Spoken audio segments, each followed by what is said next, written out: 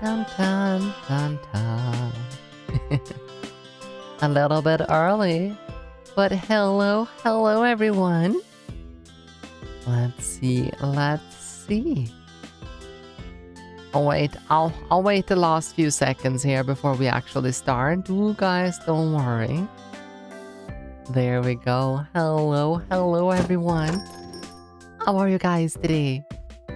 It's Friday and the absolute first day of vacation. Like I'm free of work for 4 weeks. It is going to be absolutely fantastic and oh my god, just sleeping, gaming, traveling, hiking, motorcycling.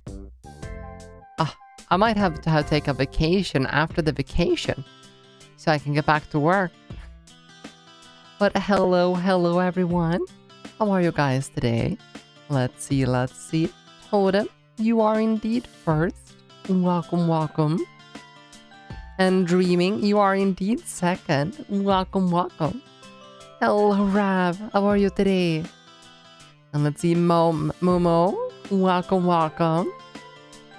Happy for you, Foxy. Definitely needed a good holiday. I really did. Well, I really do. After this week,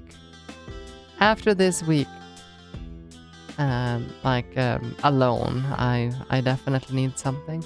What do you mean, boo? What do you mean, boo, Mumu? What do you, hello, how are you today? So yeah, I was contemplating for the absolute longest time what we are gonna do today. And I couldn't come up with anything. Nothing that I thought of was just, like, yeah, I want to do that. Like, I'm actually in the mood of more just chilling, hanging out, being silly. Like I'm definitely feeling silly. So like maybe watch like funny videos, maybe chat a little bit. If that gets boring, we'll start a game, but like we don't have to sit down focusing on a specific game. Let's just 6-7. Oh, hi Rap. Oh, 8-5. Thank you so much for the 85 consecutive streams. Like, yeah, I still can't believe it. Like, people are watching that long. It's... Thank you. Like, it means a lot that you show up for 85 consecutive streams. Like, thank you. Like, if I had a hat right now, I would take it off and like say hello and thank you and all of that. But yeah, yeah, there is absolutely no plan. There is no plan whatsoever. We can watch YouTube. We can play games. We can just sit and chat. Anyone have any controversies they want to discuss? We can discuss the Poland trip coming up. We can scroll through Blue Sky wherever I know it. It's a social media I have. Like I don't know. But I do know one thing though. That is that Mumu here in chat have an announcement for this community. It seems like they have quite literally gone out of their way. Watch the vid I sent in memes. Sure, I can definitely do that. Now, people ask me how to relax. Okay, sure, we can watch that one. But yeah, first of all, Momo here have an announcement for this community. Apparently, let's see. Let's do that. It's so funny, trust me. All right then, I will have to believe. But yeah, we have an announcement right here from Mumu. So let's start the stream off with this. The video is called An Announcement to Miwca's Community. ... This Miwca here is not the real Miwca. The Miwca you've been watching for so long isn't even real. But I am. I am the real Miwca. This is totally not a disguise, okay? This is real Miwca right here.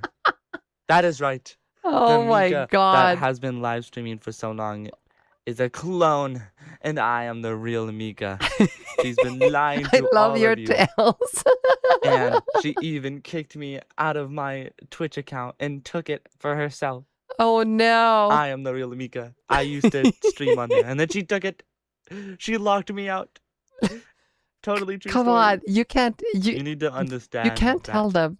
It's been hard for me, watching my community fall victim to a scam, to a lie. Since I am the real Miwca. Look, very real.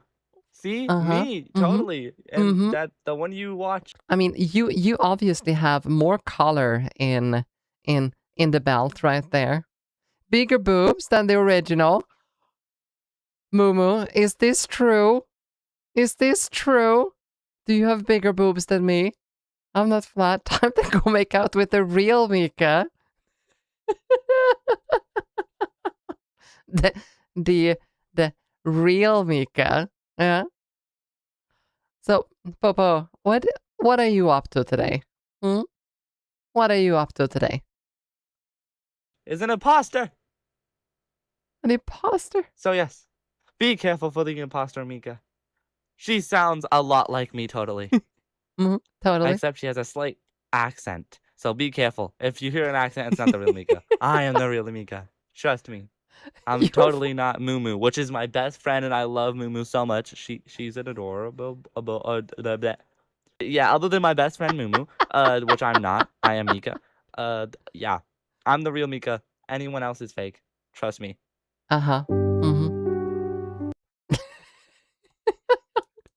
Let's see. I love some details here. I can appreciate the double tails. That is definitely real tails. Hello, Miwca. How is life in the No Boobs Club? As you can tell from the title of this stream, Jess, I definitely are not flat. Missing the glasses charm. That's true. That is true. There is no glasses charm. But they did somehow break into my cafe. You see this? You see the background here? They somehow broke into my cafe. But Miwca, you're flat and a furry. Hello, Drawan. And no. No, I'm not.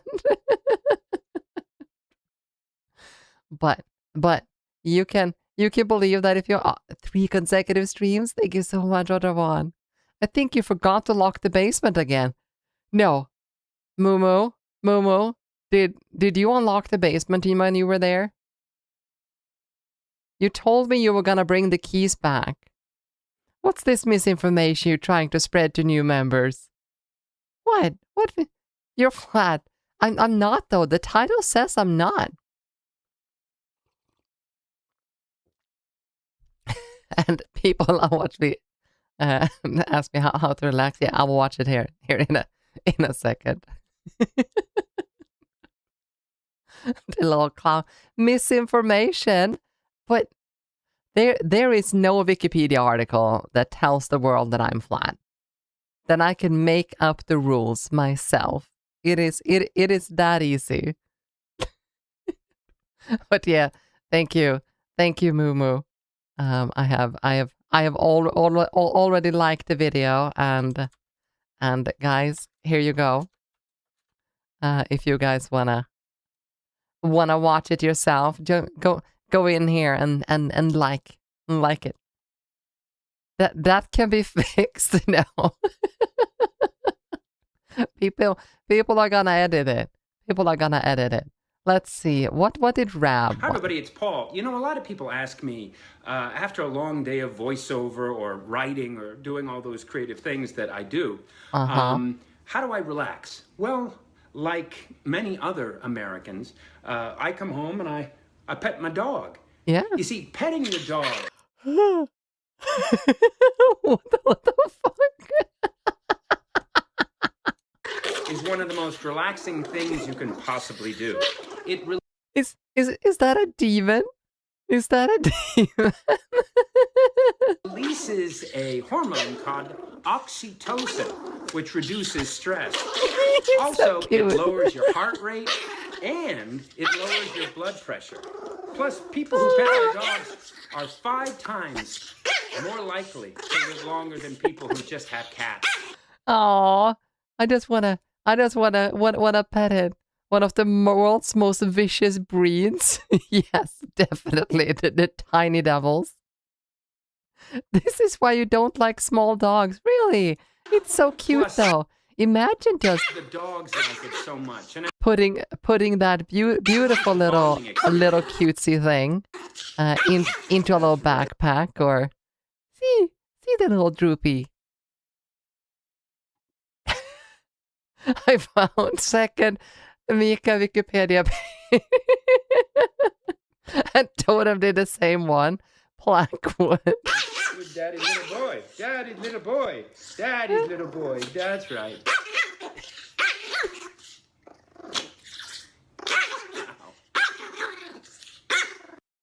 Oh my god. Yeah, cutting board. Let's see. So this is my Wikipedia page, huh? A cutting board or chopping board is a durable flat surface on which to place materials for cutting. The kitchen cutting board is commonly used in food preparations with knives. Somehow I don't feel like this is me. She's got a knife. Don't look. Wait. Here. No, I can't hide it. Wait. I'll do this. Haha. I don't have a knife. You don't have to worry.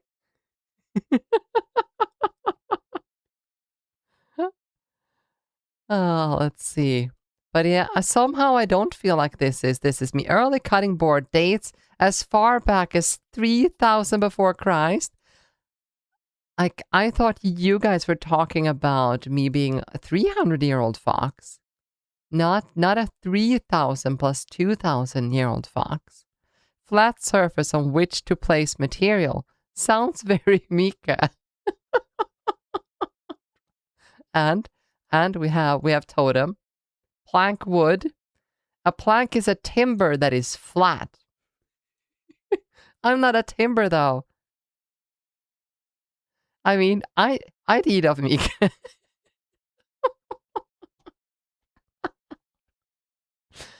My God, Popo.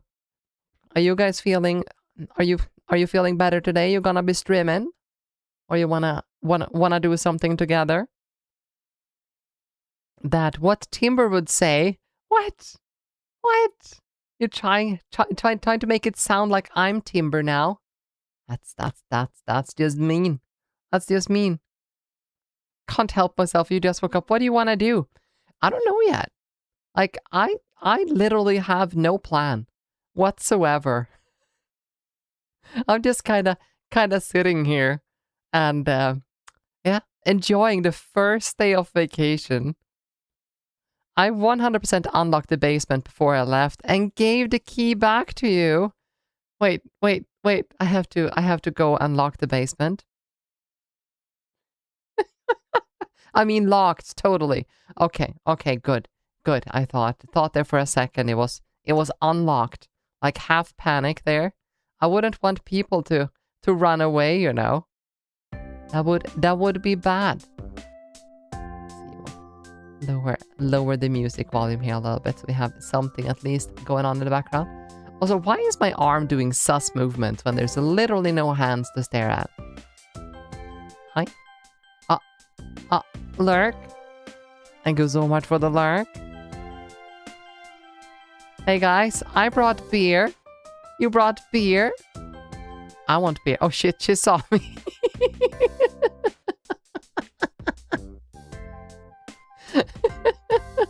That's what you were doing. That was what you were doing. Anyone anyone have any other fun videos we can watch? Run while you still can. No, they lock themselves in the basement. They don't want to go. That's what it is. They wouldn't want to go.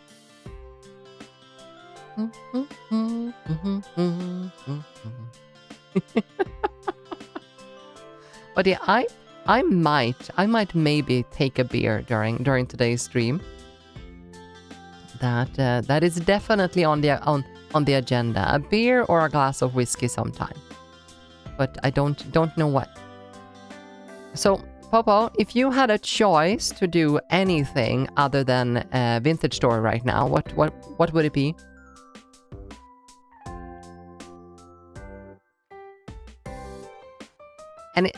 Anything at all that is doable on stream, just to add that back on the platforms we are currently streaming in. I know a video which we can watch. Okay, sure. Oh, the Redberg Gumi we staring. Oh. Okay, let's see. I need to change so YouTube can hear stuff as well.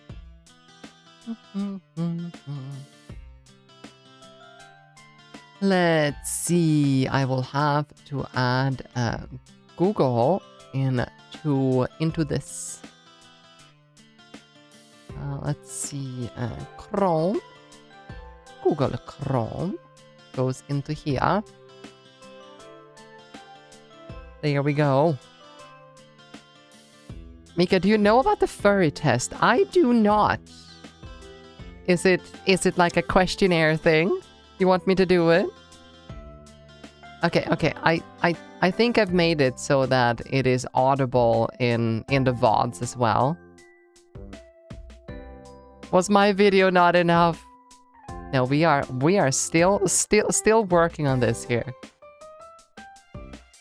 What is Uma in America? What is this? Let's see. I'll turn the music off. Ladies and gentlemen, please welcome. I hope that this isn't music though, or YouTube is gonna hate me.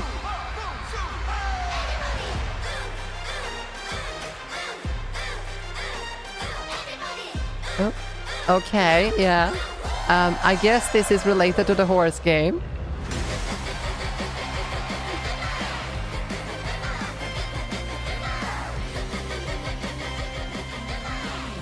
Yeah, this is definitely horse game. Ask a very... Oh, okay. What did you just send me, Popo?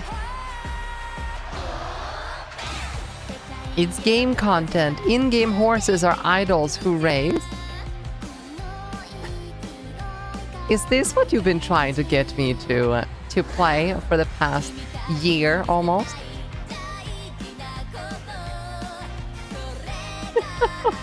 They're running around with the selfie stick on stage.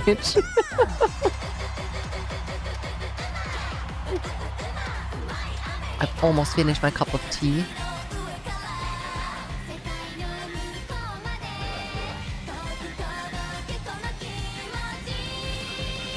Okay, yeah. Yeah, if this game wasn't like, you know, gacha and stuff, I would probably try it.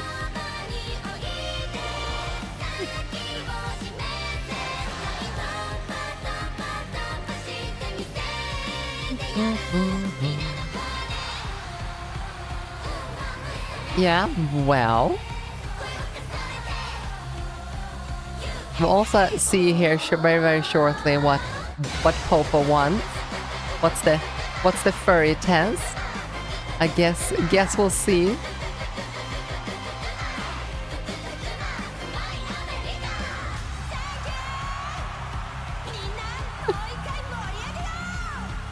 Okay.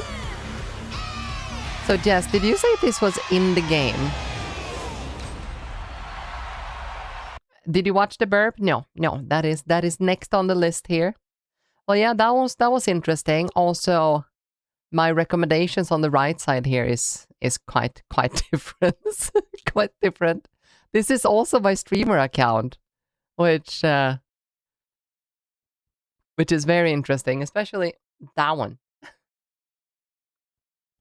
It's short. Yep. I will put it up here. I will put it up here. Okay. Yeah. Thanks. That was great. That was great indeed. Now, Popo sent here something. The furry test. I feel like that's petty. Wait! This reminds me! I had a question for you guys. Okay. You guys are both furry, so you can help me understand what the I'm missing. Why is this a furry test? Why is this a furry test? What does that mean? I would 100%. Can I put this on? Do you think I can put this on stream? I put it on stream. It's a poll on the sidewalk. Why wouldn't you be able to put it on stream? It's an innocent question. I'm fucking crying.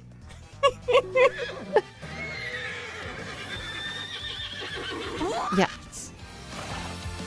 Uh-huh. Yeah, well, I could figure out that I could figure out that furry test by myself. Sponsored by Bad Dragon. Miwca failed the furry test. Damn it. Is there like any weird like questionnaires or something you can answer? You know, like you used to do when you were a kid back in like early 2000s, and end of 90s when the internet was young, when you did, you know, the gender tests and like personality test, Pokemon Smash or Pass, BDSM test. Do you mean the rice test? No, not doing that on stream. That'll do it. Pokemon Smash or Pass. Let's see. Pokemon Smash or Pass. Random Pokemon picker, Smash or Pass, swipe on Pokemon. I know a Pokemon type test. Sure, Rab. Let's do that one. This is crazy. Oh, but yeah, Mumu, I just gotta loop back to this one. It's fucking gorgeous. Thank you so much for making this. Okay, in general, you say. Oh, you linked a short horror film. Yeah, let's see. That's Mumu. Oh, professional Bansley's Pokédex accurate dual type Pokemon personality test. What is this? Oh my god, this is some 90s bullshit. Okay. All right, I think we're zoomed in. Let's see, introduction. Hello there. Welcome to the world of Pokemon types. My name is Bonsley. Some folks call me the Pokemon Professor. I swear, you already know that this world is inhabited by Pokemon and that we humans live alongside Pokemon at times as friendly playmates, at times as cooperative workmates, blah blah, etc. You surely also know that Pokemon have a type or two, but the significance of types is not merely for battling purposes. Knowing types can tell you so much more about a Pokemon. Sadly, the mythology of my fellow professors is not always the most transparent. Oka's never explained why Geodude is classified as a rock ground, but Rhythorn is ground rock, for instance. There are a lot of questions, like 60. Really? You should totally watch the video I just sent you. It's totally not scary. Yeah, well, we can watch that after this. Also, maybe we should put on some. I did not dox myself there at all. We should put on some music. Let's see. We'll do some Animal Crossing music. Let's do like this one. This is always nice. I have something like this going low in the background. Do you know the Vaporeon video?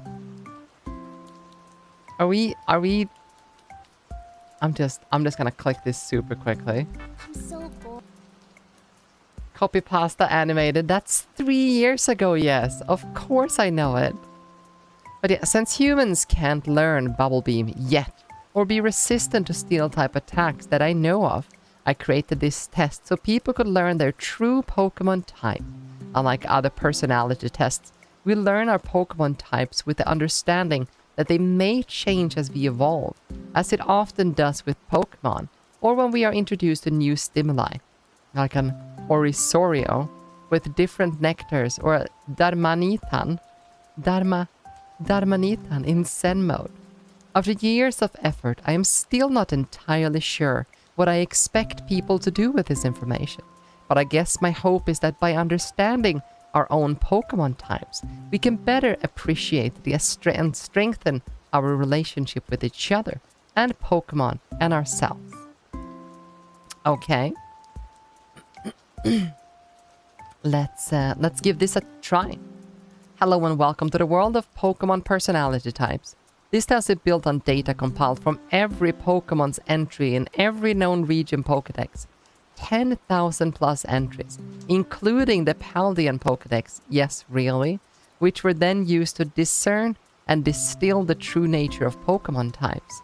This test is 50 questions, all of which involve scenarios that require some imagination on the part of the test taker. Variability based on how the test taker interprets the detail of each question is expected and accounted for. If you come across a question that you feel doesn't have any answers that represent you, let me know in the comments for future revisions. Happy learning. Okay, only 50, not 60. Yeah, such a big difference.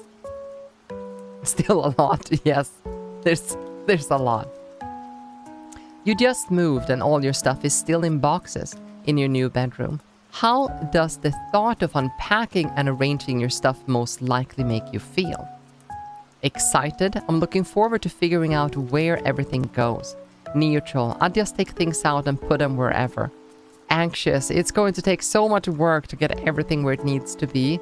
Wistful? I liked my old bedroom, but I'm probably going to try to replicate it as much best as possible. Tired? I'm going to see how long I can leave stuff in boxes. I don't have much stuff, so I probably wouldn't feel any particular way about it. I'd say I'm excited because every room gives new possibilities, I'd say. You find a box marked free on the side of the road full of unrelated pieces of wood, metal, and plastic. Which best describes your most likely reaction? I grab the entire box and take it home. I'll find some use for these eventually. I pick out a few things that looks useful or sturdy for repairs or construction. I pick out a few things that look interesting or oddly shaped for making art. I maybe take a few things that look interesting, just because I like collecting cool things.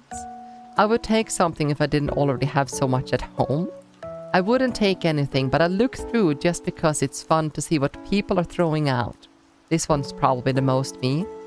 This is clearly trash. I ignore it. I wouldn't consider it trash, but I wouldn't take it, since I don't do anything related to construction, repairs, or arts or crafts. No, I would probably take a look at the box.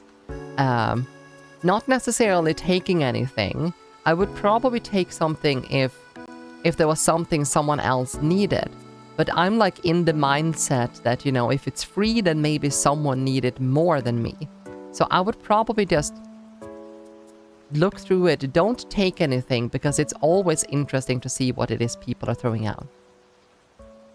A friend invites you out to an event in a place that you've never even heard of before.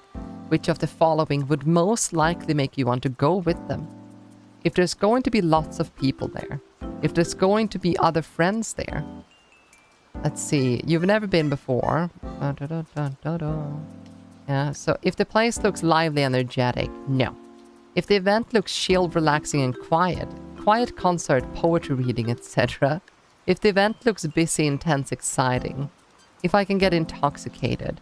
If the place looks totally different from anywhere I've been before. If I thought that would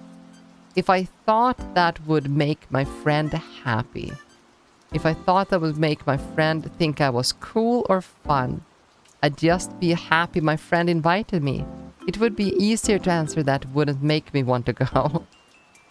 Next one. Am I a furry quiz? What? I will add that to the list. But yeah, I would say if the event looks chill, relaxing. Or if that would make my friend happy. I think I would go with if that would make my friend happy. I would come with once. But I would not making a recurring thing if it's too draining. You suspect that a favorite habit of yours is having a bad effect on your body. How are you most likely to react? I stopped doing it immediately. I try to do it less to see if that's any better. I try to incorporate other habits that might lessen the negative impact. I don't adjust my behavior at all. I probably do it more just to see what happens. I try to break the habit, but I'd really struggle. Some things do feel coded into me, even if they're harmful. I'd probably go with the last one. Seeing as I did nicotine in different shapes and forms for 15 years. Stopped last year, thankfully. So I'd say I'd try to break the habit. I try to break it until I succeed. Then the next aftertone is the BDSM test. No. Yours after the video. Yes. We'll watch the video after. An important appliance in your home stops working. Which of the following best describes your most likely initial response? I can tell you without reading the alternatives here. When I thought that my AC broke last year. It was last year. At the height of summer last year, one of the main fuses to the home went. So unbeknownst to me at the time, no electricity in like half of my kitchen functioned, including the AC. But the first thing I did was to take it apart to verify that it wasn't, a plugged water drain or something like that. When I couldn't find an issue with it, I put it back together and I ordered a new one.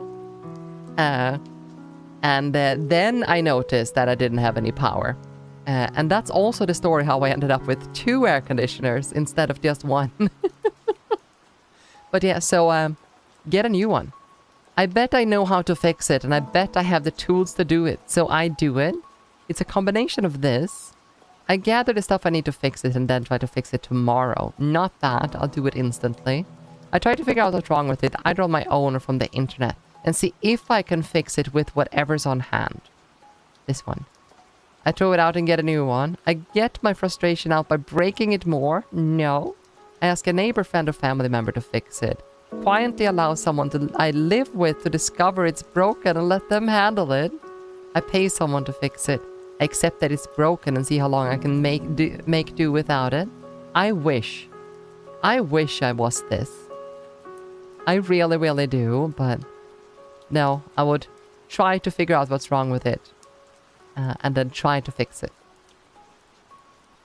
You need a favor from someone, but you know they've already got a lot on their plate. What are you most likely to do? Just ask them. If they don't want to, they can say no. Ask them and let them know how much it would mean to me. Ask them and let them know if it's okay for them to do it. It's okay for them to say no. Ask them and offer to help with something that will lighten their load in return. I'd say that one. Don't ask them for anything. I can probably figure something else out. We all know she's a bottom. No changing that, Moo. You don't know that for a fact. Ask them and offer to help with something that will lighten their load in return. Yeah, I would probably, you know, be the person that just slightly walks up, you know, and then go like, hey, I know you have a lot on your plate, but maybe I can help you lighten that if you can do this tiny little thing for me.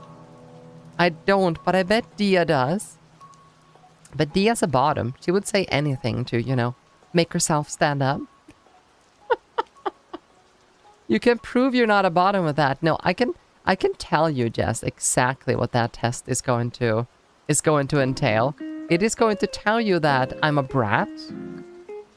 It's going to tell you that I'm submissive. And it's going to tell you that I'm a rope bunny. Yeah.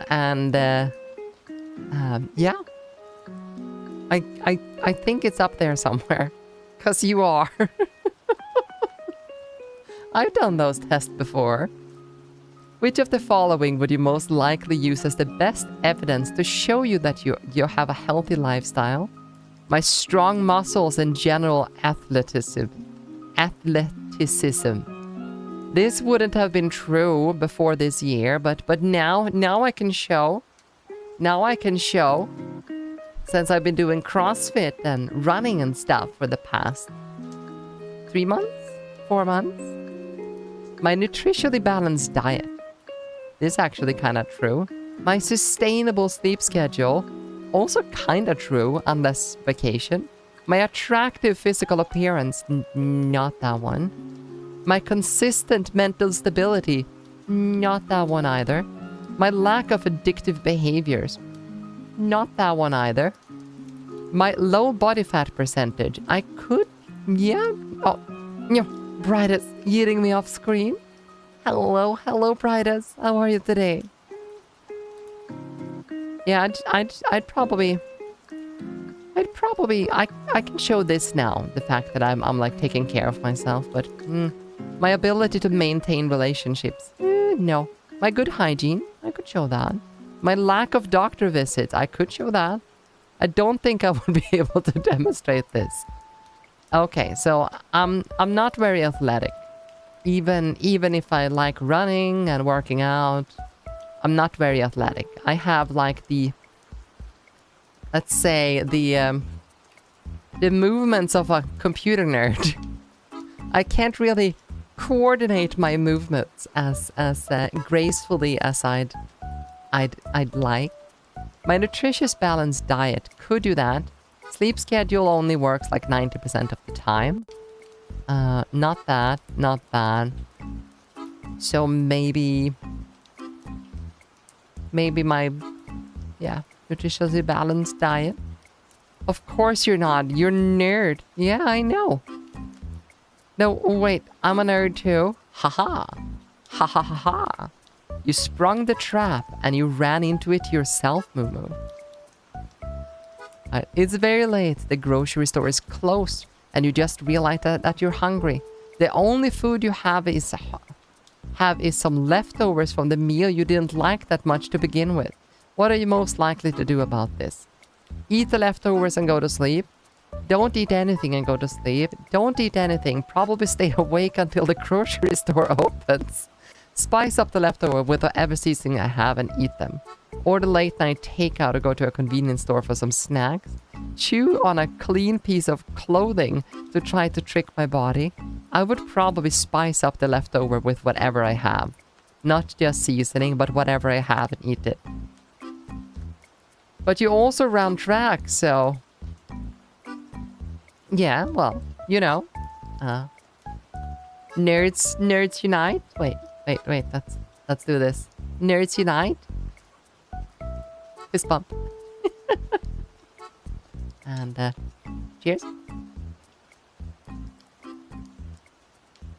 Oh, I turned off the hand tracking. I would go with the second option. Okay. You found out someone you don't like has stopped going to the place that you both normally go to, specifically because they are afraid of running into you. Which is the following best describes your most likely feeling about that? Amazing. I hope they continue to stay out of my world. Which is not eat and go to bed.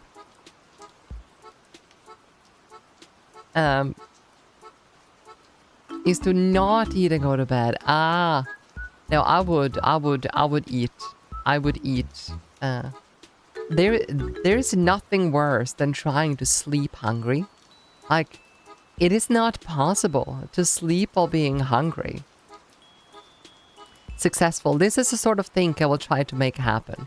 Yeah, sorry, it's like brain.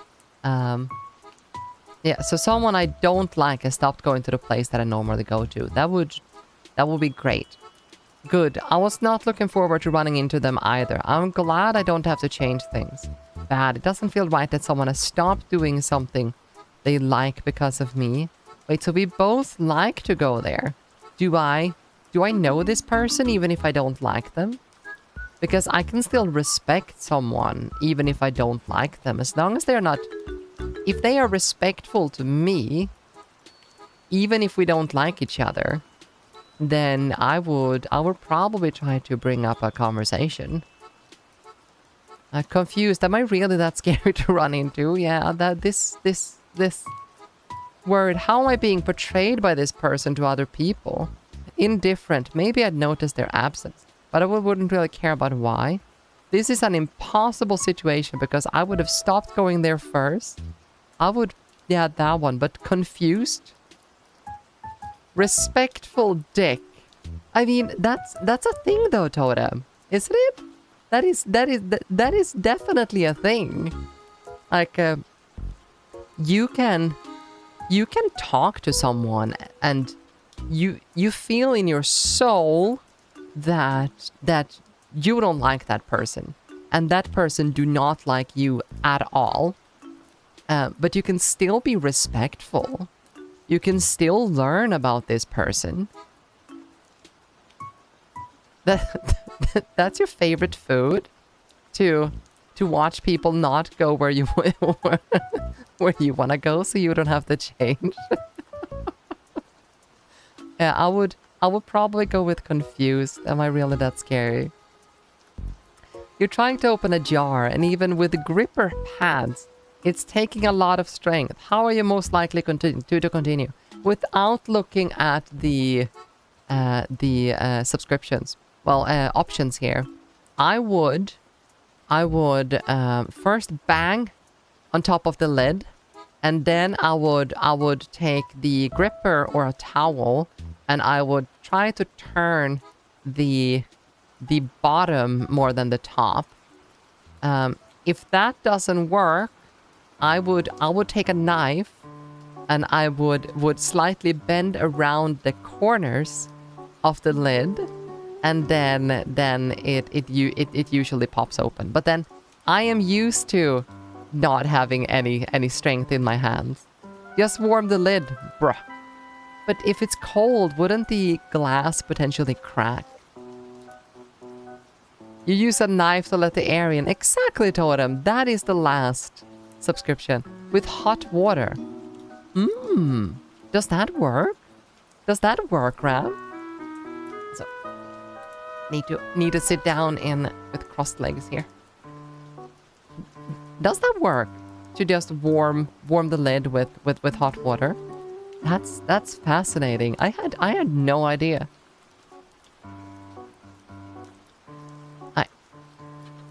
So keep going until it opens while I got the momentum.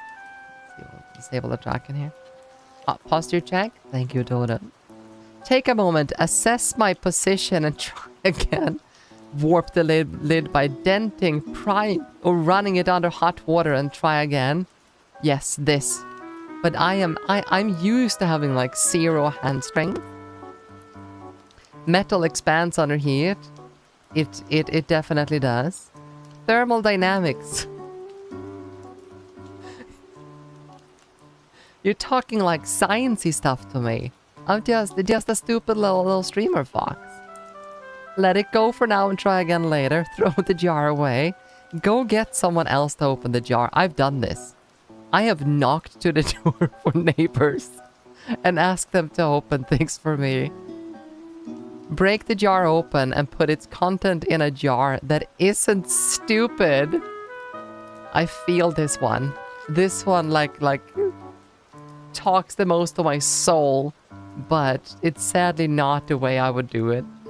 Glass expands too. That's true, but I also don't think the materials, the two materials don't receive heat at the same like speed, since aluminum probably transfers heat way more efficiently than glass does. Plus, it's thinner. So I would assume, not looking on now thermal expansions of metals that HTML, but definitely not. Yeah, warp the lid by denting, prying, and running it under hot water and try again. This is the one, even if this talks to my soul. You're working on something important. When you get a text from a friend who wants to hang out right now, how are you most likely to react? Without reading the options, I would try to gauge how important it is for my friend to hang out right now. I would gauge if they need it or if they want it.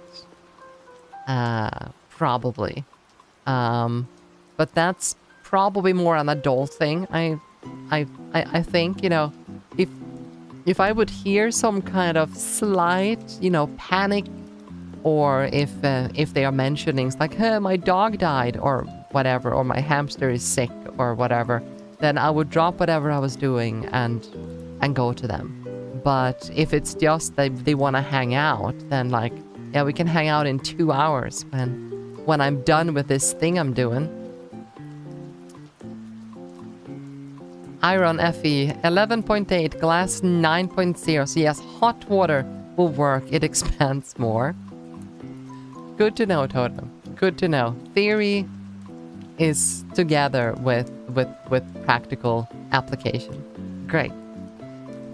I tell my friend that I'm busy and propose a different time to hang out. I tell my friend that I'm busy, but I welcome them to hang out with me while I work. I could do this. As long as I'm like not streaming. Something that, you know, because it would need to be something that I'm working on like with my hands. If I'm, you know, working with wood or you know, just fixing my motorcycle or something, then I can definitely have someone talking about. But if I'm like streaming or doing something that, you know, doesn't require me to socialize, then it's just gonna be a nuisance. I drop what I was doing and go hang out with my friend. I'm into my work, so I pretend like, oh, I didn't see the text until it's too late. I'm not gonna lie, this might be me. If you guys send me a text, I am going to assume that it's not important until someone calls. So I am the kind of person that usually leaves my phone in the hallway. So this might unintentionally be me.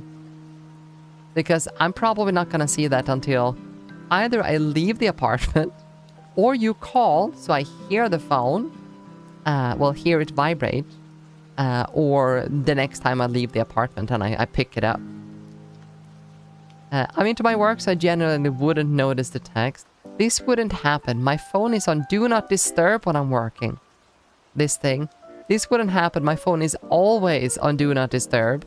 Yeah, it's always basically on mute, so even if it's not technically on Do Not Disturb, I would probably assume it's one of these two. Vibrate. Do you remember the movie named Ali G? Panda? Popo? Well, chat overall. Ali G. When he like, you know, talked to the lady, and then towards the end of the movie, he just takes up his very old Nokia phone and then hands it to the lady, going like, put it to vibrate and finish yourself off. And then he just walks away. like being the giga chad that LEG is. Never seen it. What? What? Let's see, LEG trailer. In the house? Is there any reason why there should be an absurdly dressed, half-naked man chained to a fence being tossed off by an old blind council worker?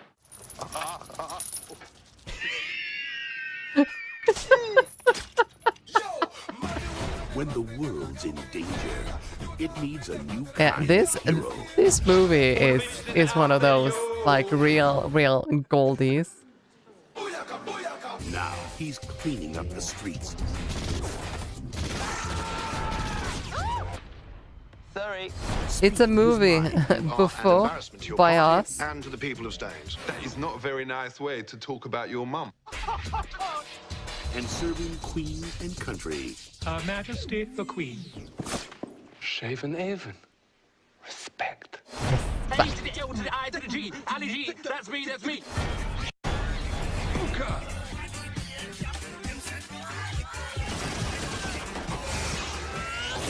Oh, I love this one. And then the shadow down here.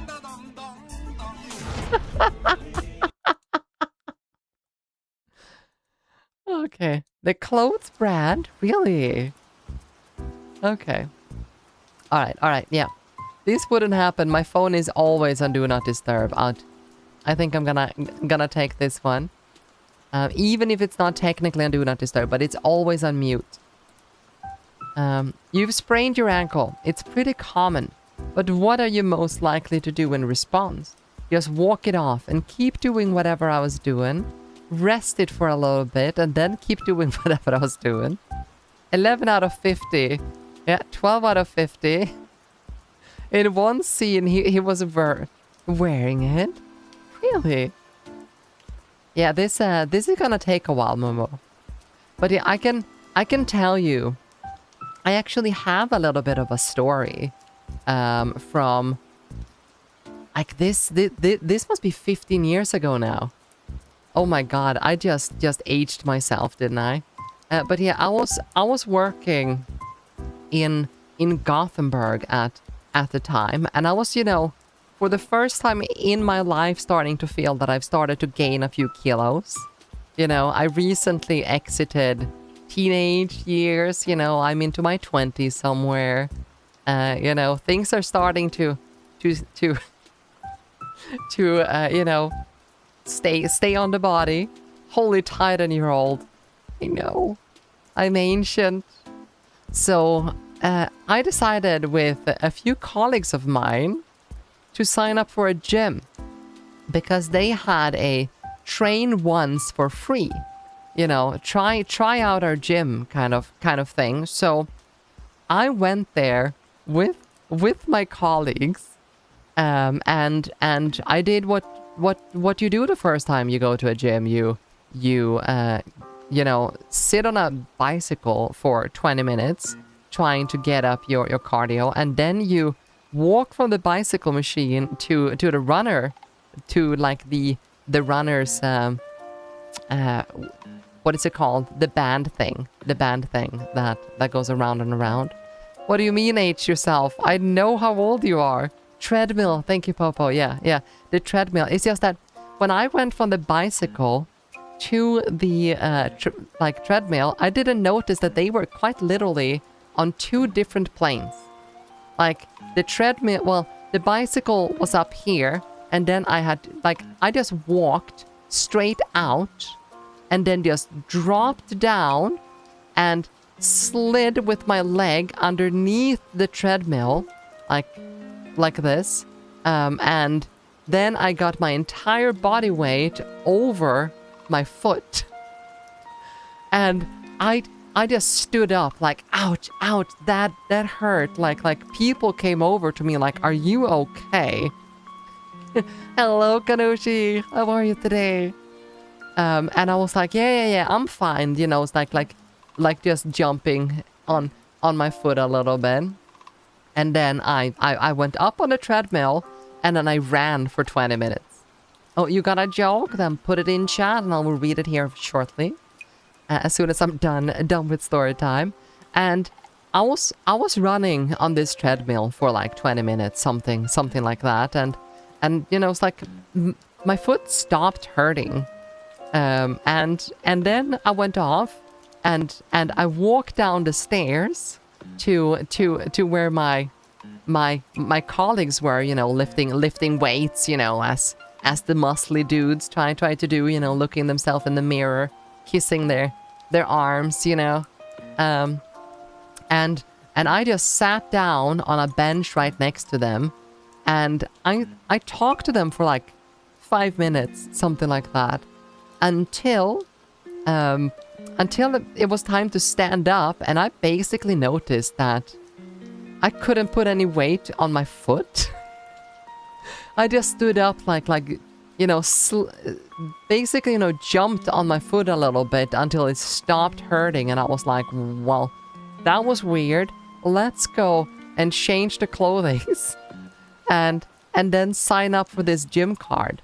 So I did that. I sat in the office signing up for the gym card. You know, paid a bill, paid for personal trainer, a 5 cent. That was like there. And then I noticed I can't quite literally not put any weight on my foot. So they bandaged my foot inside of that room, and I was like, well, this sucks. And then I walked on the bandaged foot back to the office and started working. And after like an hour, we were gonna go and get coffee. and I put weight on my foot just like before, and you know, it hurt, but I kept walking until I noticed tears coming out of my eyes. Like I started crying. My body was like, what are you doing? Thank you so much for the headband. Like, my colleagues just looked at me like, what are you doing? And I'm like, my foot hurts so much. And they're like, why are you walking on it then? So yeah, you've sprained your ankle. It's pretty common. What are you most likely to do in response? Just jump it out. Just walk it off and keep doing whatever I was doing. Rest for a little bit, keep doing whatever I was doing. Stay off it as much as possible.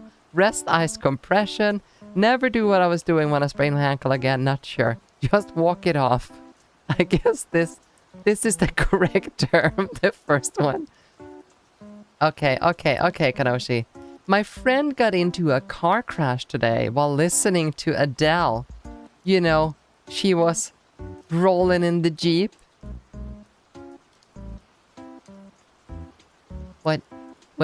What song is that? What song is that? Adele? Rolling in the Deep. Rolling in the Deep. I know, I read it rap. 10 years ago, now 2 weeks of no use. Let's play it safe. Kanoshi, thank you so much for always bringing the jokes. Okay, 13 out of 50. You want to make someone a birthday card, but other than paper, you realize you only have a few colored markers and some random stickers. What's your most likely step? I would do the best I could with these. If I'm literally making a birthday card, I think I would probably try to put a joke on there. You know, something funny, or like rhyme or something like that, just to make it a little bit personal with what I had. You assess my materials and plan out a design that makes the most of them. I don't think about it and just start working with what I have. Go out and buy a bunch of better supplies, then figure out what I want to do. I ignore my limited materials, plan out a design I want, and then go buy the specific supplies I would need to make it. I let it go and just go buy a birthday card. This couldn't happen because I always keep a variety of art materials around. If I don't have enough supplies, I just design it digitally. I would never give someone a birthday card. It is either I ignore my limited materials, plan out the design I want, and then go buy the specific, or it is I don't think about it and just start working with what I have. It's either one of these two. Limited colors, but all for you. Aw, exactly, Toto. I still gotta get Vintage Story. Ooh, I would recommend it. See, chat, she's always been unobservant. It's not just in video games. What, Popo? What do you mean, Popo? I'm very observant. Mm-hmm. Very, very. I would probably ignore. Do what I can and buy if I needed it. Okay. She recommends it but won't play it. I will play it one day, Popo. In season 3. Yeah, like I've been like going to buy it for weeks now, but never able to get to it. Do it. Do it, Kanoshi. Do it. I would recommend it. You're doing an escape room with some friends. How are you most likely to be in this situation? Excited. Puzzles are fun. Oh yeah, definitely. Casual. It's just a game, right? Focused. Escape rooms are great for team building, and we should aim to do our best. Competitive. I want to find the most clues, and I have the best revelations. Bossy. Chop people. Stressed. I feel like everybody else will be judging my contributions. Prankish. What a good opportunity to teasingly annoy my friends. I'm probably that one. Well, depends. Am I going here? Yeah, with friends, then I'm definitely prankish. I'm definitely prankish. If I go there with my colleagues, though, because I have been to escape rooms with colleagues, and then I'm more of the casual or excited. But if I would go with friends, I would probably be prankish. What a good opportunity to teasingly annoy my friends, because they can't run away. You are the stress friend one. Like everybody will be judging my contributions. I feel like this is the dreaming as well. But I don't know. Let's see. I would think Popo is competitive. I would think Popo would go, I want the most clues, and I had to have the best revelations. I think this is the one. I think this is Popo's. But yeah, I would be prankish. I'm pretty sure. You're having a heated argument with someone you're close to, and they just brought up something that they know you're really sensitive about in a negative light. How are you most likely to respond? You're stressed too? Alright. We are learning about each other here, John. I just stand there trying to process what they just said to me. I stone-face them and act like I'm not bothered by it. I probably start crying. I don't know what I'll do next. I'll let them know that they've crossed the line. I take a moment to collect myself and I calmly let them know that they've crossed the line. I would probably be this one. Kill them, eat them. What? No. Wait. Is that the cow way? Is that how cows do it? I'm afraid now, Momo. I tried to change the topic and move on from what they said. Okay, this definitely depends on the person. It says that it's a heated argument with someone I'm close to, which probably means it's a family member or something. Then I would definitely take a moment to collect myself and calmly let them know. If they don't listen at that point, then tough luck. Tough luck. Oh, you will pause your results when you're done? Okay. I tried to change the topic. I bring up something that I know they're sensitive about. No, I wouldn't do that. I get physical. Nope. I immediately walk away from them. No. I try to find out that there's a good reason to bring this up. I feel like these two are connected, but I'll do that one. I genuinely can't imagine something I'm really sensitive about. I'll probably take a moment to collect myself. You've just woken up and it's a work or school day. What are you most likely to do for yourself within the first hour of being awake? Well, my morning is always go pee. Then it is go wash my face, put on day cream, and then SPF 50. After that, I go eat a sandwich. After that, I go put on makeup, and then I brush my teeth, and then I go to work. Coffee happens at work because coffee takes too much time to prepare in the morning. So I take the coffee when I arrive at the office, when they are paying me to drink it. But I need that sandwich before I leave. As Miwca would have to spend time hide the body after. Yes, free coffee tastes the best. It definitely does not, Dreaming. Free coffee does not taste the best. But it is free after all. But the better coffee is the coffee that, you know, you make money while drinking it.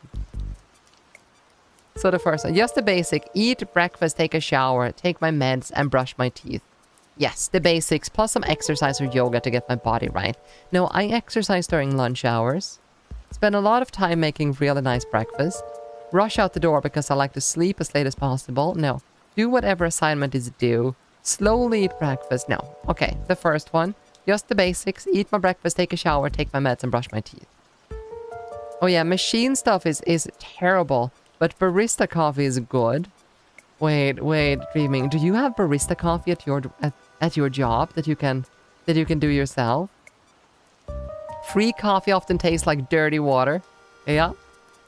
I remember actually, I worked at a big, car manufacturer's IT department in Sweden. Not gonna mention the company straight up, but I worked for them, and we had these machines that, ground the beans, but it was connected to a water supply. So you pressed a button, it ground the beans, and then, poured it in a little plastic cup, in the, cream white hallways, with motivational posters with the CEO, doing things. But yeah, it was the kind of machine that you walk up to and you take, size plus and then strength plus, and then you press make me a coffee, you go tick tick coffee. And there was this, lie or myth or something going around the office, because the coffee quite literally felt like it was there to empty your stomach. Like, coffee makes you poo. That coffee makes you poo. Just to make it clear in a less political correct way to explain that. But there was this myth going on about this coffee machine that had a delicious coffee. And they noticed that it was connected to the radiator system instead of the normal drinking water system, and for some reason that made the coffee taste great or something. But then they had to fix it, so now the coffee tastes as horrible as everything else. Wasp bit me on your little finger and it's itching. You dumb hitting random bug was fine. What? Totem? Do you work for SCP Foundation? You could think so when I worked as this, totally ignoring a specific name in chat, car manufacturer. Must have been the lead flavoring. Exactly, Butchfied. Hello, by the way, and welcome to chat. Exactly, the little lead, that makes every day, a little bit better. A little bit more poisonous. but better.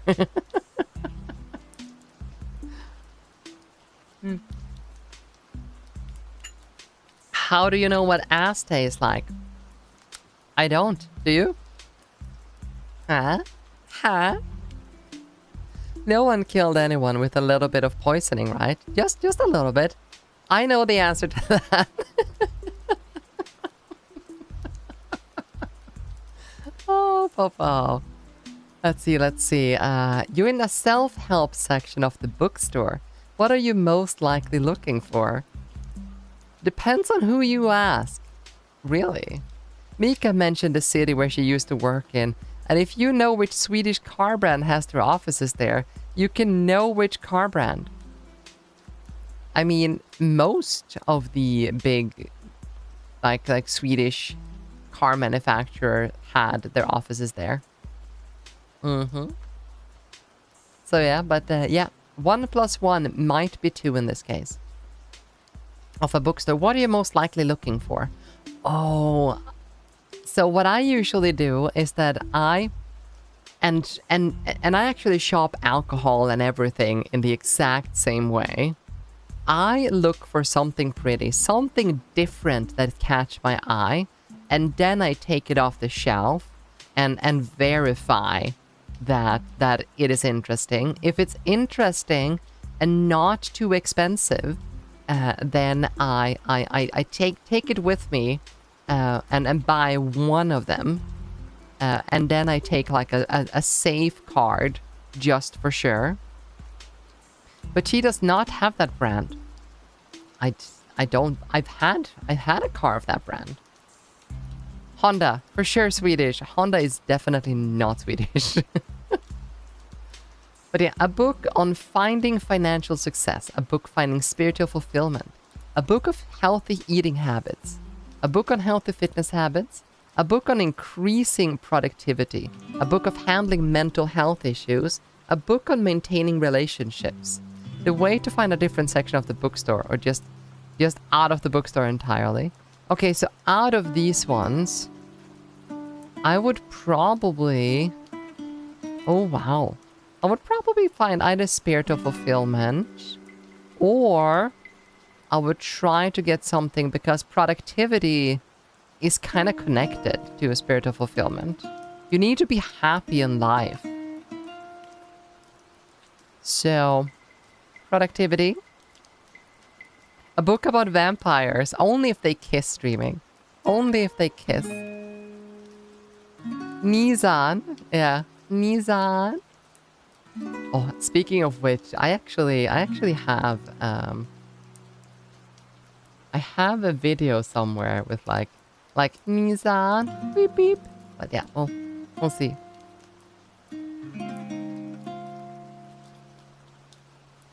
You need to learn that dealing with Dia all the time. What? About vampires. Yeah. So Dia's autobiography. Maybe she has one of those. Maybe she has one of those. Yeah. Yeah, she might have. There. I'm also jumping into the stream. Wait. Wrong pewter. Wrong pewter.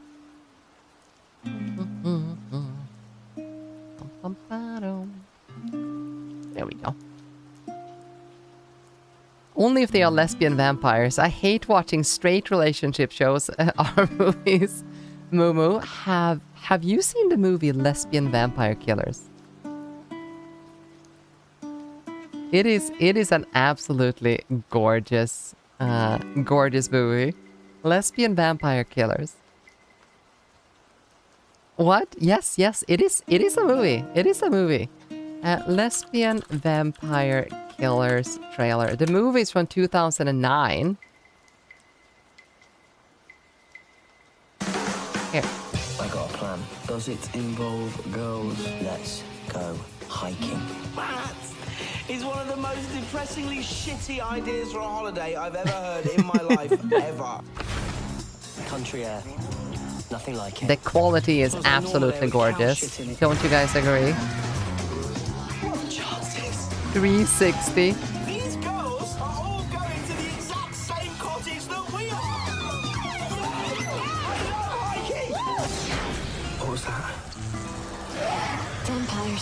Was it written by a man or a woman or a non-binary person? I don't think non-binary was this normal in 2009. But that's a good question. Lesbian vampire. But it's probably a guy. To save your friends, this village, the entire world. It's a comedy though, so you can't really take it that serious. You clown rappers fancy a piece of me then, do ya? Bollocks. Bollocks. Let's fucking have it. You see the quality of the movie. It is gorgeous. No, not to be rude, but every time you see like lesbian media that is made by a guy, it's usually so over-sexualized that not anything on lesbians media actually is. Yeah, so not to spoil the content of the movie, but Lesbian Vampire Killers is about a town that is cursed. So all women, when they turn 18, turn into lesbian vampires that are forced to do vampire stuff. Kinda. Ish. But yeah, I agree. I've tried to read a few books that, you know, with what with just like female protagonists. When I look for, you know, like urban fantasy books and stuff like that, I try to read female protagonists, but I've learned that like in order to read about a female protagonist that is actually decent, you have to go with a female author. Like absolutely fantastic like a female protagonist would be Dante Valentine, for example, or Jill Kismet. Both are like absolutely fantastic female protagonists. Dante Valentine, especially if you like the little let's do a little this. I can recommend Dante Valentine. There's a few things happening there that's interesting. Same like Jess's Viper Hunter movie on YouTube. Quality thing. I've not seen that. I feel good. I know that I would. The best books on one topic are books that is written by someone who went through something of the topic they are writing about.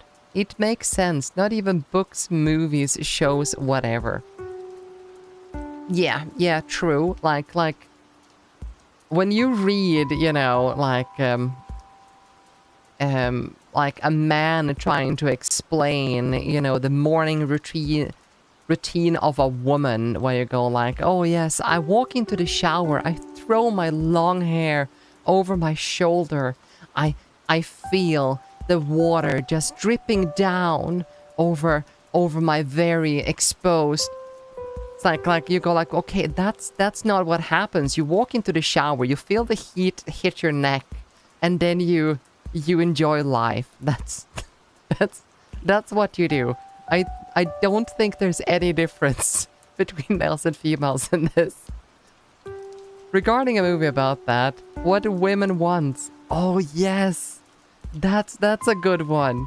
That is a good one. Mel Gibson gains the ability to read women's minds, right? And he uses this to gain the attraction of a specific woman. Yeah, that's a good movie. You express a strong opinion in a group conversation, and it immediately challenged by someone in the group. Nobody jumps to your defense. How are you most likely to react? I walk back my opinion a little bit to try to meet this other person halfway, along with the rest of the group, apparently. Depends if it's hair wash day. If not, crap, I wet my hair. Change of plan, it's hair wash day. Wait, you don't wash your hair every day, Totem? Do you shower without washing your hair? How do you do that? Like, I wouldn't feel clean unless I washed my hair. Also, my hair, like, goes down to my waist. Like, I would have to, like, not shower half of my body. But I know women who don't do daily. I mean, I think I do too, but I don't... It's not that much. You have to wash your face and hair every day, right? Right? And the easiest place you can wash your face is in the shower. Longer hair, yes. It does get oily faster. That thing. That thing. Alright. So yeah, I express a strong opinion in a group conversation. Okay. I pretend like I was joking and tried to move past it. I explain what has led me to believe what I believe. I acknowledge the difference of opinions and move on. I challenge their beliefs to see if there's actually any merit to them. I defend myself. I probably rehearsed for this moment, and I've got an audience to impress. I leave the conversation as quickly as possible because I feel embarrassed. I walk away from the conversation because I don't need these people anyway. No. I would probably just acknowledge the difference of opinion unless they kept on talking with me.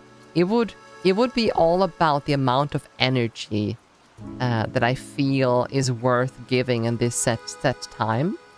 Miwca, I can recommend Archangel's Kiss and Angel's Blood books by Neely Singh. Alright then. Is that a female protagonist? Or... Shorter hair does not require everyday washing and conditioning. Alright, I've never had short hair. Well, at least not, you know, in a time that I can remember. So, if you say so, I can imagine that would be the case. I challenged it, yeah, but no, I acknowledge the difference of opinion and move on. There is no reason trying to change someone's opinion if they don't want to have it changed. Yeah, female protagonist. All right then, I might take a look at them. Your model has short hair. It does, yes. But there's actually a reason why my model has short hair. That is because I hate when things start clipping into, and while I was in VR chat, everyone had long hair, and as soon as they you know, leaned forward or something, the hair always like passed through the body. And I was like, I don't want that.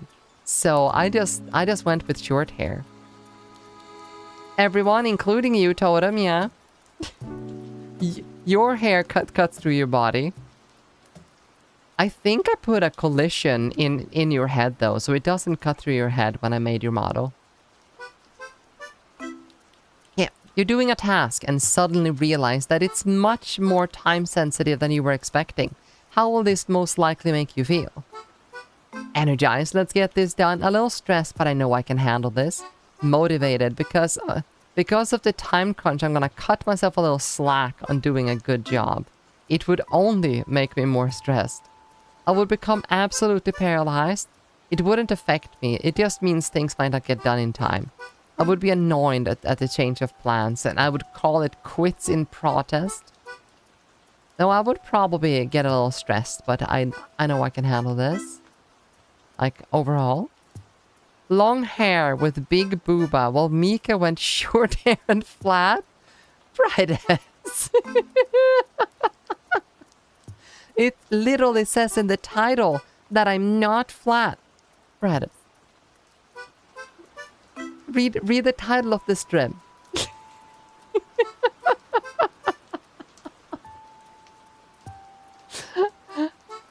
Good. I don't have eyes in the back of my avatar. Don't see, don't exist. Valid. But yeah, I would probably be a little bit stressed, and then I would probably take a while before I took on another task like it. You're throwing a party at your place. How are you most likely to get people to show up? I don't throw a party at my place. There is no persuading the Miwca is flat crowd. There is not. There's quite literally is not a way to persuade. Mods, can we fix this misinformation in the title? Mods, don't you dare. Don't you dare. I wouldn't be able to tell, but don't you dare. When I first started watching Miwca, I did think she was non-binary because of all that. I guess stereotypes are never true. I'm sorry, Muwu, for letting that, like, it is she, her, or they, them, I guess, but no, full lady. But yeah, you're throwing a party at your place. How are you most likely to get people to show up? My parties always rule, so I don't think that extra convincing would be needed. When sending out invites, I'd empathize my very nice place and very fun stuff. I'd have a really fun concept for the party. I'd make really fun invitations. Like if I would throw a party, I would probably make personalized and fun invitations. Like that is the only way I can think of. Just so you know, I would like to say that a lot of people get this wrong, but gender and pronouns are two separate things. You can be non-binary and still have she, her pronouns. That is true. It is a scale. Everything's scale. So Polish femboy added to the Miwca My god. Your answer is second to last. I can't imagine wanting to throw a party at my house. Yes. If I wanted to throw a party, I don't know anyone who I'd invite. But yeah, I'd take second to last. You're right, Rav. I can't imagine throwing a party at my house. Yep. Okay, let's see. Let's do, like, we need to change music here. Come on. Come on. You can't just there make a video and then not put any songs in there. Okay. Two of your friends are having a personal conflict, and they want you to mediate to help to find a solution. What trait of yours would most likely be the reason they asked you specifically? Oh. Authority. I'm good at making firm decisions. Yeah, chat. What is your opinion on this? Because you can probably tell. Is it authority? I'm good at making firm decisions and stand by them if I say so myself. Wisdom. I'm good at seeing and respecting both sides of an issue. Warmth. I'm good at keeping things calm and cautious. Disloyalty. I'm good at not getting personally invested in either side. Honesty. I'm good at bringing emotions to the surface and making sure everyone expresses themselves. Helpfulness. I'm motivated to do the very best job with anything asked of me. Proximity. I assume that if someone else were around, they would have been asked instead. Foolishness on their part. I would enjoy the spectacle of my friends fighting. Alright then. Stoic. I don't give a shit for me. What? None of them. Then I wish it was the last one. You wish it was, or it is? But yeah, no, it is not that. I'd probably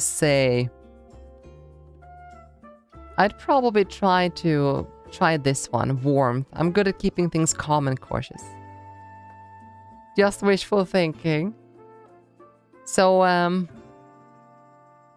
I don't give a shit for conflict, but care about people. Aw. You would just walk up and do huggies, but yeah, I'm gonna go with warmth. I'm good at keeping things calm and cautious. It feels so wrong to like say something like that, but you are at a giant multi-stage music festival. Where are you most likely to be found? In a giant crowd, feeding off the vibes from everyone around me. In the crowd, but only to get a better look. Listen at the performers. In a mosh pit, somewhere on the edge of the crowd, where it's not densely packed. Somewhere on the edge of the crowd, so I can still talk to people. Way off in the distance, enjoying the vibe in a less overwhelming way. I can already tell you that this is the one. Anywhere else, mainly because that amount of people stresses me out. Anywhere else, mainly because the amount of noise stresses me out. I'm not that into music, so I don't think I'd be there. But yeah, I can tell you guys this one right now, and I can actually tell you a really good memory of mine when this was the case. I went to a place in Sweden called Arvika Festivalen, which is like Arvika Festival. It was a festival in the early 2000s. Let's see. Is it possible to get an English version of this? Yeah, here. So, like, the Arvika Festival was an annual music festival held in Arvika, Sweden. It took place during 3 days in the middle of July, from Thursday to Saturday, with camping available from the beginning of the week. The non-profit association Galaxy in Swedish, the Galaxy, arranged the festival. So yeah, since the 90s, the festival had to build up traditional booking, yada yada. So basically, a festival where everyone's like drunk as heck, right? And on Saturday, the Infected Mushrooms were playing. I was on a metal festival. It was fun 3 days, never again. But yeah, Infected Mushrooms were playing on Saturday. They were gonna start at 2 a.m. and was basically the last band, right? I arrived at Arvika Festival Saturday morning at like 10 a.m. And at that point, I already had like 4 or 5 beers in me. And during the day, up until 2 a.m., I had probably like 20 beers. Let's just say I was like 18 at the time. Yeah, I was 18 at the time. And like I was keeping myself active, you know, not drunk out of my mind, but you know, just a little bit drunk over the entire day. In festivals, you need to hydrate indeed, absolutely. But yeah, when Infected Mushrooms started playing, I was at the like very furthest back, like sitting on the ground, and just leaning my back towards the fence that led into the beer tent. Infected Mushrooms went on the stage. At that time, I was alone sitting back there, just listening. Like, I could feel the music in the ground. I was so drunk, like, out of my head that I promise you, I could taste the music. You know, I was in such a good state of mind, and I was just sitting there in the back, just closing my eyes, listening, leaning towards the fence. And at a certain time, I just looked up and like there was all of these other people around me now sitting and leaning towards the fence as well. But not so drunk that you don't remember this. Exactly. Like I had been drinking a little bit over the entire day. So I never blacked out. I remember everything from that entire day. Including CK and other Swedish artists but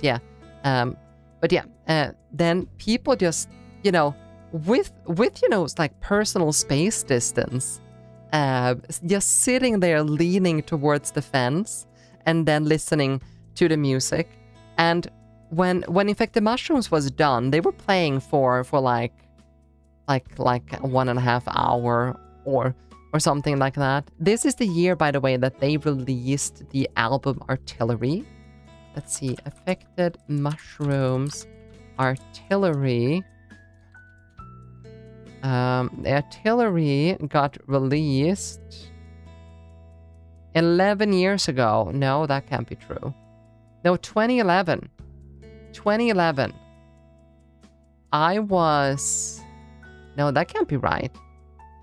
Artillery, release date. Artillery by Infected Mushrooms was officially released on March 26, 2007. Yes, so I was 18. Perfect. it was that year, but on their concert there, they didn't play a single song from that album. And like I was just sitting there like, what are they doing? Like, Artillery is like one of the best albums they've ever done at the time. Sure, you were 18. Yes, I was 18 in 2007. I was 18, and I actually have a driver's license to prove it. That's what they all said. Yeah. Yes, exactly that. But yeah, so you could see the big crowd in front of the stage just, like walking away. Like, oh my god, Infected Mushrooms was good and all that. They just walked away. It thinned out completely, right? And then, like 20 minutes or something passed, I was just sitting there at the back, just chilling. And then Infected Mushrooms went back up on the stage after like 20 minutes and just said, just kidding. And then they just started playing basically the entire Artillery album together, mixed together with old favorites, with, combinations that I'm to this day have not heard again. And it was so magical. They started playing this when people had already left the area. So the people that stayed got to enjoy this gorgeous, just personal mix. It was absolutely fantastic. We hear that story and you was drunk driver. You mean No, I was not driving, Totem. I got driven over there and I got picked up. I was not driving. I had a driver's license. Drunk drivers, no. So yeah, anywhere else, let's see. Way off in the distance, enjoying the vibe in a less overwhelming way. This is what I want to get to. This is the one. And yeah, that Infected Mushrooms is still like better than any other like things I've watched ever. Like, I've seen Danger and I've seen Housewives. I've seen Infected Mushrooms in other avenues as well, like on fairies, for example. And nothing beats that night at Arvika Festival. Which of the following physical, emotionally intense jobs do you think would be the least likely to overwhelm you? Oh. Bouncer, firefighter, professional wrestler, stunt person, lumberjack, fulfillment center worker, SWAT officer, nurse, bartender. I have significant difficulty with less intense jobs as it is. So all of these options are equally undoable for me. I've never had a job, so I have no reference point in this. The least likely to overwhelm me would probably be like fulfillment center worker, or I think firefighter, as long as I'm wearing proper gear. But I would not want to be a bouncer. I would not want to be a professional wrestler. I probably don't want to be a stunt person. I'd probably break bones. I've never broken a bone before, but I would probably for the first time break a bone. Lumberjack, I could do that. Like, lumberjack would not overwhelm me at all, actually. You know what? Lumberjack. It's gonna take me a while because I'm very weak, but I could definitely do lumberjack. And I'm definitely not thinking of the I'm a lumberjack and that's okay. Sleep all night and I work all day. Put on women's clothing and walk around in bars. I'm definitely not thinking about that song. For me was Queerist on that one festival. The scene was amazing for 2 in the morning. Sorry for quality. It was recorded on the old Nokia. Wait. Is this you?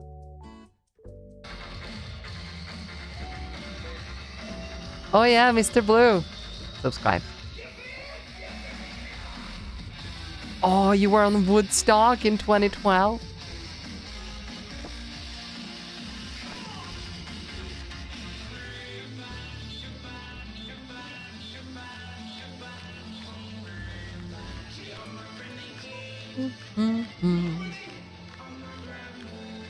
Yeah, that is great. I've seen Dr. Bombay live. I'm pretty sure you guys don't know Dr. Bombay. I've also seen E-Type live. But yeah, Dr. Bombay would not be allowed to exist today. I am so sure. It's a Swedish like comedy music person or something. He had multiple like names that he released songs for. And Dr. Bombay was basically an Indian personality releasing songs like SOS, the tiger ate my family. SOS. And songs like Rise. It would not be allowed. It would not be allowed to exist today. For me, it was the Prodigy. Oh my god, Prodigy. I've never seen them live. My 2000 kid loved the Prodigy. Oh yes, Prodigy was fantastic. What was the name of the album when they released the song Omen? Like that was like the album where I really got into the Prodigy. Was when the song Omen was released. Oh, Master Blaster. But that's not the same kind of music though, Dreaming. But Master Blaster was techno class of the 90s. My god. Oh, Bounce Together with Master Blaster must be Blimshin, and it must be like DJ Alligator. What about the song Calcutta?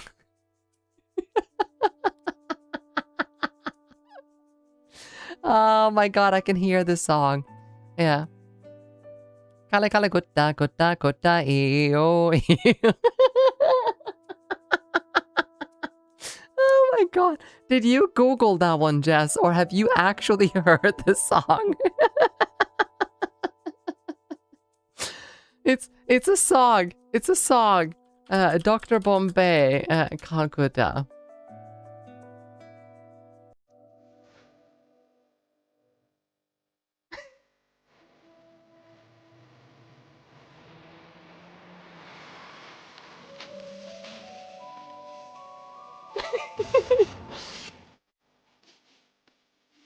Yeah. We're not gonna listen to the entire thing, but you get the gist of his music.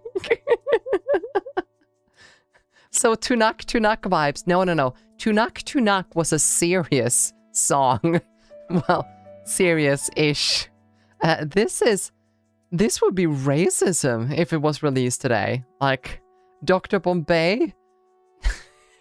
If he had, what was it? Dr. MacDo, Dr. Bombay, and he had, oh, hello Mara, how are you today? Welcome. So a Drainy in World of Warcraft, Tunak is live.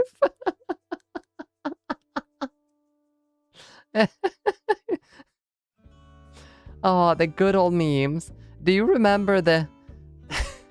If we're talking, old school World of Warcraft totem, then of course, Ni hao and farm some gold. Ni hao and farm some gold. Oh, flat fuck Friday. What? But yes, it is indeed Friday and the first day of vacation. It is absolutely gorgeous. Oh, calling Dr. Jones. Oh my god, yes. The good old song. But yeah, let's take Lumberjack here so we move forward. We're not even halfway. I'm so sorry. This is taking forever.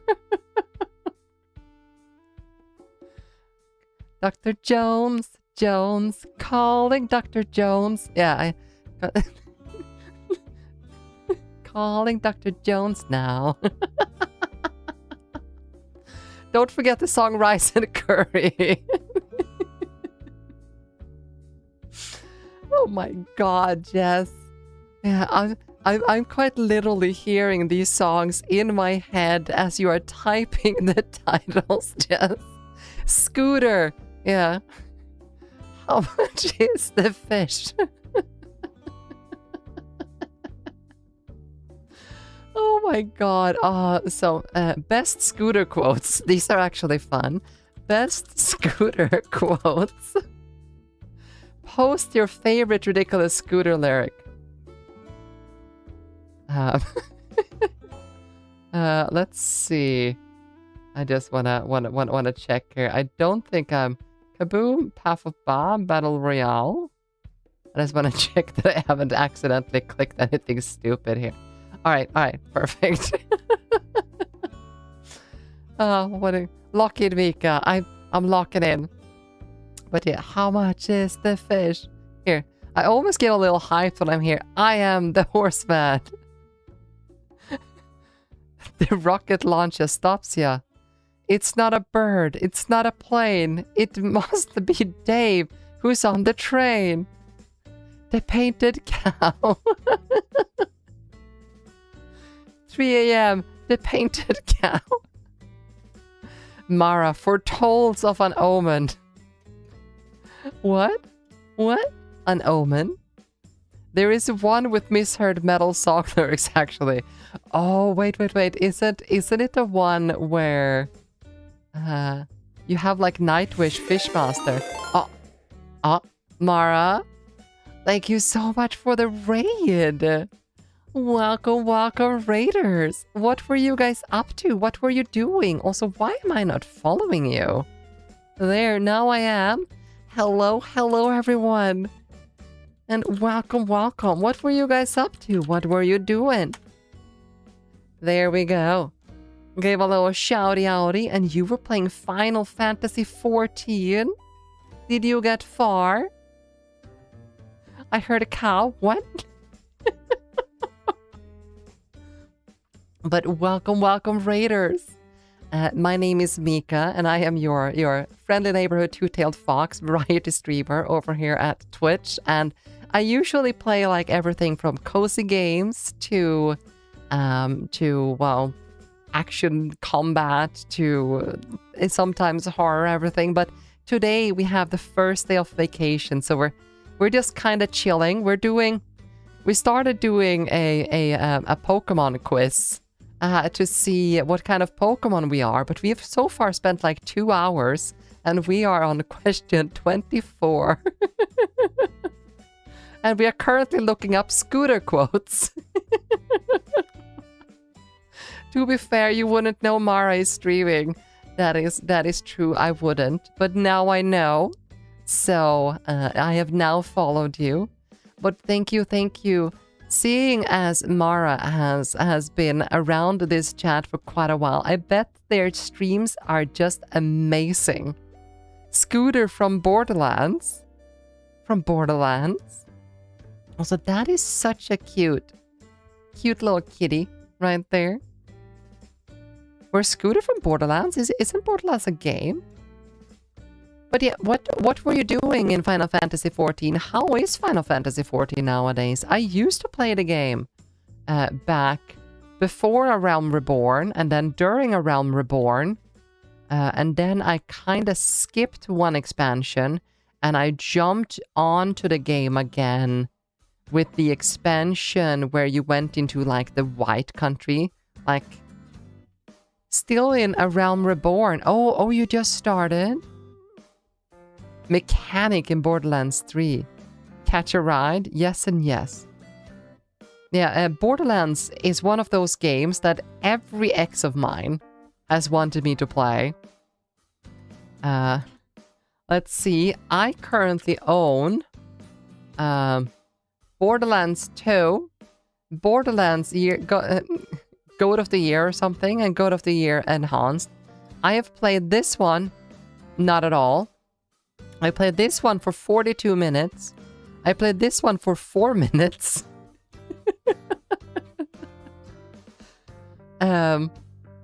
Yeah, and I'm pretty sure I've tried to play like some kind of cracked game as well. What class are you running then, Mara? It's a good co-op pew-pew game. Yeah, it is. There is now 4 of them, plus the prequel, right? Go-to game means Game of the Year. I had to, Rab. It's the GOAT. Bard and Warrior currently. Oh, what does that, what class does that make? Well, Bard is Ranger and something. I will dodge this. Ow. Cheers.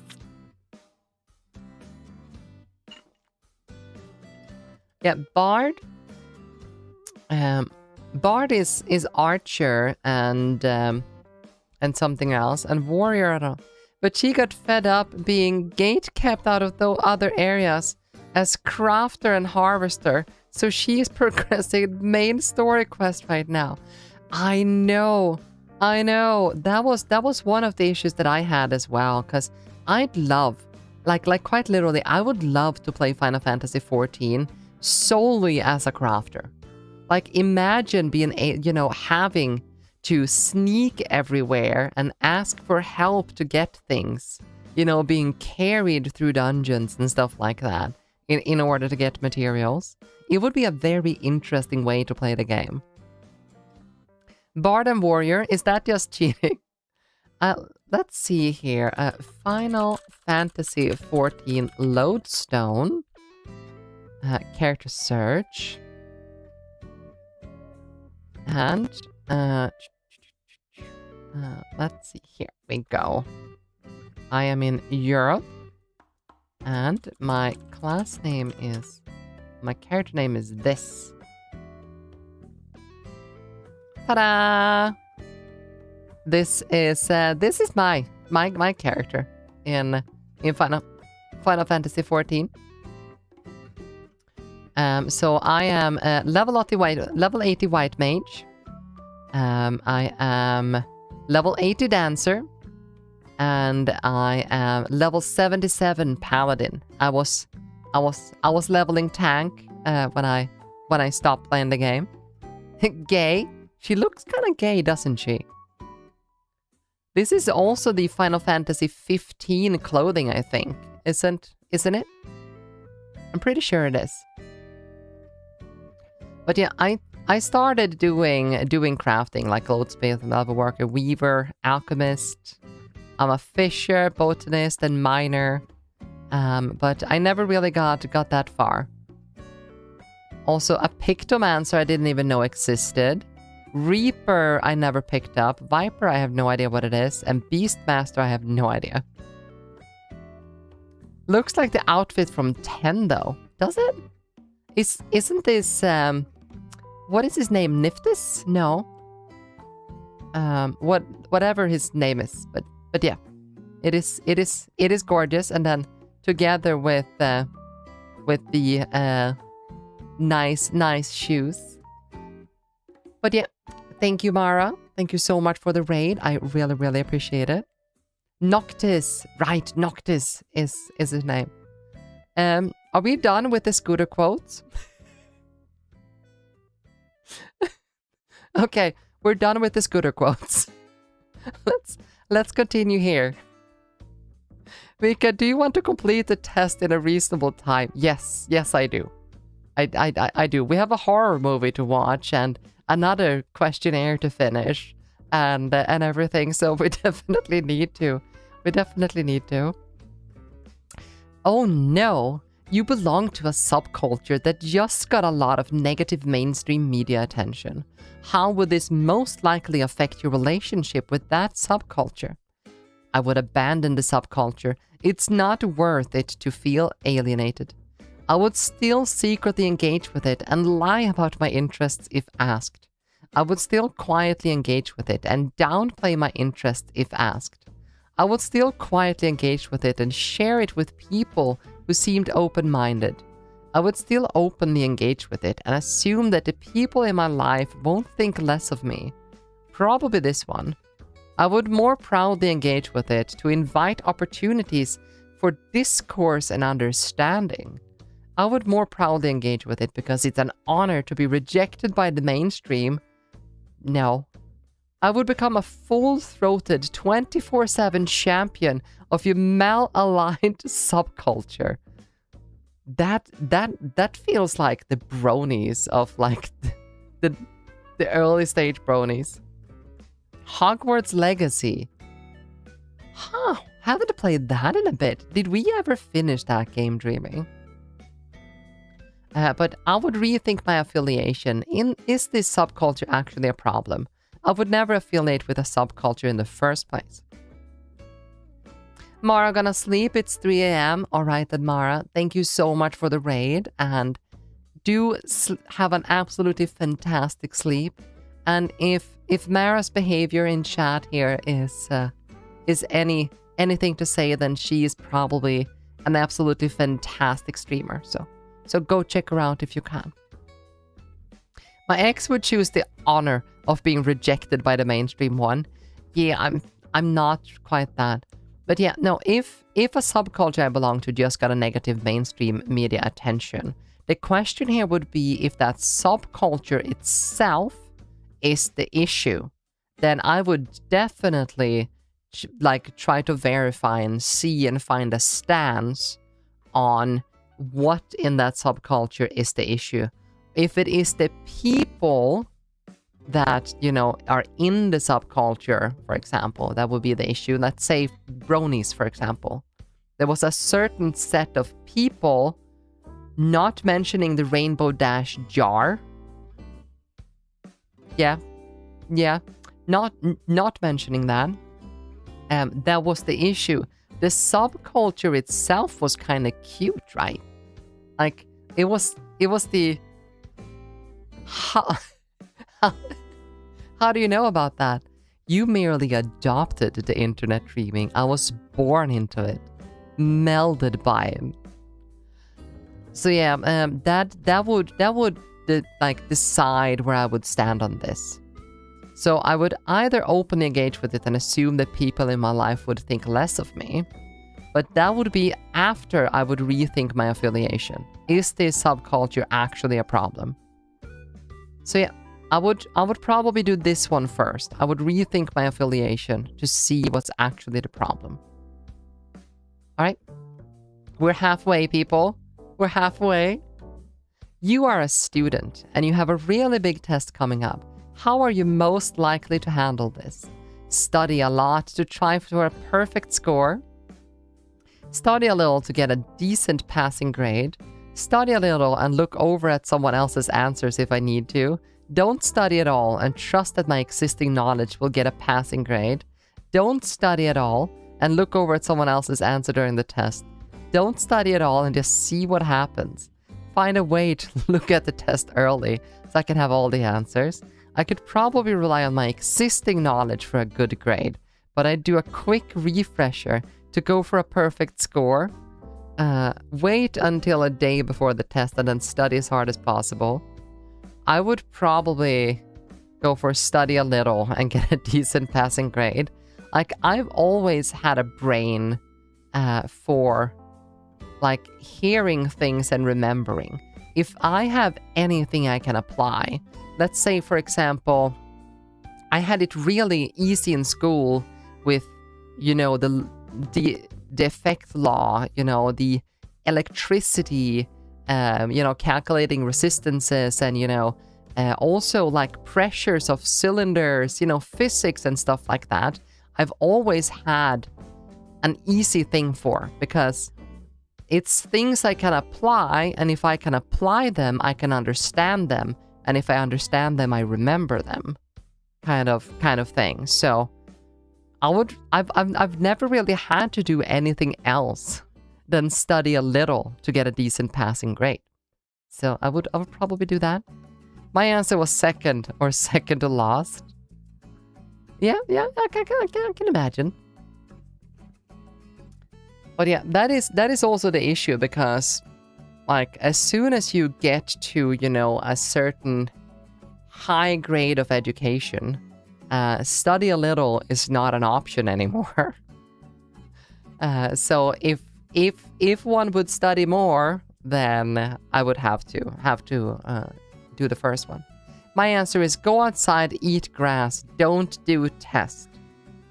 That is valid, Mumu. That is definitely valid. But you will remain out on that field forever, getting milked by nerdy bros. Wait. You're not a cow. Okay, I am ignoring the picture I just got in my brain. I'm not seeing that. You are a cow. Never mind. Never mind. A little was no longer enough. No, what? I mean... No. Your pronouns are he, him, right? Never mind. Moo. It was a bad idea. I was more like, you're not a cow, aren't you? Yeah, but no, you're a cow. Non-binary, but she, her. Okay. I'm sorry then. Stop making it like we are adults here. Yeah, almost. All right, then I'm so sorry, Mumu. So sorry. That was not my intention. I'm sorry. My friends ask you for a favor that might actually take some effort on your part. What are you most likely to consider first before replying? I still want to know what you were thinking about, but okay. I was thinking milking a male cow would not be milk. That was my train of thought.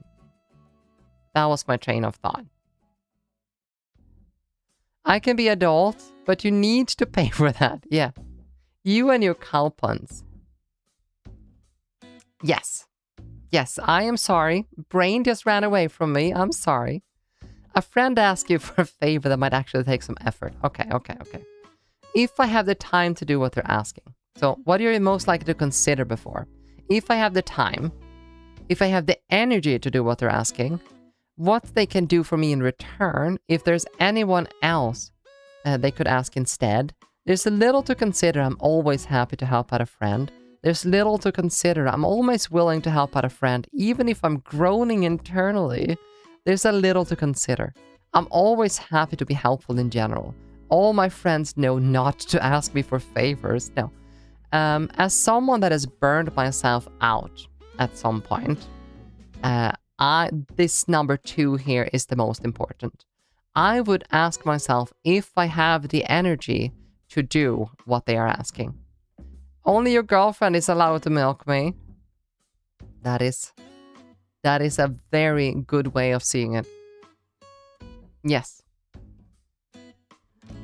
Indeed.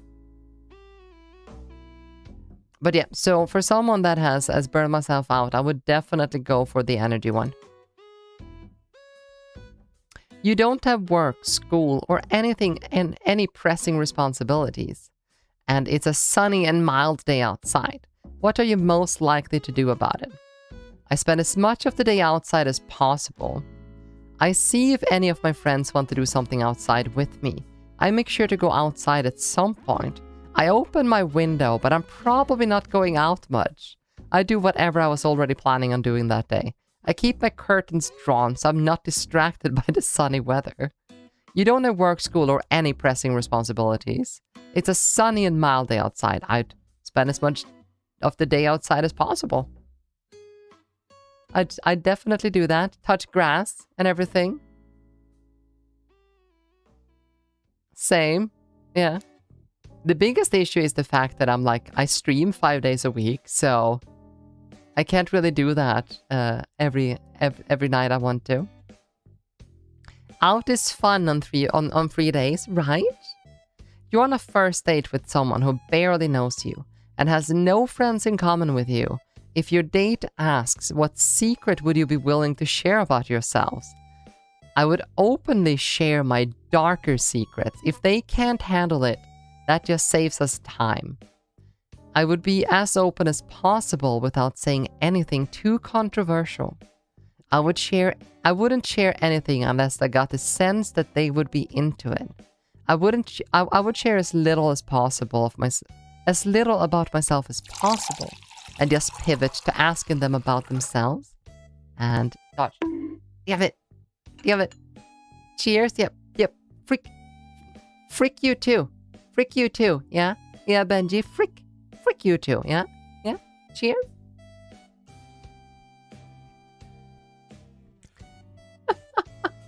Hello, Benji. How are you today? You got an extra sip there for free, even. I would share as little about me as possible and just pivot to asking them about themselves. I would adjust the details of my personal life based on what I think they would like. I would fully make up stories about myself based on what I think they would like. I would allude to having secrets, but I'd say that I'd need to know them better before sharing more. I would never go on a date. To be honest, I'm a vtuber on internet. Do you guys think I would ever go on a date? Let's ignore the last one, huh? I would be as open as possible without saying anything too controversial, I think. Good, ate way too much at dinner with your dad, so you're slowly dying. I'm sorry, Benji. I'm sorry. I hope it's the good kind. But yeah, I would be as open as possible without saying anything too controversial. Like, I would probably not tell... I would not tell my date that I'm streaming, for example. Definitely would not do that. You feel it's time for a change, and you're reorganizing everything in your bedroom, including the furniture. What aspect of your life is this new layout most likely to support? I got a date somehow. You can too, probably. I feel like I could probably get a date if I just walked out the door and spoke to people. But I am the weird person that out here in the country either runs past people or just say hey and keep walking. Or ride on my motorcycle. You got a date too? Everyone here is getting a date. Where's my dates? Where's my dates? Yeah, maybe we should have a dating stream just so you guys can, you know, get me to go on a date once. Except you're right, they don't know about my channel yet. Oh, they don't? That's gonna be a conversation. In a mental hospital, no less. Yeah, that's interesting. I never get a date, even if I speak with people. Aw, Benji, it do get more difficult. It do get more difficult. Like as you're getting older. Definitely. But I bet, like, I've seen your image. Is it on Discord or whatever it is? You look gorgeous. So of course you can get a date if you actually wanted to. Spoke with me, ice cream, on me. Yeah, Totem is a simple man. It's like whammon walking, whammon talking to me, ice cream. Ice cream. You want ice cream on me? It's totally because everyone's becoming gay, am I right, guys? That is definitely it. It must be all these chemicals in the water that are turning all the frogs gay. It has to be. I have been on one date in all of your 37 years on this planet. I have been on a few more than that. But I'm thinking if I can count them on 2 hands, or if I would need like 3. Like, I've been on, you know, I've been in longer relationships, but When I say date, I imagine, you know, meeting new people. Miwca, the test. Oh, sorry. Sorry. Focusing. Locking in. Locking in. Here. Okay. Distractions be gone. Distractions be gone. You feel it's time for a change. Oh, I read this before. 6, 7. Okay. You feel it's time for a change, and you're reorganizing everything in your bedroom, including the furniture. What aspect of your life is this new layout most likely to support? My bedtime ritual and sleeping habits. My productivity and workflow. My exercise and physical activity. My friends and social life. My relaxation and leisure activities. My pets and their general happiness. This is definitely a big one. I'd organize based on more aesthetics than any functionality. I just need something new to clear out the stagnant energy. I don't think I would ever change or reorganize my space. I share a bedroom. It's really more about what the other person wants. I would say that it would be bedtime ritual and sleeping habits and your pet's general happiness. Okay, Grandpa, I was born in the old age before 2000, so we have time for dates. Before the 2000, yeah. Before the 1990s even. Same. Born in the 80s. Raised in the 90s. It's all for carnage. It is definitely for carnage. See, we did an entire question. You've taken an intercontinental train to an unfamiliar city, and you realize that some wires got crossed, and you don't actually have anywhere to stay. How are you most likely to handle this? Find a hostel to stay in. Find a cheap motel to stay in. Find a nice hotel to stay in. Go meet people and see if someone wants to put me up for the night. This is a safe way of getting raped. Like, this would be the last thing I do.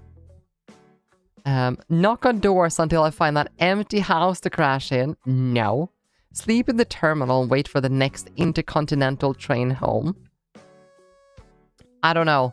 Whoever was going to lend me a room should fix this.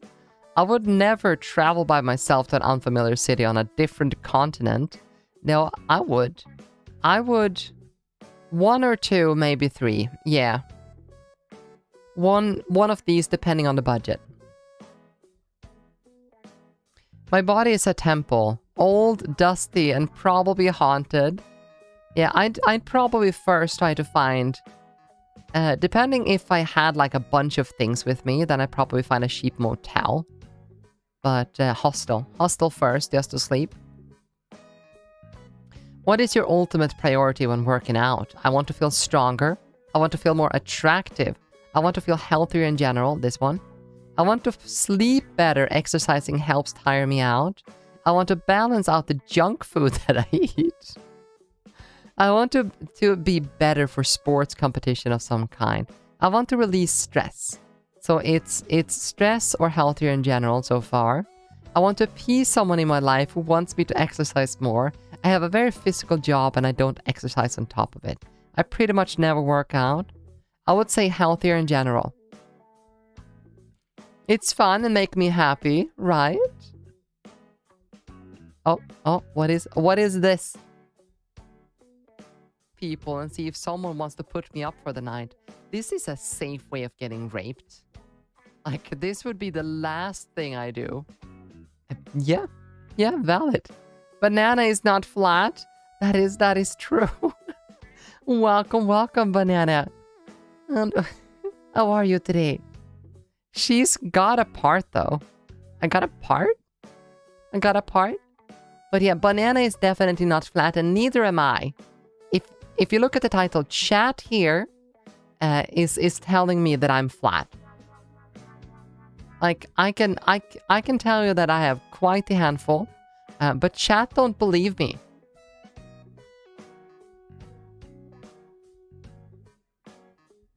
Point, I think they meant point. And yes, Banana. Yes, you are not flat, pat. See? I'm part of the chat and I believe you. What?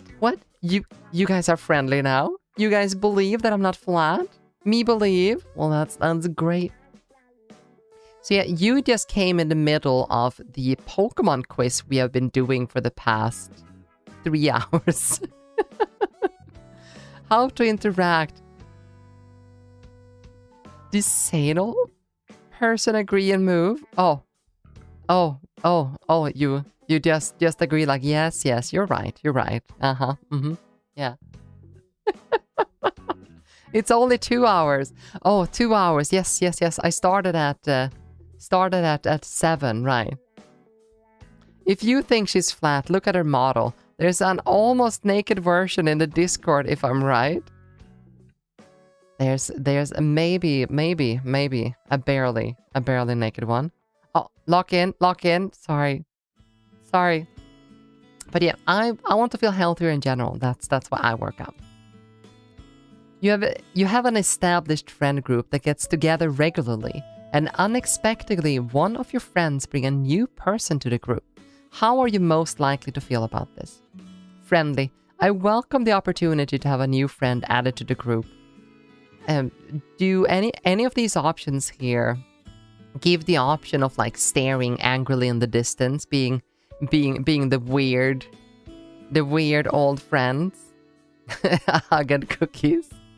Optimistic. My friends have good taste, so this new person must be cool. Actually, this one's probably more true than I dare to admit. Because if a friend of mine recommended a person, I would definitely... Oh, Jake! It's been forever! Where have you been? Casual Miwca deceiving people with her chest size? It's in the title, Jake. It is true. I am not flat. It is reality now. Hi, Jake. How are you? How have you been? Miwca, I'm telling you this now. I do not think you are going to get through this. And if you do, it will be the end of the day. It's only 18 questions to go. And we have multiple more quizzes to do. We were playing Silk Song like 7 hours ago, right? Just chop. Sorry. Cautious. I need to keep my wits about me to determine if this person can hang. Anxious. I hope my friend isn't going to bring this new person around every time. Disrespected. It feels rude of my friends to do this with such little notice. Angry. I really liked our dynamic and will feel like my friend has ruined it. Indifferent. New people are whatever. So I'd be friendly, but not a whole lot. I'd be optimistic. Because I trust my friends. Like, I don't have a lot of friends, but the ones I have are amazing. If your neighbors were asked about what you're like, what sort of consensus would they most likely have? I'll be the first one to know. Unfortunately, that didn't happen. How not to get through a quiz 101. A special class by Miwca. I'm doing my best over here. I'm doing my absolute best. If your neighbors were asked about what you're like, what sort of consensus would they most likely have? Ooh, without looking at the options, I would probably think that my neighbors, like the wall-to-wall here, would probably say that I am friendly. They also would probably mention something about I'm being chatty with them. Probably, they might mention weird, but I don't think they see me like that. I don't know if they would mention me streaming. But yeah, friendly person that gives ice cream to their kids. Because when it was so warm, I've bought ice cream and I've given most of it away. But I keep it to only 1 ice cream per kid per day. Yeah, they'd all have pretty accurate sense of my personality. They'd all have experienced the same sanitized version of my personality. Many would probably say I'm nice or something, but there's one or two who really know me. Some might say I seem like a nice person, but nobody really knows me. There wouldn't be much consensus. I have a wildly different interactions with different neighbors. They'd probably all just say they don't know me well. They'd probably all say they didn't know I existed. I would say that I have a sanitized... They'll all have experienced the same sanitized version. No, they'd all have a pretty accurate sense of my personality, I think. Most of them, at least. Like, I'm not that special. I'm kind of boring as a person. Safe and friendly. That's nice for you. The last two for you, they probably will say you don't know me well. They probably will say you didn't know existed. Really?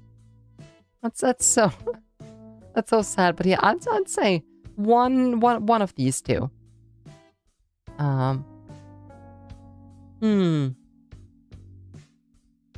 Well, actually, if you look at the rest of the street, they probably have experienced the same sanitized version of my personality. You're not boring. Tell me how I'm not boring.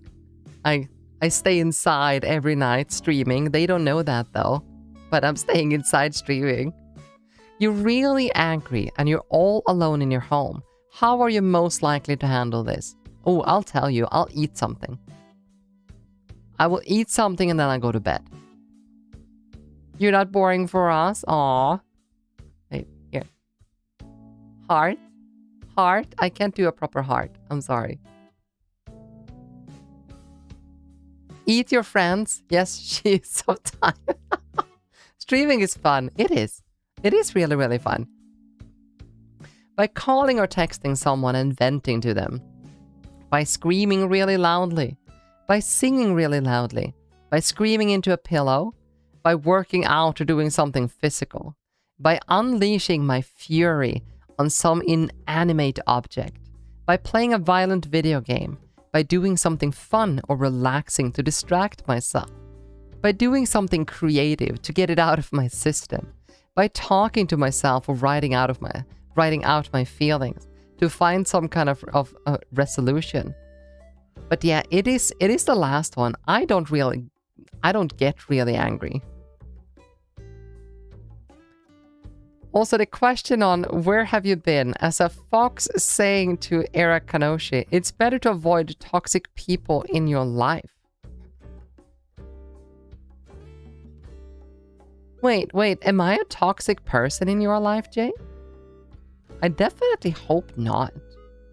If I've been, I'm sorry. Like, give them your Twitch channel, they will see. Like when she spends 5 hours on one quiz. I live in an apartment with 6 apartments in the same entrance. You haven't met 2 of your neighbors, and you've lived here since 2014? How is that possible? Like the chances of meeting someone every time you go out. Like it exists. Same, but if I need people, I need someone you can chat to. They don't go out, but they have a job though. You've suddenly decided to skip town.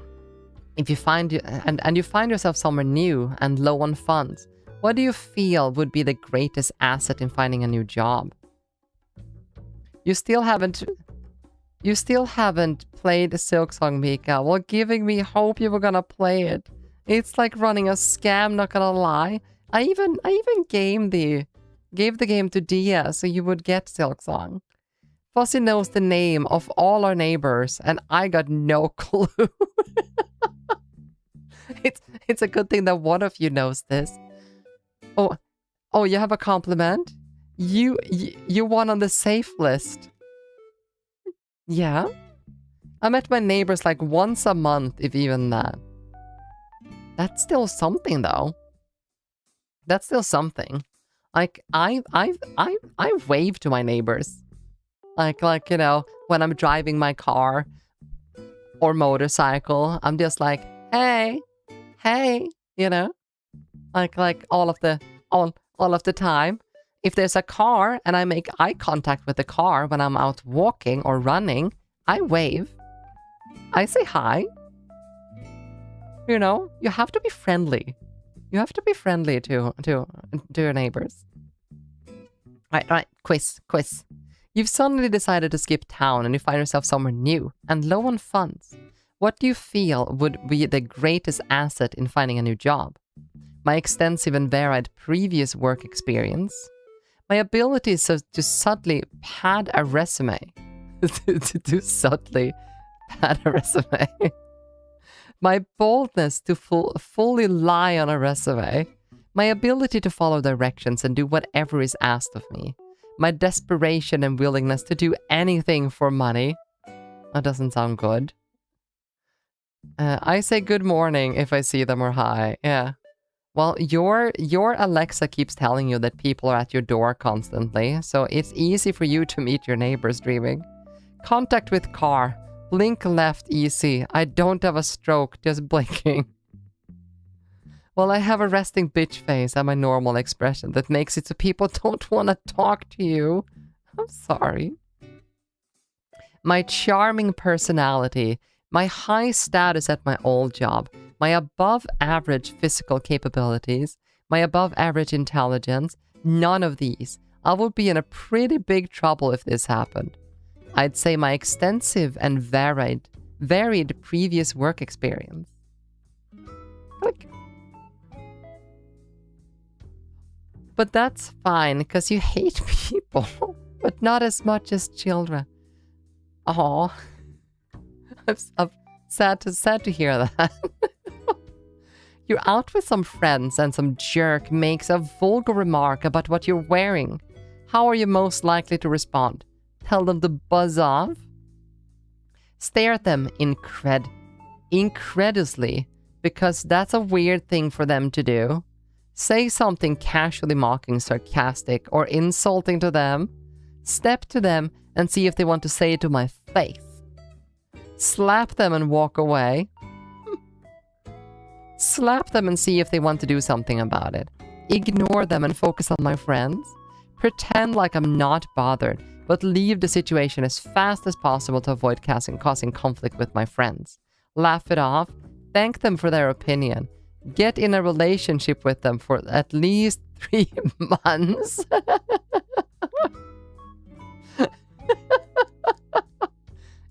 Is this an option? Physical contact is off the list for me. Yeah, same. I would probably just say something casually mocking, but not towards them. But I would go like, you know, it's like, yeah, well, you know, it's like my mom made this or something. I don't know. So yeah, I've been playing Silk Song with another streamer. We've been playing hardcore runs. When the streamer ends, I saw you. We were talking with chat. I was like, wow, no stream ideas, huh?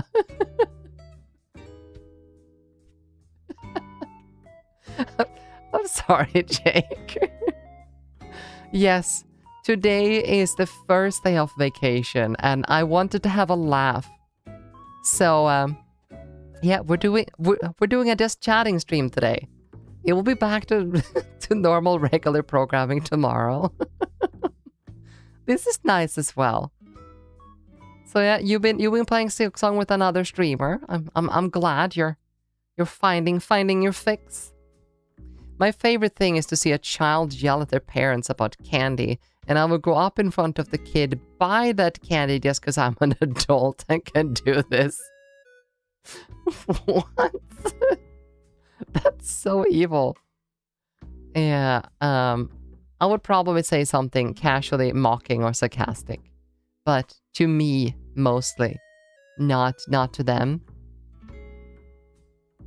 Your friend is moving into a new place in the same town, and you and a few other friends have gone over to help out. What are you most likely doing? Okay. In the same town, and you and a few other friends are going to help out. I would stand around and just like pick up anything I can, sticking close to my friend and inviting them to direct me. Yeah, staying in motion by focusing on smaller things that I can carry by myself. Probably that. Well, just stopping by, I guess. What, Jake? Well, thank you so much for stopping by. Remember that you're fantastic and yeah, be gorgeous as always. No, the kid is evil for being an annoying kid, and you only try to make the parents understand their own mistakes. You've been a kid as well, though, Benji. Like, everyone has been a kid at some point. Finding the biggest thing, a thing I can move by myself. Rallying my other friends to help me move bigger things. Direct and organizing my other friends to move things as efficiently as possible. Helping out, but also casually pocketing things that I think my friends wouldn't care about. Helping out, asking my friend if I can have things that I think they wouldn't care about. Working as little as possible, hoping nobody notices. I would help my friend move. I wouldn't help my friend move. It's too much of a pain. A friend would never ask me to help them move. I'm not strong enough.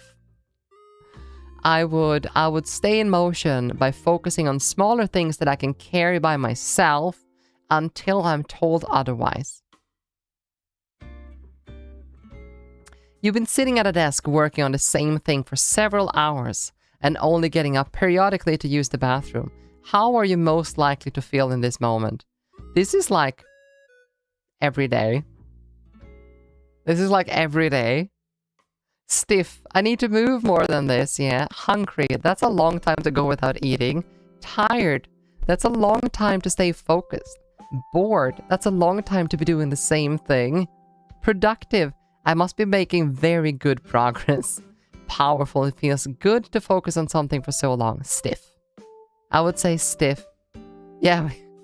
With my 250 milliliter bladder, this wouldn't be much of an issue. No, but stiff, I'd say. Stiff. No, tired. Tired.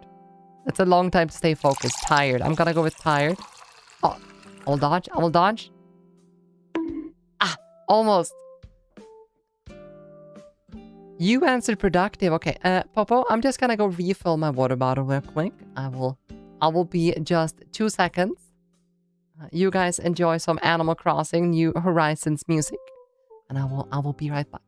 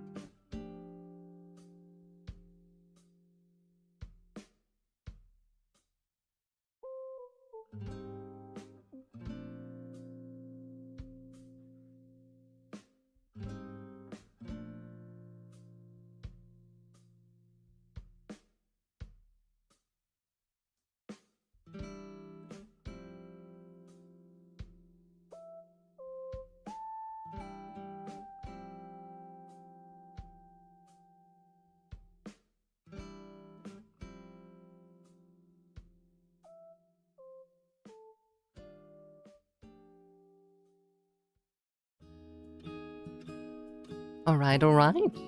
I is back. Let's see. Headphones back on. I'm now locked in. This is the thing we're gonna do. This quiz here right in front of me right now. This thing. That's what I need to do. No distractions. Right? Like as soon as I take this water bottle right here that you guys want me to drink out of, I'm definitely not gonna forget to be productive on this thing.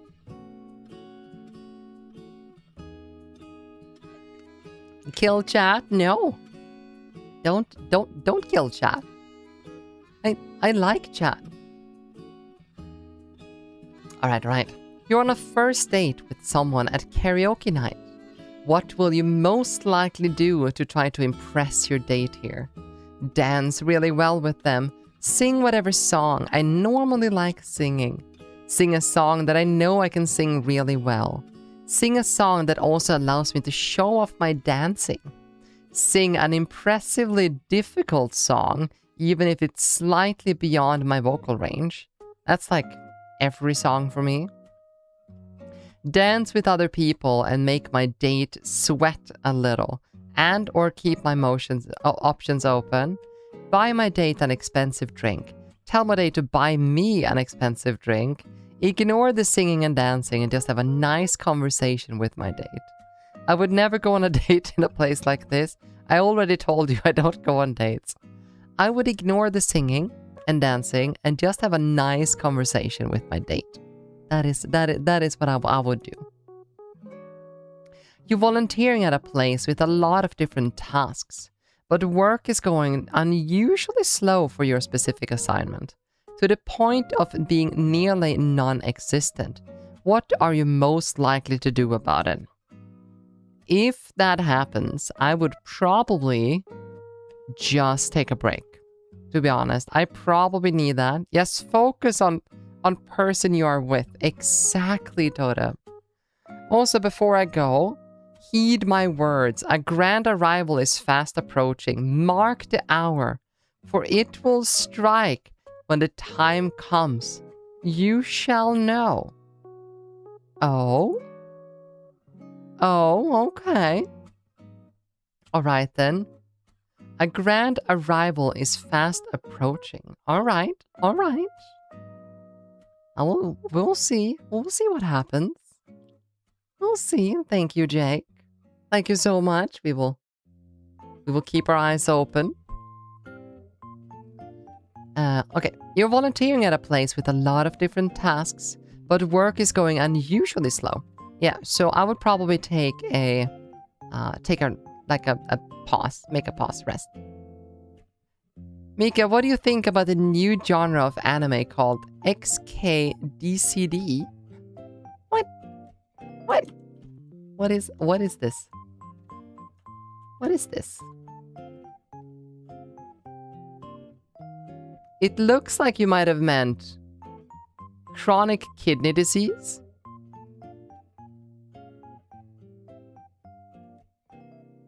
That is what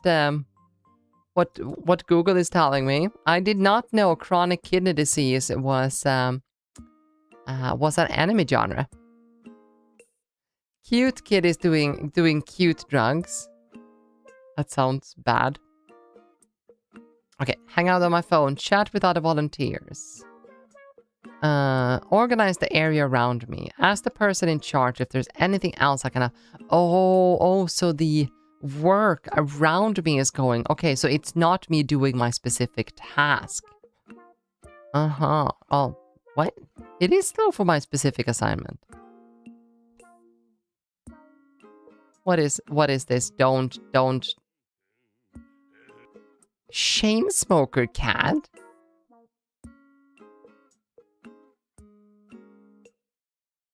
What the fuck? Yeah, I don't wanna show this much, but yeah. Let's yeah, we don't need that. Hello, Nylock. Be me in Galadar doing Nuzlocke.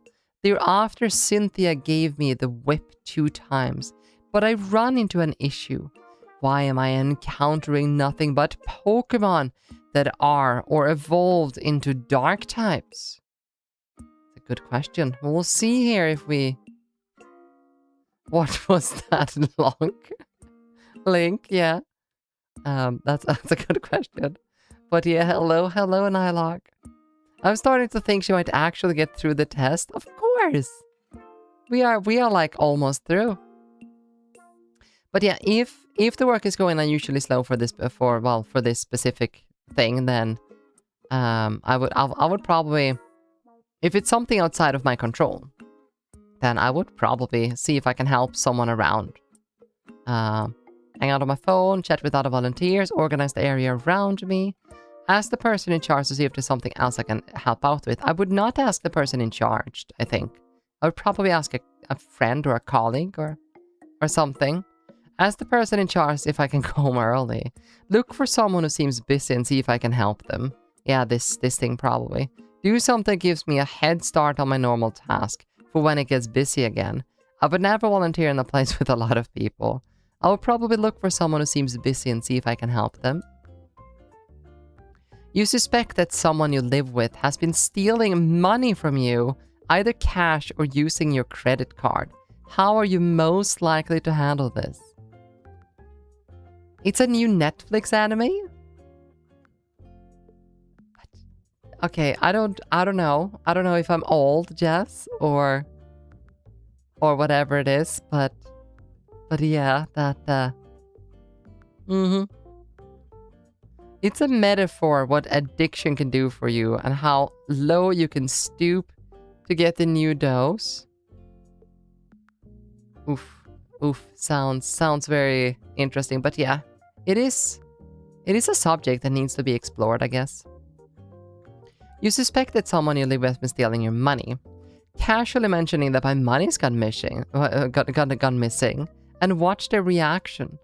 Dropping hints that I know they've been stealing from me, like putting big signs in their closet. I know what you did. I know what you did, you bastard. On that, I'll be direct. It's topic where, nope, direct is needed. Yes, I think I'd probably casually mentioning it first to gauge the reaction. Would probably be the first thing, and then I will just tell them straight up. Directly ask them if they've been taking the money. Confidently accuse them of taking the money and demand that they pay it back. Start making money from toy wallet. I'll trap around a decoy wallet involving a camera and or glitter bomb. I like the idea with the glitter bomb. Either start hiding my wallet, cancel my credit card or get a new one, or just stop carrying cash altogether. Watch my finances closely. When something unexpected happens, I can confront this person with evidence. Just move out. I would start with casually mentioning, and then I would gauge their reaction. I think I'm pretty sure, because I'd want bulletproof evidence before I confront a friend. You call in a favor from a friend and they do it, but then afterwards you learn that they really didn't want to. Regardless of how you respond, how would this most likely make you feel internally? Fine, if they wanted to do it, it wouldn't have been much of a favor, would it? Uninterested. They owed me a favor, so it's good that they didn't complain about it. Annoyed. If they had a problem, they should have told me beforehand. Embarrassed. Should I have been able to tell that they didn't want to do this? Informed. This is good knowledge to have for the future. Awkward. It's going to be hard to interact with them normally after this. Grateful. I am lucky to have such a good friend who would help me even if they didn't want to. Worried. Are they expecting me to make it up for them?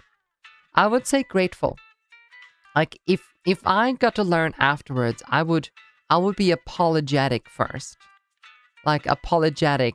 But that is not on the list here. So I definitely go with grateful. A mixture of all of them. Except for the first two. Yeah. But I'd say grateful. Since apologetic is not on there. Okay. You're at an all-you-can-eat buffet that's been paid for by someone else. What are you most likely to do with this situation? I eat as much as feels natural, comfortable. I eat all I can, literally. Gotta make the most of it. I eat as much as I want and then smuggle out a little extra. I really don't like buffet quality food, so I doubt I'd want anything. I'd want to, but I eat a little bit to be polite to whoever paid. I don't want to, okay. I don't like the food in general, so I don't eat anything. I couldn't really answer without knowing what kind of food it is. I'd say I eat as much as feels natural, comfortable. Like, I would not overeat just because someone else paid for a buffet. Like, nah. But I also don't really like buffet food. It's like eating in school. And ew. Yeah. You have been sucked into a drawn-out argument with a family member, and they are not letting it go.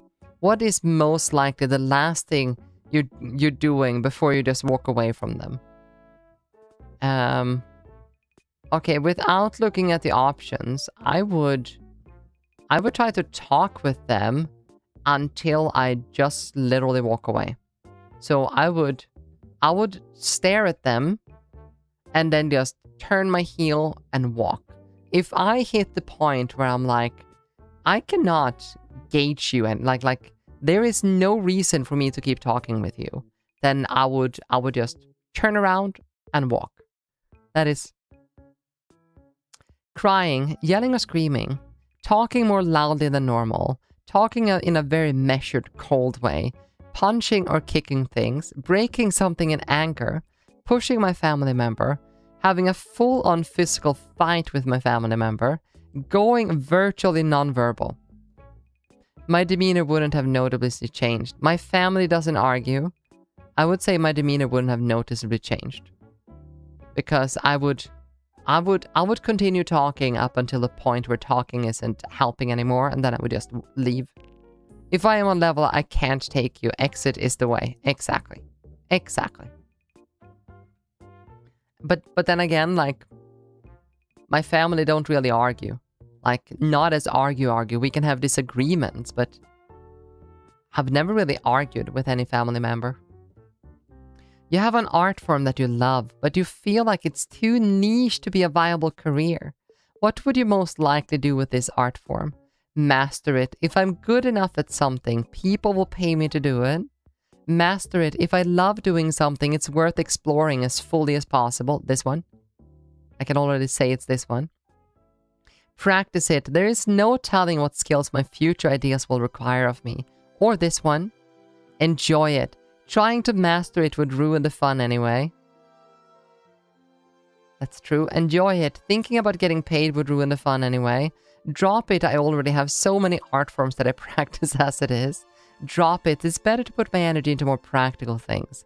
I don't practice any art. Okay, so I would say practice it. Probably then. Master it, just as these say. Trying to master it would ruin the fun anyway.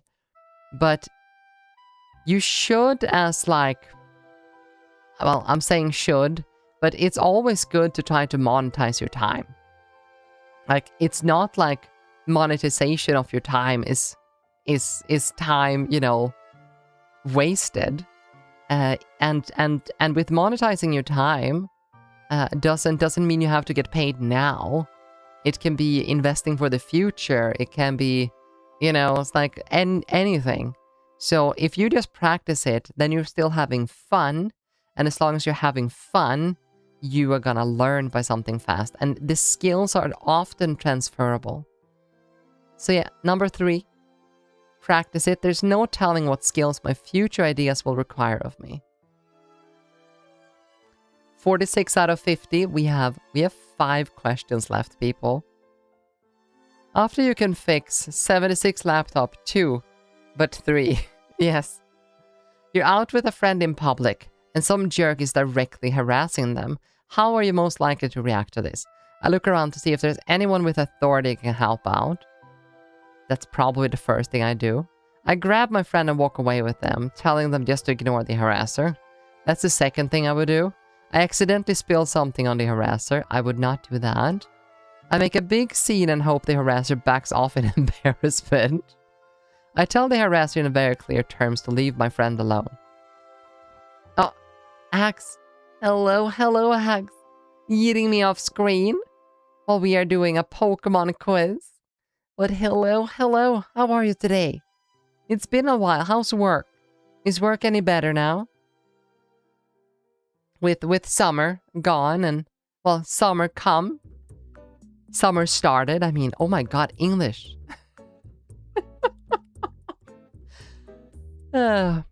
I physically get in between my friends and the harasser and tell the harasser to back off. I don't do that. Protect friend, ignore harasser, if that's allowed. I shove the harasser and tell them to back off. I knock the harasser down. I do nothing. My friend can take care of themselves. I don't go out with friends. I would say I look around to see if anyone with authority can help out. Or I grab my friend and walk away with them. I do this first, but this would be the big action, I feel. But yeah, I hope that work is treating you well, Axe. You just moved to a new town, and you don't really know anyone yet. How would you most likely go about making new friends? Meeting people at an event surrounding a shared interest or hobby. Meeting people at events surrounding a cultural identity or subculture. Volunteering somewhere in this new community. Introducing myself to the neighbors around my new home. Leaning harder into my social life at work. Human sacrifice. Work is good. They gave us pizza for lunch yesterday. All I can eat. So I ate like $100 of salads and pizza. Oh, wow. That is a lot of pizza, Axe. I guess you didn't need to eat that much today. Talking to strangers who look interesting. Talking to strangers who look like they are bored but not doing anything. Meeting someone from a social app. I wouldn't actively try, just let new friendships happen whenever.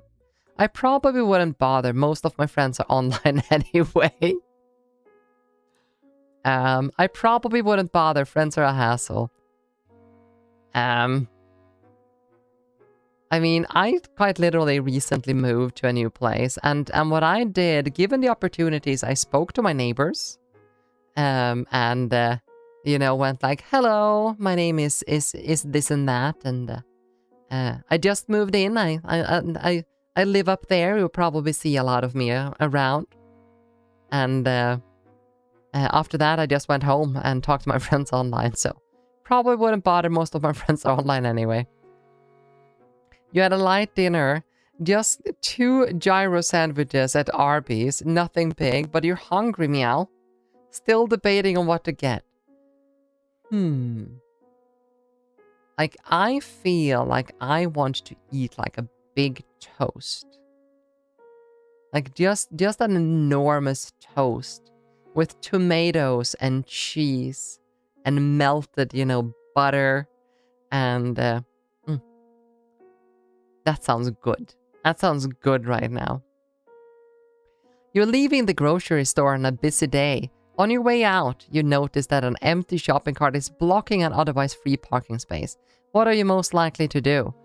If the parking thing is close, I would probably move the shopping cart. I am that kind of person. You have like 7 plans for food for next week. That's good, Totem. Then I don't need to think about it. Toast, right?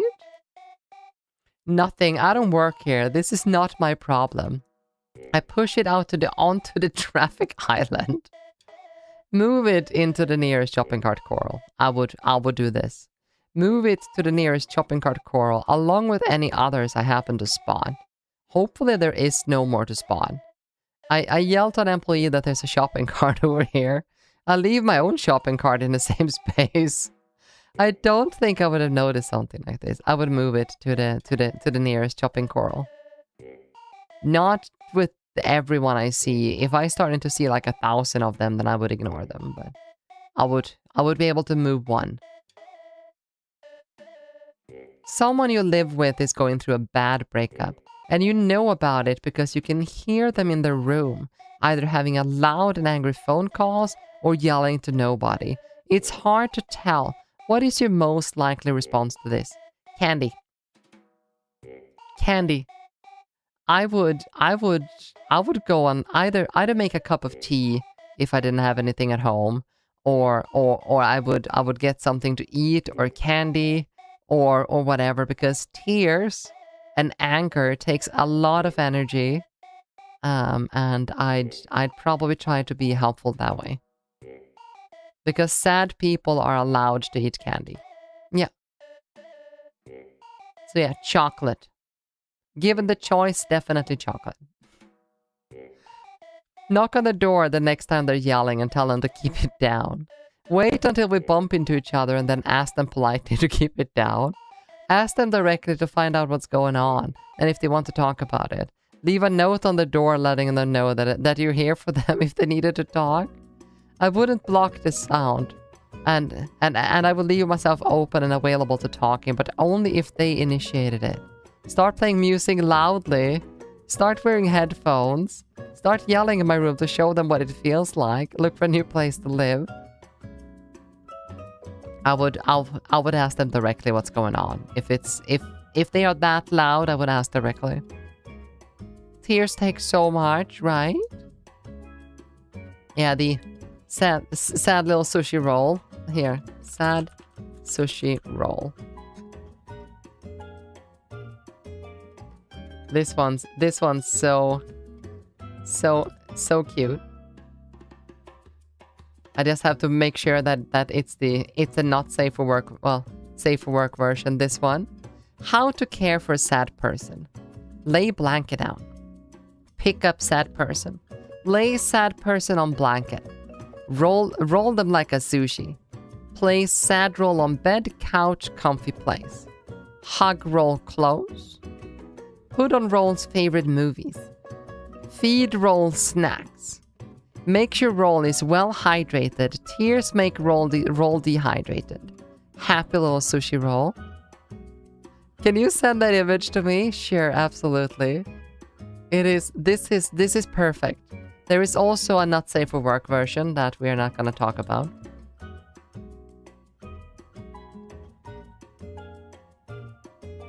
There it is. You have an idea for an ambitious project that was exciting a month ago, but now you're realizing that might have been bitten off more than you can chew. What is most likely to happen next?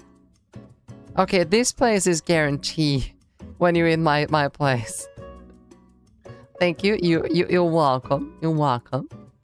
I work hard and totally exhaust myself to finish the project so that it lives up to my expectations. This is sadly more true than I want to admit, I think. I finish it quickly, doing a good enough job that I can call it done and move on.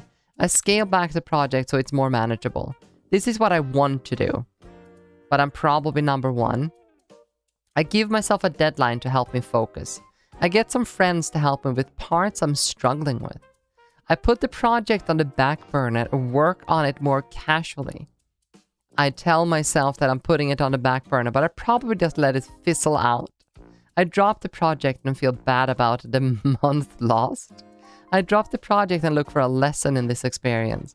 I drop the project and move on. It's not a big deal. It's only been a month. I would probably work hard to totally exhaust myself to finish the project so that it lives up to my expectations. Yeah. Same. You're in love with people at your job, but they have opinions. Yeah, I would totally exhaust myself.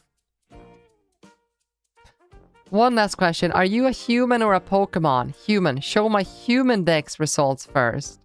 Show my Pokedex results first. Chat, am I human or am I a Pokemon? Your choice. Am I human? It only took 5 hours. Bad fox, you should not do that. You got people. Push it to other people. Okay. We have 2 human and 1 Pokemon. Okay, so I am water monotype. Water types have simple needs and a relaxed, down-to-earth presence, but they're most strongly defined by their ingenuity and their versatility. They tend to have a wide range of skills and are often experts at reading a situation and adapting accordingly.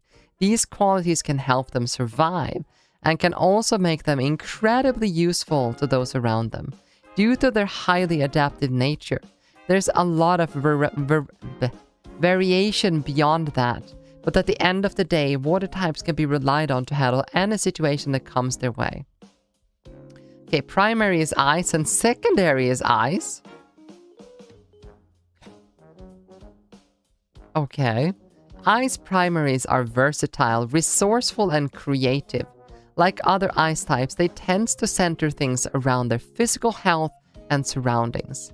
But they're generally distinguished by greater sensitivity to the needs of others. Ice primaries tend to be more aware of those around them, and as such, they are more likely to be actively helpful to others. They typically have a lot of energy, and although their intensity can make them a little bit more intimidating than other ice types, they're also more likely to be playful and silly. You posted your results in general. Let's have a little look-see here. Oh, fairy and grass? Okay, I'll just read the secondaries here. Ice secondaries have the same high energy as other ice types, but they often place an even greater emphasis on being resourceful, versatile, healthy, and physically capable. They're usually comfortable being around others, but they still need to be in the right surroundings. Although ice secondaries often have more trouble adapting to new environments and situations, they tend to be more easygoing and relaxed about it.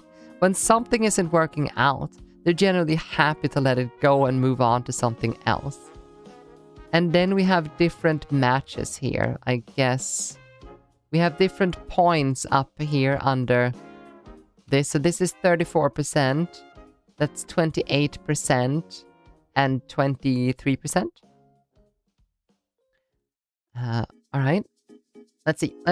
I think I'm water, ice, ice. Ice, baby.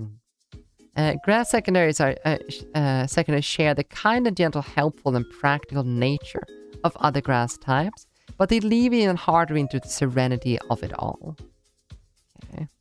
And psychic secondaries are cool-headed, aloof, and often mesmerizing, or totally inscrutable to those who see them in action. They generally have greater awareness of the world around them than other psychic types, but also tends to be even less focused on their own physicality, requiring more deliberate activities such as singing, dancing, and chanting.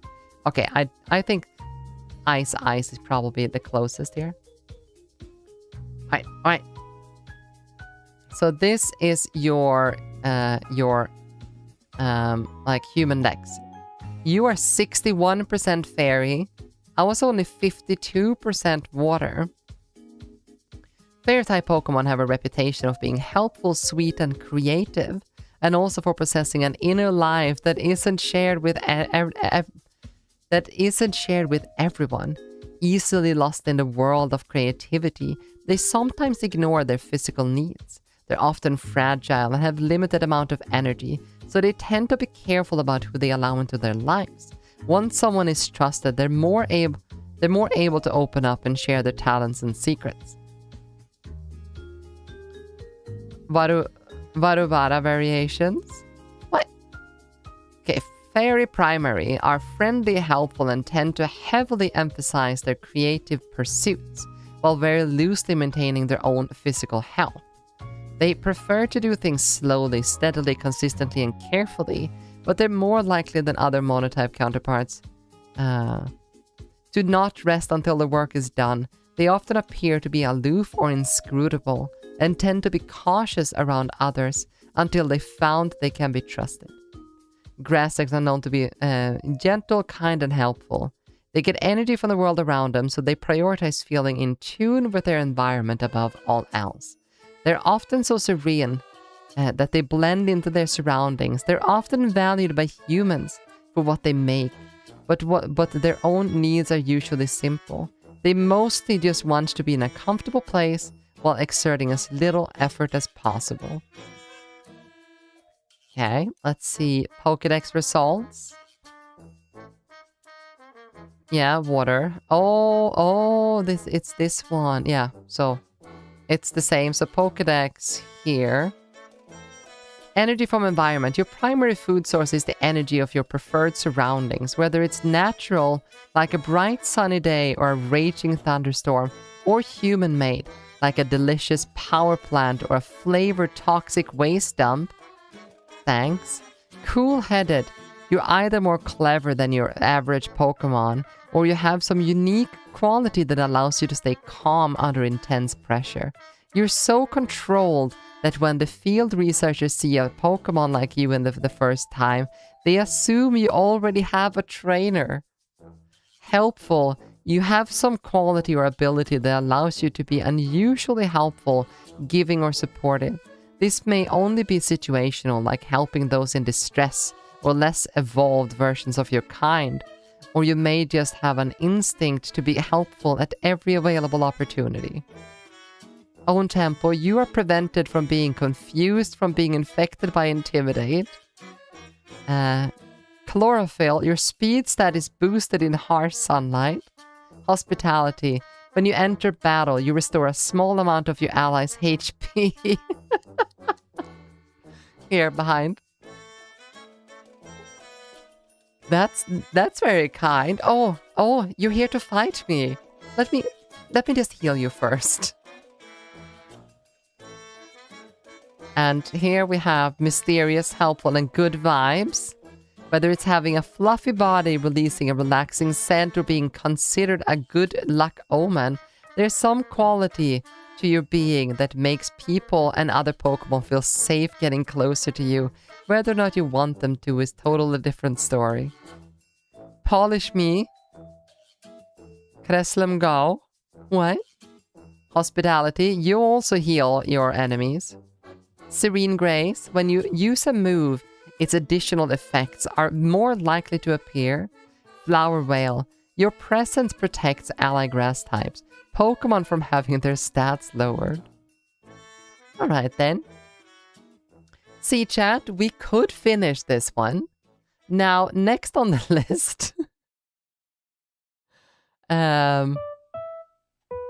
Let's see. Was it in DMs? Remember the horror video I sent you? Next, you promised. I know. It's in DM, right? Yes, it is.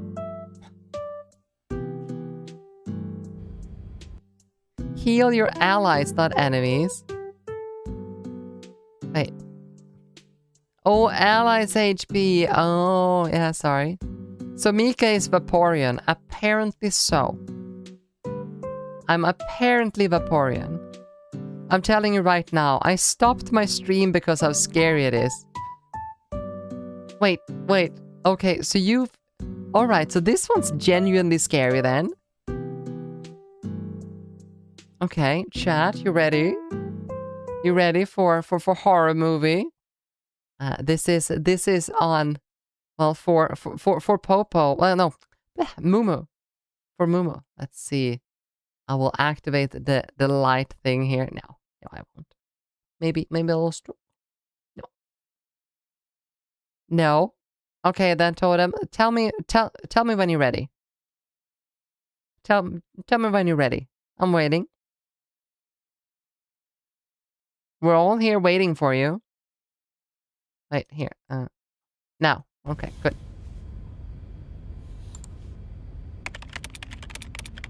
Women made of rotten meat, laying on the floor in a cellar. Splattered with dark red paint. What? Oh, it's an AI? Here, let me get you guys some subtitles. What the frick?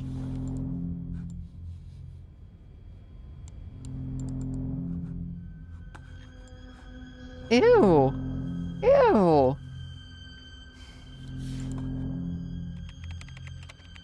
I only got through half of it because it got so disgusting. Didn't you say, like, scary, not disgusting? Ew. Wait. I just wanna see here. Is this like 18 plus or something like that? I don't want that. I don't want anything.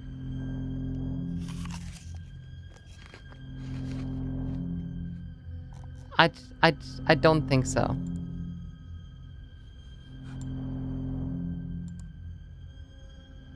I mean, this is... Can't we watch this on Discord afterwards? It feels... You might throw up, though. Yeah. I'm sorry. Yeah. We will watch this on Discord afterwards. Looks, yeah. Sorry, Mumu. But yeah, okay, fine. All right.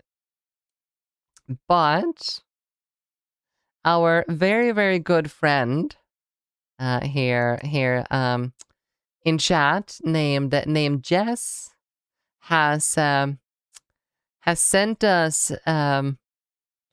Am I a furry? 100% fun and accurate results. A test that proves if you are a furry or not. Was this totem? Lie? Was this totem? Okay, I'm sorry. Oh, right, you were sending the other one. Okay, well, let's see if we are a furry, shall we? What do you feel when you see human-like animal characters? I can't get my eyes off it. I want to know more about it. I like animals in their natural form. I'm more into mythical creatures.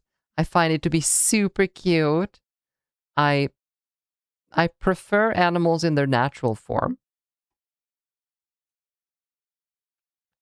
What kind of conventions and festivals are your favorite? Places you can wear a costume. Comic-Con and places like that. I like outdoor conventions better. I like ancient-themed festivals. I like all the ideas above, Comic-Con and places like that. I wanted you to do the BDSM test considering your avatar? What's wrong with my avatar? What's wrong with my model? What kind of movies do you enjoy the most? Disney movies? Animation and anime in general? Movies about nature and wildlife? Movies about mythical creatures? Honestly, none. Yeah, Disney movies, definitely. Let's see. Oh yeah, yep. It's a very good thing that we did not watch that on stream. Have you ever tried wearing a costume that you decide on your own? No, that would be unbelievably expensive. No, I'm not into costumes. Well, that's actually, it's like, are we talking a furry costume or a costume? It's like, wait, I've actually wore ears and stuff before. When I was young and cute, any costume. But it wasn't a full costume. Damn it. First step towards being a furry. Which sentence defines persona more accurately? Visualization of your animal persona. A connection between you and a furry character. A connection between you and an animal. A connection between you and any non-human creature. I don't know what a persona is. I know what a persona is, and it is your identification. God damn it. A visualization of your animal persona. Do you feel a spiritual connection between you and another creature? No. Persona is persona, yes. It is persona is your animal persona. Yes, between me and a specific mythical creature. Between a specific... No, not between an animal. Random questions on a scale of 0 to 10. How much do you like Halloween? Probably 8 to 9. I love Halloween. But this... I've never been to such a scary Halloween as this, though. I'd probably say 5 to 7. 5 to 7. Your avatar is a mythical fox girl. That's true, actually. I am a demon. I don't like these type of quizzes because at the end of the day, you are who you identify as. No one can tell you otherwise. It's true, but it's fun though. When did you realize you are into anthro creatures? I didn't realize I'm into anthro creatures. I haven't. None of these are okay. Chat, which one?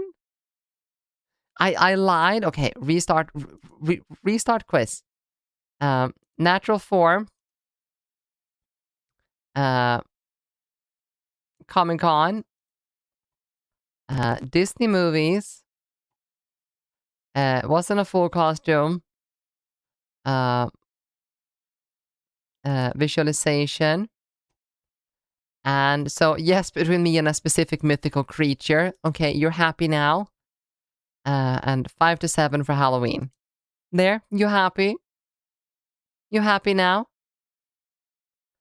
But yeah. When did you realize you are into anthro creatures?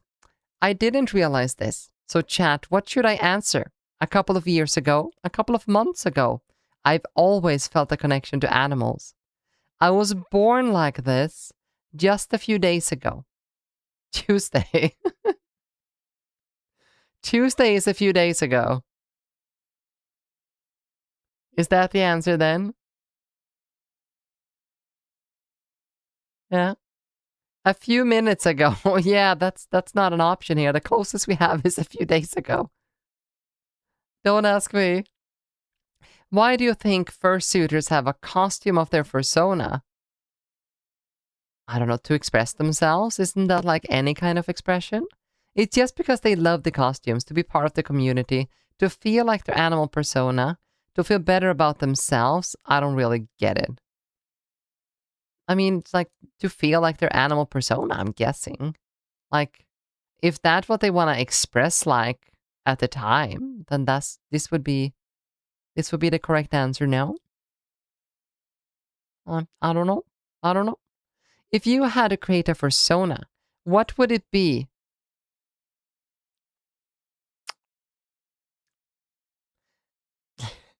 A hybrid of a human and a mythical creature. Gosh darn it.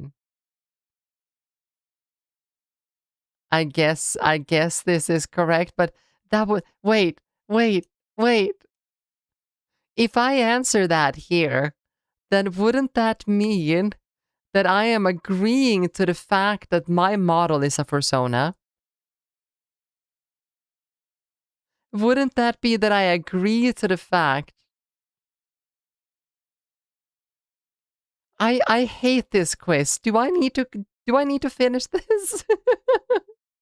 Number 9 already. Sealed your fate. Gosh darn it. In an alternate universe where you can be anything you want, what would you like to be? A human-like animal, a shape-shifting human, a wild animal, a mysterious being. Honestly, just a rich human. Yes, actually, that is completely true. No, it says if. Okay, good. Whew. Which of the following animals are more interesting? Bunny, squirrel, wolf, eagle, and dog. I mean, bunnies have more fun, I assume. Which words describe your alter ego better? I don't have one. Am I? Is my model, my VTuber, my alter ego? Oh, sorry. We'll also put on some music. That's why it's so quiet. There we go. I would say lovely. I would say lovely. What is so fascinating about animals? Their personalities, their looks, their skills and abilities. I don't know. Everything about them is fascinating. I'd say personalities. Personalities, yeah. Have you ever fantasized about shape-shifting or transforming into another creature? Not really. Not really. It's like, I can't say no, not at all. I believe everyone has. Owlbear pig dreaming. Yeah, owlbear. Yeah. The druid dream. What kind of superpowers would you like to have? Shapeshifting, flying, talking to animal, invincibility, super strength, invisibility. Okay, if I take talking to animals here, that does not mean that I'm a furry. Just saying. I just think it would be fun. Man, peg, bear. Wait a minute. Dreaming, you're hearing what you want to hear. Man, pig, bear. Yeah. Have you ever had a dream in which you were an animal? I don't know. Maybe. If money wasn't a concern, how much would you pay to have a unique costume of your favorite character? If money wasn't a concern, does it have to be a furry costume? Like, if I was able to pull off a cosplay and money was not an issue, then 10,000 plus, sure. For good cosplay, 90,000, right? Choose one of the following characters you like the most. Renamon, Pikachu, Werewolf, Unicorn, Bugs Bunny. I don't know who Renamon is. Pikachu is annoying. Werewolf, I mean, rar. Unicorn, Bugs Bunny. Let's see, I need to find... Here, let's have some Pokemon music for study. Pika? Werewolf is gay, then let's take Werewolf. Unicorn, I think. No, we took the gay answer because none of them were like really anything. Final question, on a scale to 0 to 10, how much do you enjoy creating OCs? I mean, I enjoy this OC. This is my original character, but I'm happy with 1. No, I'm good. You seem to be a Therian. What is a Therian? You may feel like you have been born in the wrong body, or you might feel a strong, out-of-control connection to a particular animal species. And that is what makes you a Therian, not a furry. The difference here is that furries do not think they are animals, or there is a spiritual connection between them and their alter egos. However, Therians claim to have a spiritual connection with certain animals, like wolves or eagles. Am I for 100... What? This quiz is rigged. Yeah? Mika is a deer girl. What the fuck? Yeah, no. No. Okay, yeah.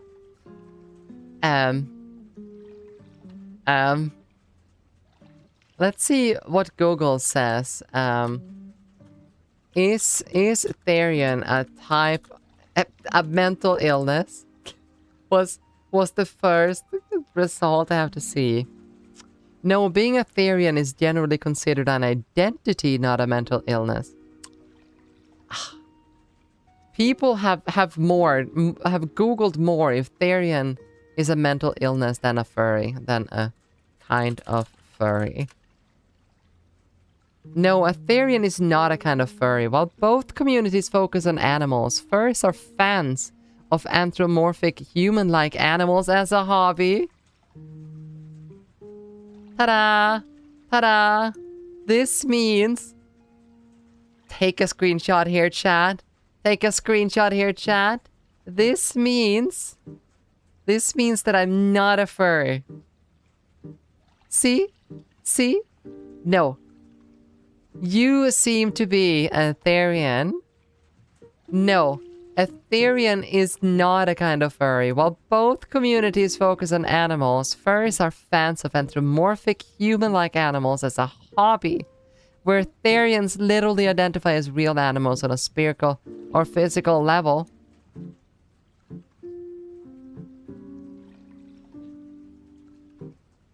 Excuses, Pat.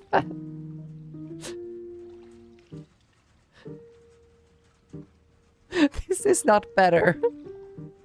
This is not better.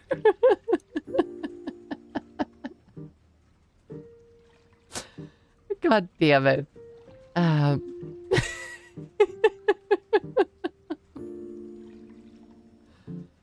Okay. Moving on. No, we're not doing a BDSM test. We are not doing a BDSM test.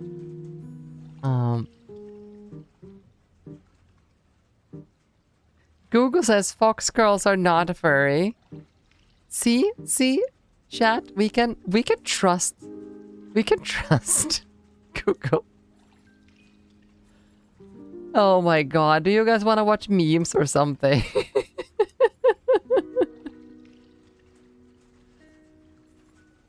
Miwca, we as the chat will respect your identity and will refer to you as a person who identifies as a fox girl and not as a furry.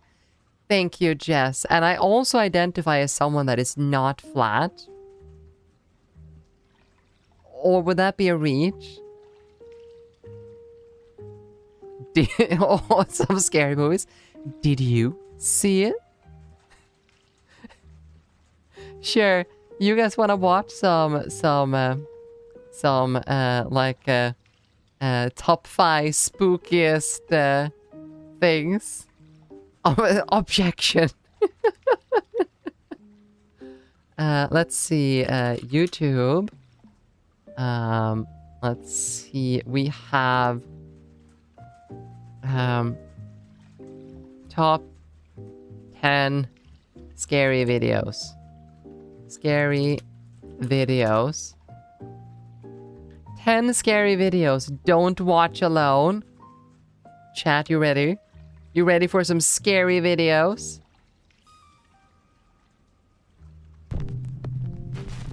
Jonathan Javier Molina works as an EMT in Mendoza Province, Argentina. One night after finishing a late shift, how's the volume for you guys? The hospital corridor when he notices something very strange. Very strange. Seeing someone Hey, let me get dark in the corner he pulls here. out his phone and starts recording.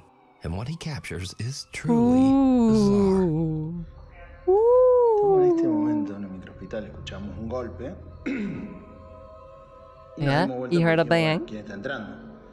Cuestión de que no hay nadie atrás nuestro. Y miramos dentro del auto y dijimos, oh, pues si el auto... Oh my god, there's a face. Lo peor de todo es que no queremos salir. O sea, no... Miedo, la puta madre. Oh my fucking god. Lo peor de todo es que se mueve adentro del auto y no hay nadie. O sea, ahora You missed the message? What? I sent a video in memes. Parece como si fuese un reflejo. Let's see. My lovely horse. Oh, okay. Yeah, I will watch that later then. No. Oh no, reflections.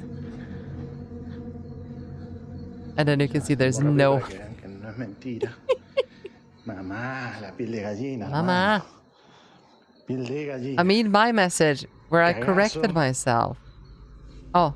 Miwca, we as the chat will respect your identity and will refer to you as a person who identifies as a fox girl with mommy milkers and not as a furry. Oh, I'm sorry, Jess. Alright then. Alright then, thank you, Jess. Thank you, Jess. Does that mean I can add the mommy milkers tag to my stream?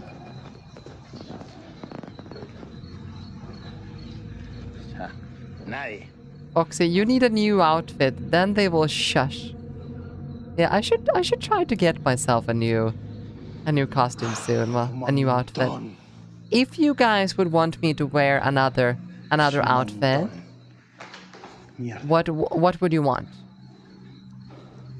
If I asked you, what would you say? Person who identifies as a fox girl with mommy milkers is a mouthful. And the person is back. Y encima nos mira la puta que te parió. And then it's gonna jump out and go, whoa!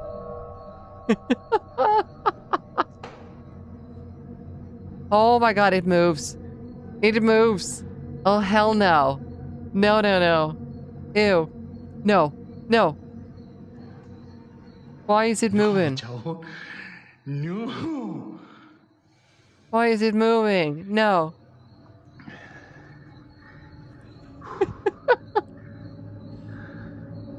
Oh, hell no. I like Rave Meek outfit. Don't know if it would be Twitch friendly though. Oh my Jonathan fucking films god. through the glass doors and spots a pale, translucent figure just sitting in the passenger seat of his car. It would be It's Twitch faint, friendly, the shape is but clearly would it be there. my stream He friendly? goes That's outside to the check, question. opening both the front and back doors and showing the empty interior. He even pans around to prove that no one is nearby.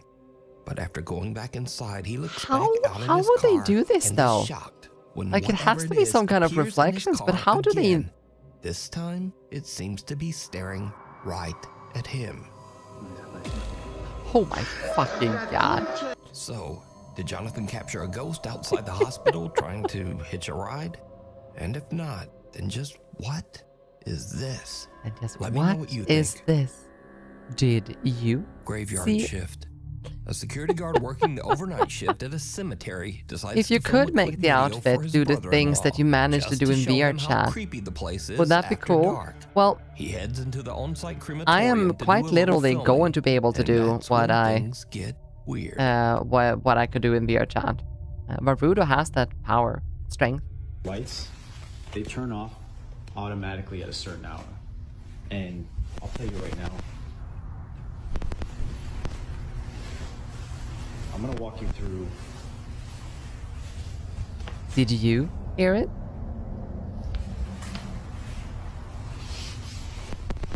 Now, I have a friend that works that he would see and hear things coming from these furnaces when they're burning the bodies. So when I'm Oh walking my through fucking here, god. they usually put the urns out I don't know to some why I families. always So when I'm walking here at night, always I looking walk at right these. by these urns that they put on these tables here. So And then spooky. I come down, Uh-huh. freaking out.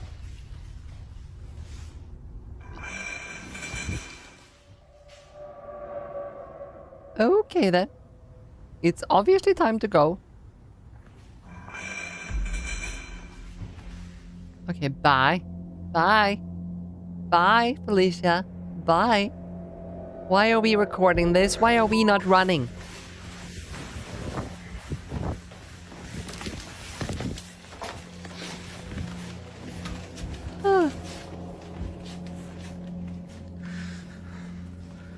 Is that an earthquake? I don't know. Oh my god, someone walked after him. Fuck that. As he walks deeper into the room where the bodies are Lag cremated, probably, the yeah. audio on his phone starts Gilbert to lag. glitch. Then he freezes as he hears a sharp clinking sound from somewhere nearby. He turns the camera and that's when he notices one of the urns. Oh my An urn that god, actually it was has the someone's ashes urn. inside, and the lid is moving. It slowly tips Oh, upward fuck like no. something inside is trying to get out. And with that, fucking he decides he's clackers. seen about enough. He starts heading for the exit when he notices movement again, this time in the doorway. The curtains are Yeah, swaying, even though those the air darn in the room clankers. is still. And then, clear as day, Oh my fucking something god. pushes them open from the other side. And Oh my that's it. god, I The would guard just makes a I would run be for out. it. I would be out. So, is something Nuh-uh. lingering inside the Mm-mm. cemetery's crematorium? Are the spirits of the departed not really departing? Let me know. The Transparent Trespasser. A Florida live streamer named Michael mostly posts gaming content on his social media.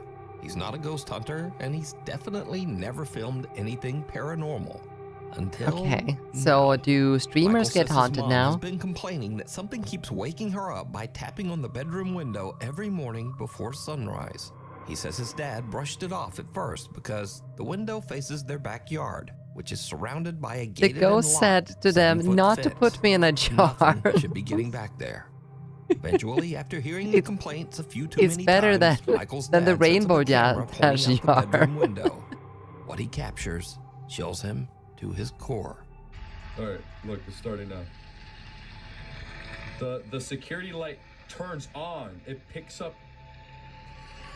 Oh Oh my god. And then it walks back. It's at the corner of the house. You see him Okay walking? then. It's like a obviously time short to guy. move. And then you see the trees move. Skinwalk. Oh my god.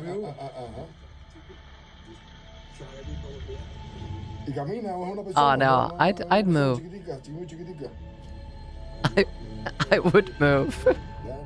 At 4:27 a.m., long before sunrise, a small translucent figure strolls through the backyard along the tree line.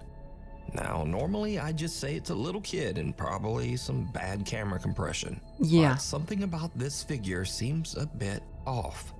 It doesn't really move like a child, but more like a So very small tall. adult. Maybe 3 to 4 feet tall. And also, why would a child climb a 7-foot fence at 4:27 a.m. just to wander around someone's backyard? That's a valid question. So And what then did why Michael's dad would the capture here? A spirit, a duende, a gnome, or just one? or very is it like a strange double camera exposure? No, this is As a digital always, camera, isn't you it? decide. Like through the doing this jungle. correctly, Over on wouldn't the it be YouTube channel, possible Josh to the have Intern like creator Josh double McCartney films exposure? his outdoor travel and adventure as he explores the world. In one video, Josh heads deep into the jungles of Sri Lanka in search of one of the country's oldest prehistoric sites, the Belalina Cave. Oh, also I've seen known as this the, one. quote, Cannibal This Cave. one's As Josh treks further into the jungle, two men suddenly step out from somewhere in the brush, and they begin following him. They match his pace, and they stop when he stops. Eventually, they catch up, and one of the men tells Josh that he should follow them because they, quote, want to show him something. Josh immediately gets uneasy and decides to start filming. I've been joined by some friends. They're showing me around. Very cool. I thought it was a bit strange that as soon as I began filming, Oh they my moved god, out of the and they shot. just But I left. tried to ignore them and stayed focused on filming the cave I'd worked so hard to reach. Yet every time I lowered the camera, they would tell me to follow them as they wanted to show me something. At this point, I did feel quite uncomfortable, but I decided to give them the benefit of the doubt. I think these guys want to show me something. All right. We going this way? But when I finally saw what they wanted to show me, everything changed. Yeah, that's It was an abandoned house, and they wanted me to go in first. Okay, I'll follow you. I'll follow you. After you. Oh, and and at it's this fine. point, out of the corner of my eye, I noticed one of the men was moving behind me. And at that moment, my gut instinct kicked in loud and clear. Get out now. I'm just gonna get one more shot, okay?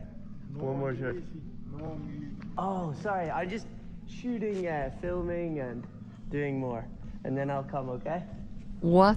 I stayed the calm, acted like I fudge wasn't would that suspicious, be? and slowly walked back towards the entrance. But it seemed like they didn't want me to leave. He is very I'll come soon. I very just wanna good shoot at this. But you go, at I'll acting. stay, and then I come later.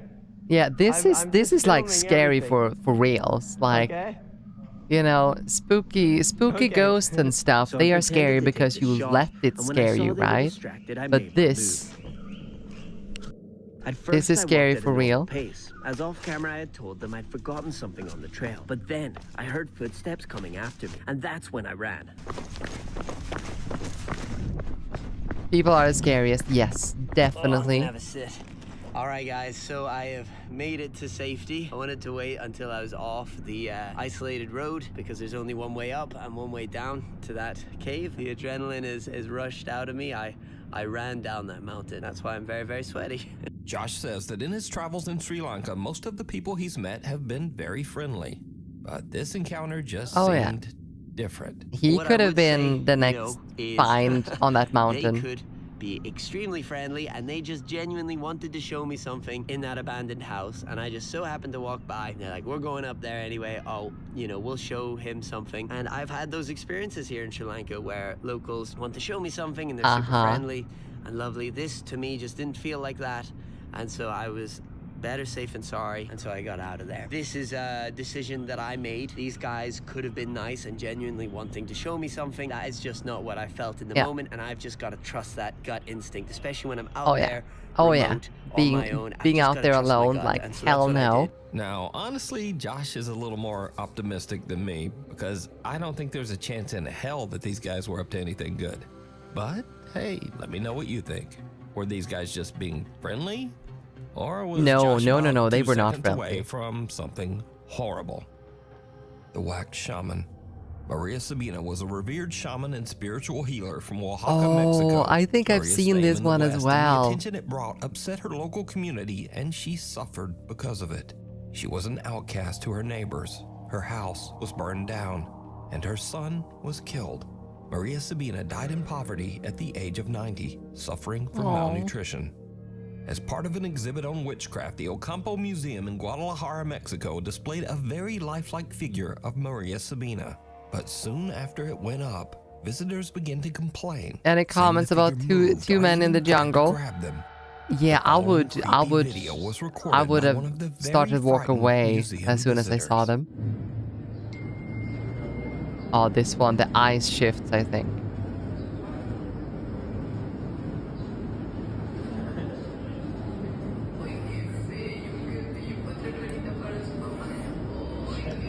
Come on then. Oh my fucking god. Nope. Oh, and any comments? Oh, wait, let's see. The man trusting his guts is still alive because of that, yeah. The girl's getting dragged under the bed. Oh, okay, well, we are getting... But yeah, one comment so far. The wax figure of Maria Sabina appears to quickly turn its head and look directly at the man.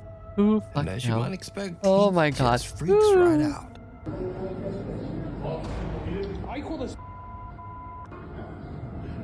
Oh god. Yeah, the man showed his video to museum manager Ricardo Barbosa, who posted it on.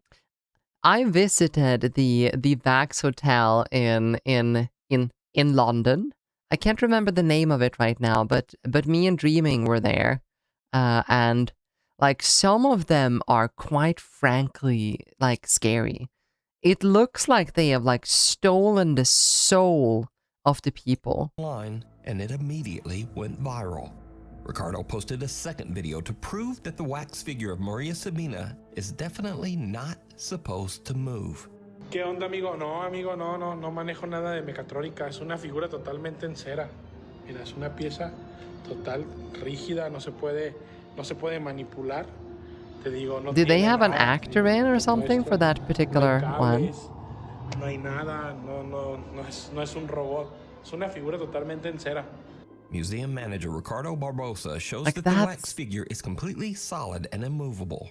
It contains no gears, no wires, and no motorized But yeah, parts. wax figures it's are just a wax figure that should not move at Madame all. Tussauds. So what do you think happened here? Curious. Let me know down in the comments. Curiosities or something like that, right? Haley and her friends are staying in an Airbnb with their moms when they discover something very strange. A secret door hidden under a rug at the bottom of the stairs. And I wanted to like open it to see London. what was down there. So then I got my phone because I wanted to get a video of me going down there to like see what was down there. Yeah, something like that. Haley starts to record yeah, as they that open one. the hidden door, Madame revealing Tussauds. a dark cellar It is beneath the spooky. house. We found a secret door underneath. Oh.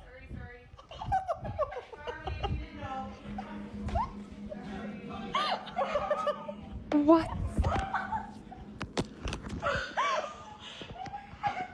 So it turns out someone is living down there. A woman's voice suddenly yells up at them from somewhere in the darkness. Oh my god, what? Who got trapped down there?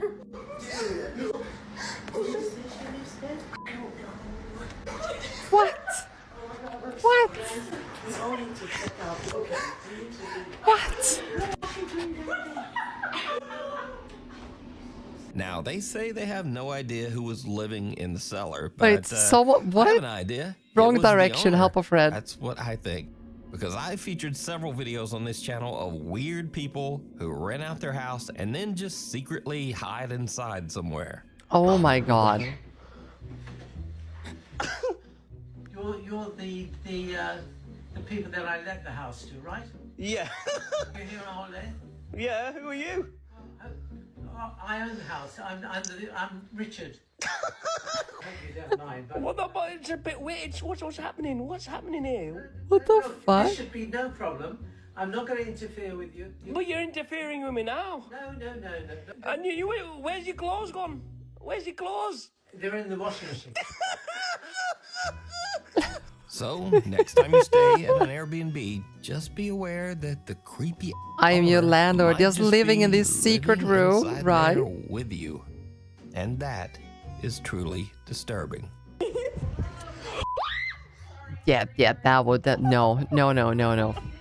Like, if you see something that you heck think would that. be perfect for No. the top 5, email me at nukestop5@gmail.com. Oh my god, no. You can also tag me on TikTok at nukestop5official, and be sure to tag me only at nukestop5official because there Oh are my a god, lot no. of Like, fake straight up, accounts on nope. there. Living doll. TikTok user Chicky Chica says that her granddad collects old I would like to have a antique secret dolls room and that would be mannequins. awesome. Something that really creeps her out. Dreaming. You could quite literally, right next to your bedroom, you have that big closet.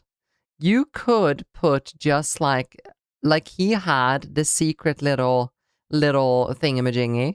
You could literally put a bookshelf there and then have that as a secret room. No one's gonna be able to tell. When she goes to visit her grandparents.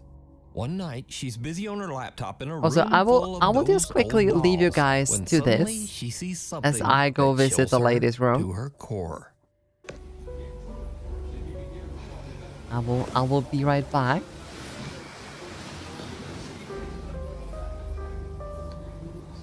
This thing just moved.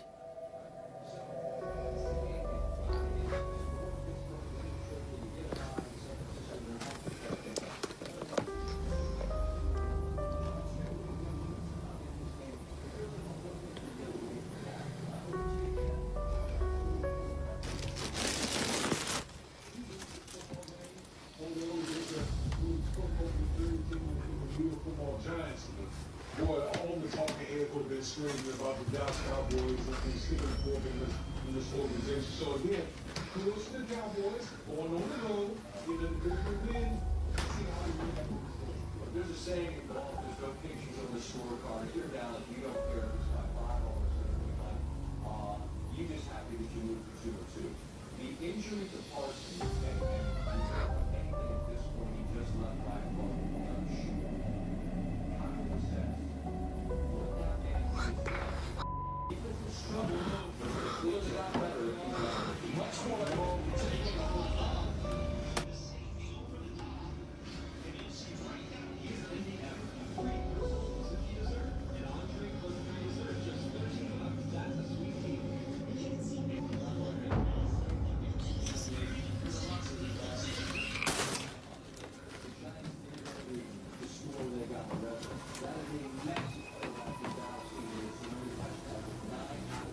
He's back. Oh my god, that is just one spoopy doll.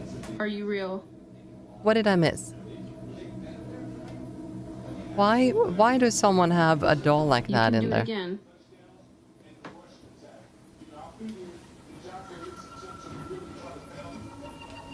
I won't watch. You aiming for eeping? Why?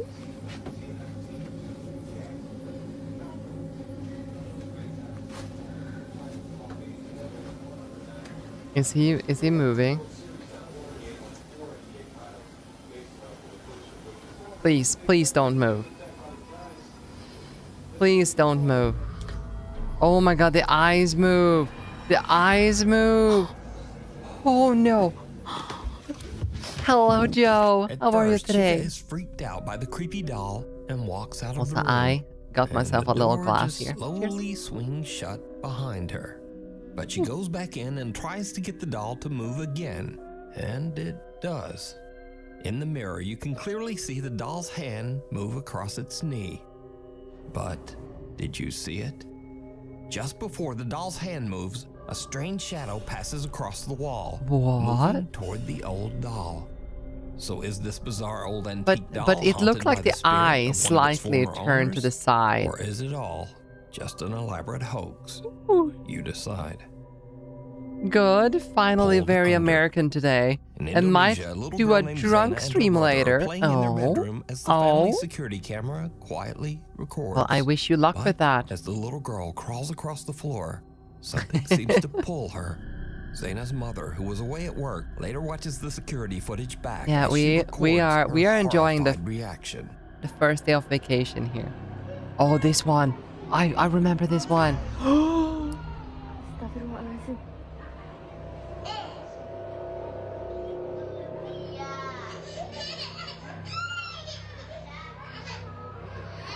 No.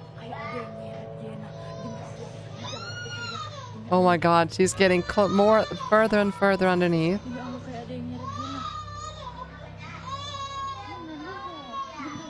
To be honest, might throw ranked games. Ranked games drunk? That sounds like a bad idea. Pull her out. Pull her out.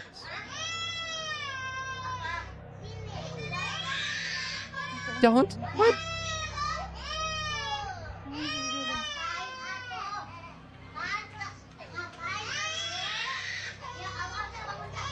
Oh my god.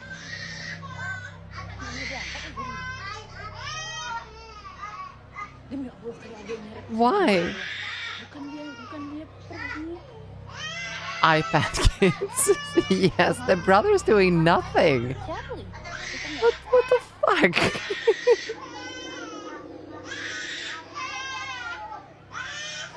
Oh my god. She was being held towards the bed.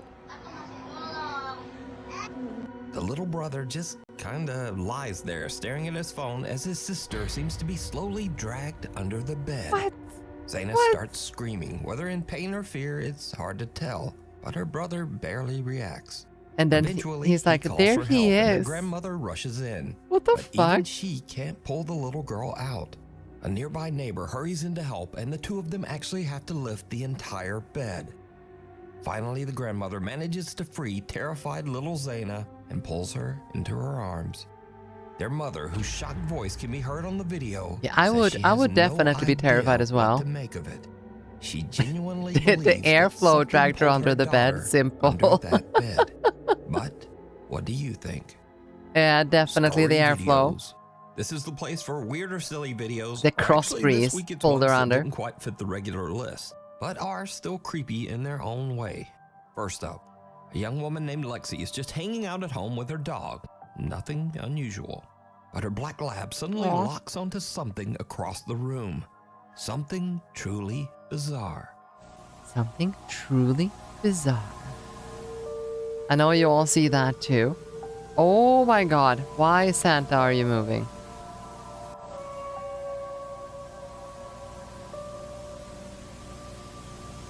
So this video was sent to me a couple of hundred times in email and on TikTok, and some of the people in the video comments are just A straight girl, up are you freaking right seeing out. this shit? But it turns out Or am I that this is tripping? You're just a definitely Christmas tripping. decoration doing what it do, because it's actually designed to move like that. Freaking the out of the family dog is just a bonus.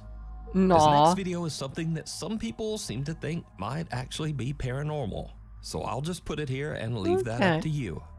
Kath Noel hears eerie laughter coming from her baby monitor.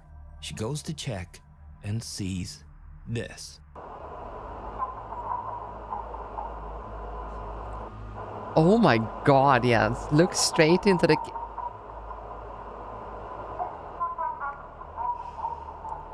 Yeah, okay. I think it's time to change babies. This one's obviously... is obviously haunted. The little girl just seems to wake up laughing maniacally and staring at the nanny cam. Now, there's no denying that this clip is creepy as hell, but I'm just gonna write this one off to babies do weird shit. Thank you. Yeah. In the video comments, people mentioned that Kath wondered if they should call a priest. This person says, yeah, I'm a priest, don't call me. Another popular video comment is, move immediately, leave the child. And then someone just simply posted this lovely picture of someone throwing a baby. Whoop. Be gone. Anyway, Be that's gone. all that's all for this week. Thanks so much for watching, and hopefully I'll see you back again next week. 20 scariest videos of 2025. Ooh. A woman named Jessica says that she has recently purchased a fun playhouse for her daughter that looks very similar to their own house, complete with its own motion sensing Oh my doorbell god, camera. I've seen this. For a house tour of Emma's house, and I'm gonna show them the door, okay? She really wanted it to have a doorbell camera like our front door. But since then, things around their house have gotten a little spooky. Jessica's daughter says that she sometimes sees a quote-unquote scary guy. Scary guy. It happens. The guy is at the door. It's just very convenient over the fact that they have a ring bell camera inside of that room so they can accidentally record this definitely not invented ghost. Or you want mommy to open it? I want mommy to open it. Okay. He's in there. The guy? Yeah. He's scary. He's scary. I'm scared. It's okay. Mm-hmm. Yeah. Completely by Jessica's daughter queer claims that the scary guy is in her room, but Jess doesn't see anyone or First anything. fraction, grab a She just phone and dismisses record the it. whole Yes, incident as logical. likely being her daughter's Yes, overactive first reaction. imagination. But then, Or a few nights maybe, later, something just happens that maybe, absolutely freaks you're Jessica trying to out. become TikTok Jess is famous. sitting in her living room when she suddenly receives a motion If you're alert. trying to be Not Instagram from her famous or own TikTok doorbell friend, camera, you but from the one you on her have to daughter's have little these cameras set playroom up. house. When Jessica checks the notification, what she sees is like something right out of a horror movie. Who would do that? No way, right? Yeah, this just happens to happen in the most like scary, peak horror movie children's room ever with a rainbow on the walls. There is no way that all of this was planned. Not at all. Look at that totally floaty guy. That is definitely not put up on some kind of thing here.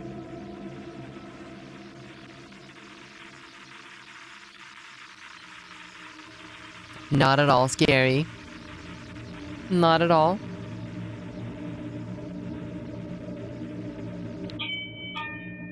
Hello, Maria.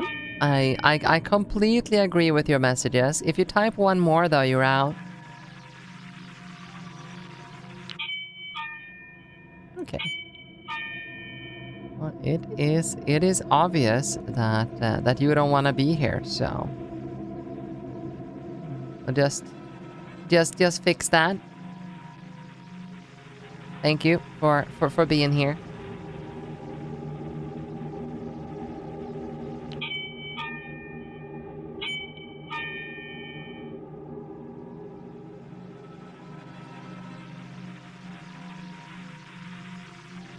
Yeah. Isn't it time here for like the hair to move, I think? Somebody get that door, right? Oh.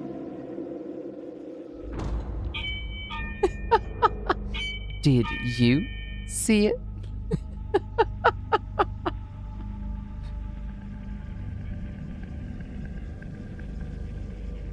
Where's the guy? I don't know. I don't see anything. And the mom is gonna come walking here very, very shortly. Yeah. Did you see it? Oh, there's the mom.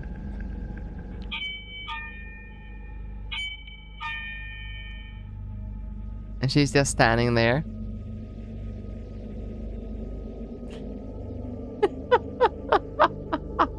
I was not there. Me neither, Totem.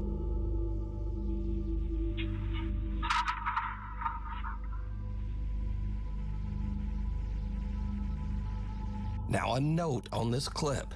This is not a motion camera that pans around the room on its own motor. This camera is actually attached to the playhouse door. So this back and forth motion means that the playhouse door is actually opening and closing. But yeah, no, that But it gets even this weirder. this because particular the camera one. repeatedly catches a little playtime mannequin head in the corner of the playhouse, and its hair seems to be lifted up by some unseen force, and then just suddenly drops back down. Yeah. No, After this one has to be like this one's just She says that invented. she Like took there down is the little playhouse, but her too daughter many still sometimes coincidences. says that she sees the quote-unquote scary guy back in their house. Yeah, On the March little 6, scary 2015, guy. Jennifer Grosbeck was driving home with her 18-month-old daughter Lily secured in her car seat in the back. While driving along a lonely road And her in reaction Utah, is not Jennifer original. lost control No, of the her just standing SUV there and like crashed off the side yeah, of a bridge, nah. flipping her car upside down into the freezing Spooky. water Oh, of the Spanish absolutely. Fork River. Most Nah. of the car was submerged in the icy water, and tragically, Jennifer Grosbeck passed away almost instantly. However, luckily the car was positioned in a way that Jennifer's 18-month-old baby Lily was not plunged into the freezing water. Aww. The baby was held in place in her car seat in the back. Many hours later, the car is spotted in the river, and emergency first responders Your crips arrive are on the so scene. good. What?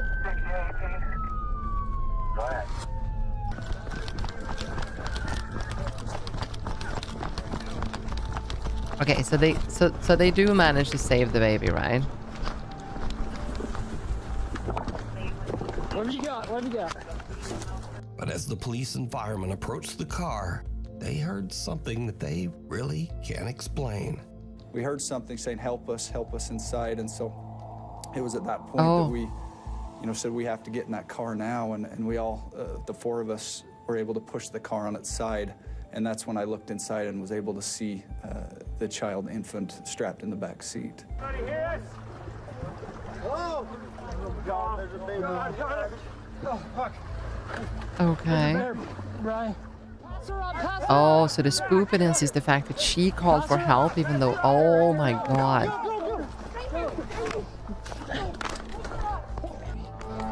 Okay. She's definitely hypothermic. She's freezing. That's horrible. Here, go. Let's go. So you actually heard a voice calling out, help me. So sad. I mean, do you know who that was? We assumed, or I assumed, that it was someone in the car saying, help me. That's why we responded saying, we're trying, we're gonna get inside and help you. We're doing the best we can. We're helping. We're coming.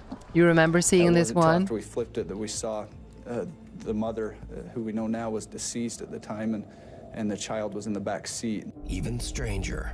Although all four of the early responders say that they heard the strange, unexplained voice of a woman pleading for help, You the can officers' comment. body cameras did Okay. not pick up any voice at all. Here, get over here, Beddoes. We're helping. We're coming. To me, it was plain as day. Oh, wait, so they heard it. 'Cause I remember hearing a voice. It didn't sound like a child. Just saying, help me. Jennifer Grosbeck's Okay. family believes that Mass it was the voice of hysteria or Jennifer's something. spirit calling out Totem, from are the you great beyond drunk? to try to urge the emergency workers to hurry to save her baby daughter Lily. There's a chance he might be. A very compassionate and caring person.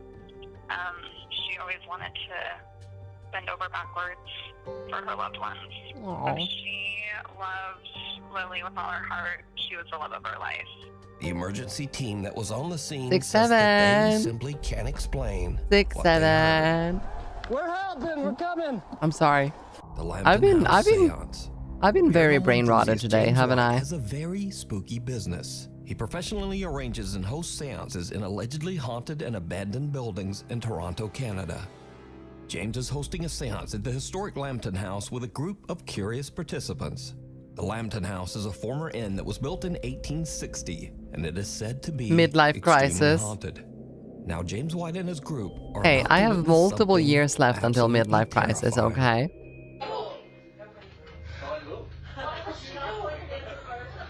And with multiple years, I mean 3. Okay. So Norman, someone in this room is trying to harm you? Is it a person? If so, give me a sign. What are we watching? Are they in this room? What was over there? Is it a male? Oh my.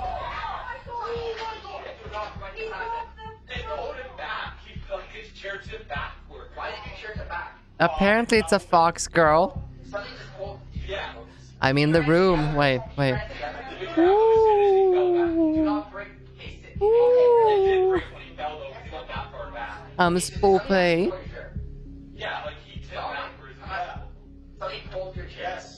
The arrow was pointing at you. Maybe I'm what they saw this entire time. Wait, let me be all cool about it. Like, the door behind almost me there this entire time. open, and it was had my me. partner sitting beside me, and I did it. The door was open behind us, and we thought we heard something back there. But You nothing was are there, the so we spook. turned, I am the spook. and I looked and I saw nothing, so I turned. Shall my head always be the back spook towards the forever group, like and a ever. circle, and we're all holding hands. And then all of a sudden, I just felt like this force just come and pull me back, and it was like aggressive. Like that is aggressive. It wasn't like aggressive. calm. It was aggressive. Like it was trying to kill me or something. I don't even know. My feet were like flat on the ground. I wasn't moving. I was holding hands with the people beside me, and it just pulled. Yeah, he was like forward reaching, so his reaction was probably genuine. As I'm sitting in the but chair and like taking my shoulders and like pulling. but I assume that it was rigged though. Participants and eyewitnesses Like the from chair is seance probably took to rigged. Instagram to share their stories about the incident. One seance witness had this to say about the strange event. I sat across from him when this happened, and it was fantastic to see. Another witness says, I was there.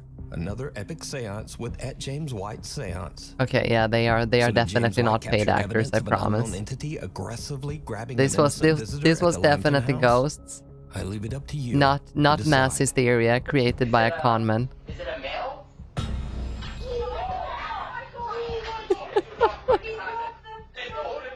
A woman named Ray says that her family has experienced many strange things since they moved into their new home. Ray says Racist that the house's ghost. basement is especially creepy.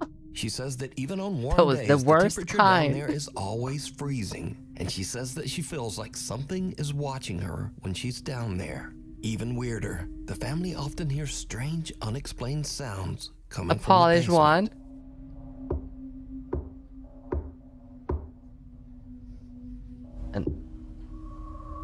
And then a friend in the basement knocks back up. But things in their house get even weirder after Ray buys her son Andrew a creepy large Elmo balloon. You see, Somebody's the balloon seems to watching me. move around the Yeah, house oh my with a god, mind this of its own. one.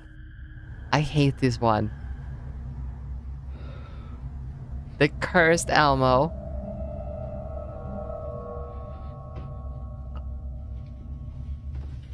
Hey, kids.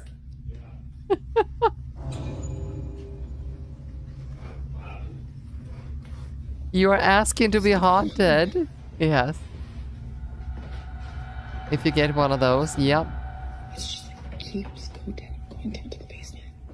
Inexplicably, the balloon often just seems to head directly toward their basement door. Literally stopped at the basement door again. But not Weirdly, only, I Ray think I says that the remember this balloon one. will only enter the basement door if her son follows after it.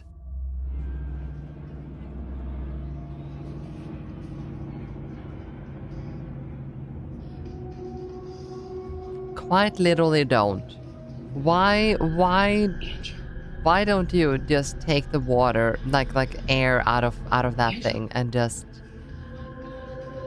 call it a day? So the obvious thought here Bye-bye. is, well, Are you it's going to just bed, a balloon Dora? caught in a draft and doing balloon stuff. But things get even weirder because it seems the creepy Elmo balloon isn't content to only roam the downstairs. One night, the family dogs start going nuts, and Ray goes to investigate. What she finds chills her. No, the to her kid. Oh, core. yeah. We have so many of them anyway. You know, we could just...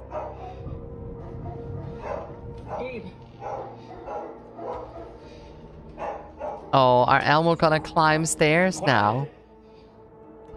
Oh my fucking god. Oh, hell no. It's time to move.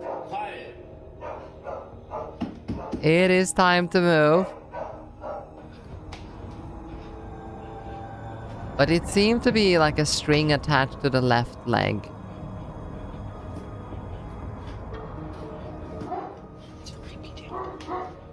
And that fucking staircase is not helping, is it? Like that like way of the like side panels. Ooh. Oh, hell to the nah.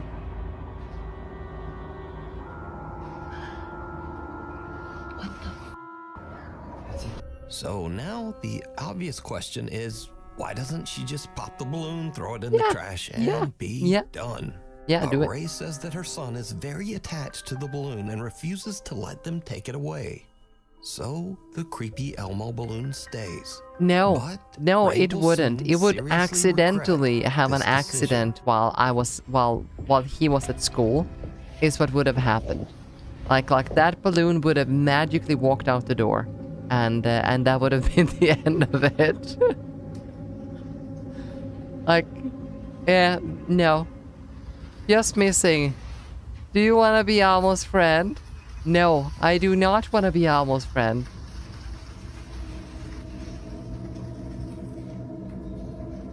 Also, for how long do these balloons like hold air? Like it has to be like a get air added like every day for this to happen. 24 hours, exactly. Like, you'd need to add air to this guy constantly in order to keep him this light.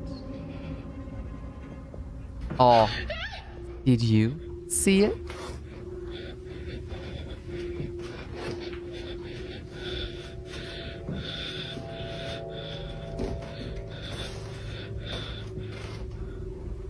Did you see it? See it?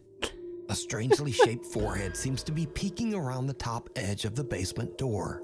When slowed down, we can even see what looks like a bizarre set of dark eyes and the bridge of a nose.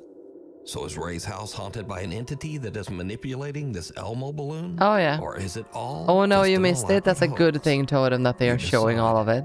If you see something that you think would be perfect for the top 5, email me at nukestop5@gmail.com. You can also Wow. tag me on TikTok. The ghost that @nukestop5 scared my official. mama. And be sure to tag me only at Nukestop5 Official, because there are a lot of fake accounts on there. Late one night in Mexico City, a concerned woman calls the local police. It's saying just that she like hears Roy, strange, unexplained the noises coming pedo. from No, her son's apartment the just above her. the pervert Problem from is, her son is out of Species town, Unknown. and the apartment should be empty. The police quickly arrive on the scene, but they don't find anyone inside. No robber, no trespasser. However, the officers do hear strange noises like banging and the low murmur of voices. They are concerned that someone might be hiding inside the residence. We So, are the officers friendly radio ghost headquarters and ask that a neighbors. nearby public CCTV camera be focused on the windows of the upstairs apartment. What the camera captures is downright chilling. It's downright chilling.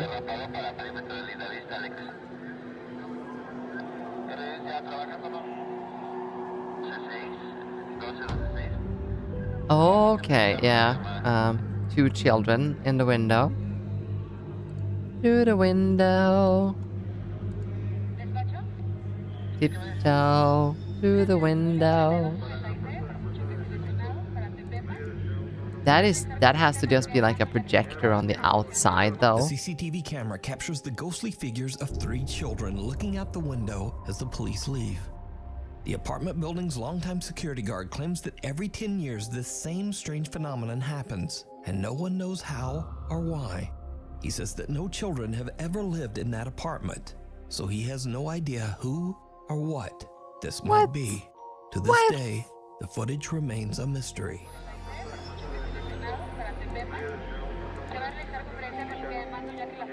Gimme Shelter.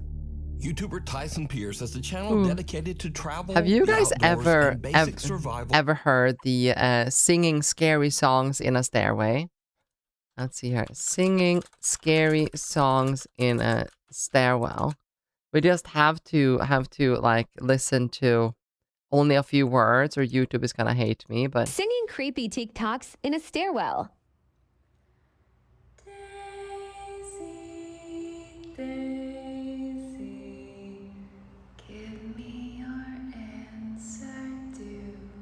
she's so good at singing as well that it's like insane. Here, Sounds in a stairwell. I brought my ukulele.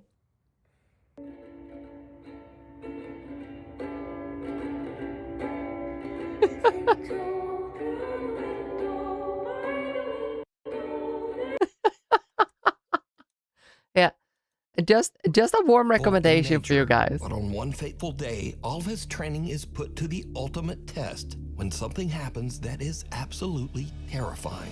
Tyson is out in the middle of nowhere in Hawkesbury, Ontario, Canada, building what he calls a Viking turf house survival hut. Tagging along with him to help are his younger brother and his friend. The guys are about halfway through building the Viking hut when suddenly an urgent weather warning comes through on Tyson's phone. Environment Canada has issued a severe thunderstorm warning. Mobile coverage area, take cover immediately. If 1, 2, Freddy's coming for you. Yeah. With no time to get out of there. 1, 2, now, before I show this Freddy's coming rules, let me for note that absolutely you. no one was hurt 3, in this video. 4, you better lock your door. Holy What the hell? Oh my god. Holy I'm going. Oh, je pense qu'il y a une tornade. Non, oui, bah, On peut pas se sauver ici, d'être là. Check. ouais, c'est sur Check. Qu'est-ce qu'on fait? Elle s'en vient, reste en dedans. Non, non, non. En dedans, en dedans. Non, on peut pas, il est trop tard. En dedans. Reste en dessous. Tornado. Oh my fucking god. Stay low. Stay low. Stay low. Stay. Stay. Oh yeah. 5, 6, grab a crucifix. No, stay. Stay. 7, 8, better stay awake. Stay. Stay, il est 6 mois bas. Il est 6 mois bas. Il est 6 mois bas. Stay low.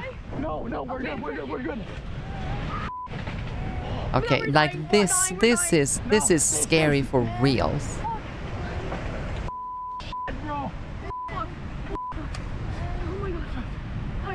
6, 7, 8, 9, and 11. Stay, Miguel. Rav, you do know why 6 is afraid of 7, right? 3 strips on his. There it's a save. What? Please, God, please. God, s'il vous plaît. Oh my god, no. 7, 8, 9. That is true. That is completely true. Holy Stay. Please, God, please. This is really scary. Yeah. At this point, I would not be a tough one. I can tell you guys that.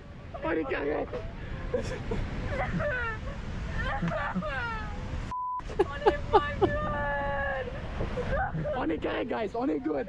Oh, God. Yeah, this is scary for like reals. Now again, let me repeat that in accordance with YouTube rules, none of these guys were hurt.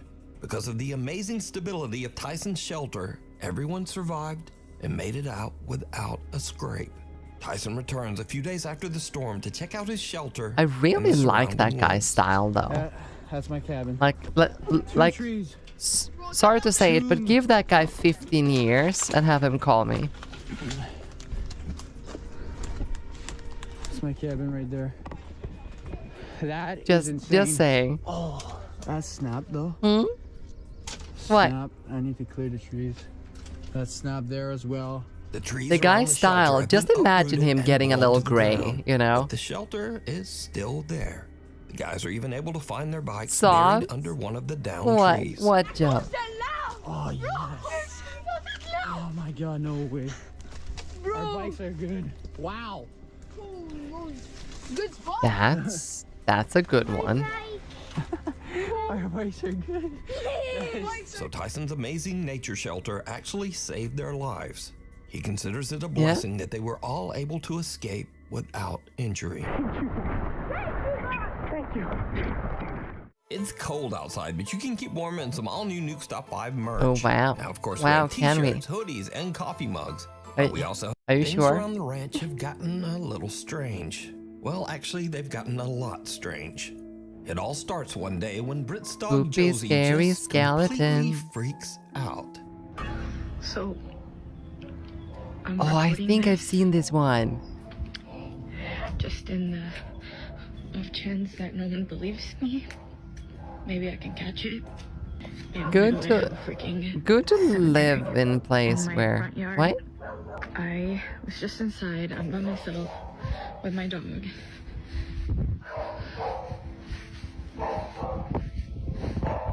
Loud barking. What are we barking for? Upstairs. You can really hear her barking from here. Josie. Okay.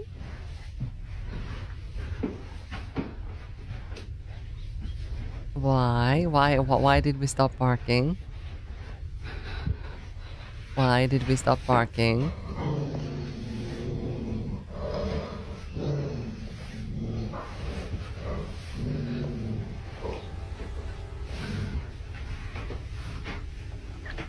Man, she's just been staring at the Okay, back, and then she started let's just barking, move. And she growled. And when she growled, I kind of like booked it. But I don't really know, like. It's fine. It's just a She's waiting closet. for me to come home, and I'm just like,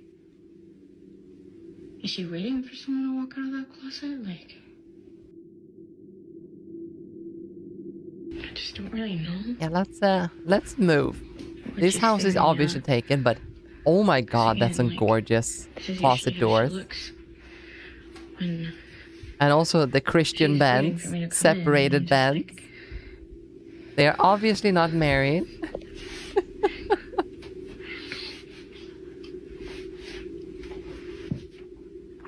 like, what? See, Christian What is it? separated bands. What is it? You so eeping. The dog starts ferociously barking at the upstairs bedroom closet for absolutely no reason. But little Josie's strange behavior doesn't stop there. As Britt mentioned, she has a private cemetery in front of her house where some of Why? her family members and also several of their deceased pets are all buried together. Why would Recently, you do the dog that? Josie has just started staring at the small graveyard. Josie. Do you really want like Josie, what's going also on?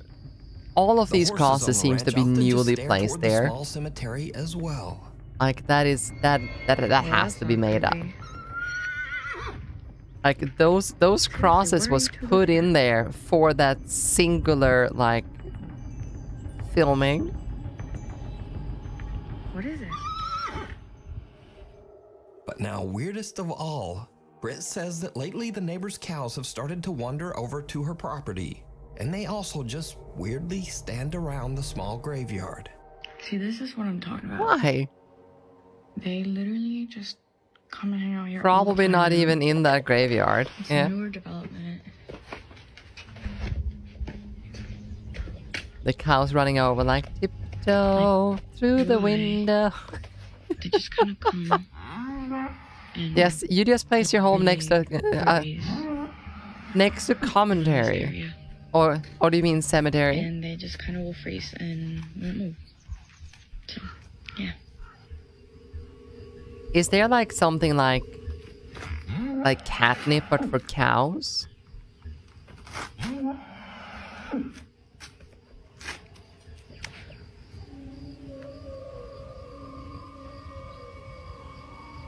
Like that little cemetery there, like What's up? You can see that those crosses were Brit is just placed confused there. and a little creeped out by all of the animals' strange behavior. But things are about to take an even more terrifying turn. One night, Brit orders some food from Uber why? Eats. The driver is a bit disturbed by the gathered cows at the graveyard, but he completes his delivery. And then things just get weird.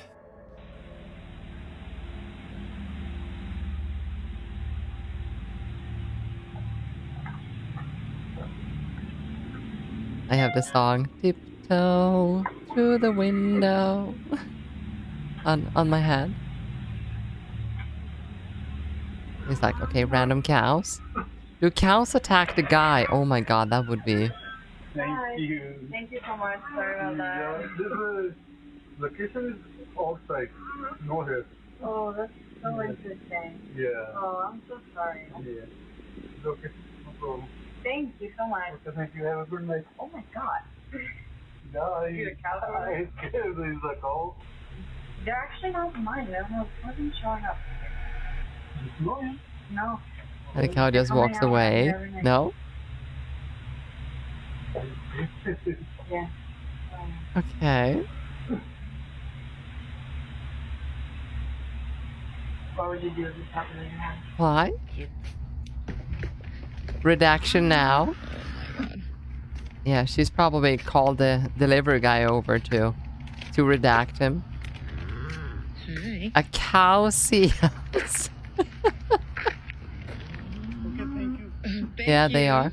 They are very smart. See, this is what I'm talking about. They go like murr. And they murr in the murr. Even at night, they even come and hang out here, and they just like Hamburger. they just Murr. and like. Alarm in the house? Are you for real right now? Oh, the outdoor closet. The upstairs closet. Easy.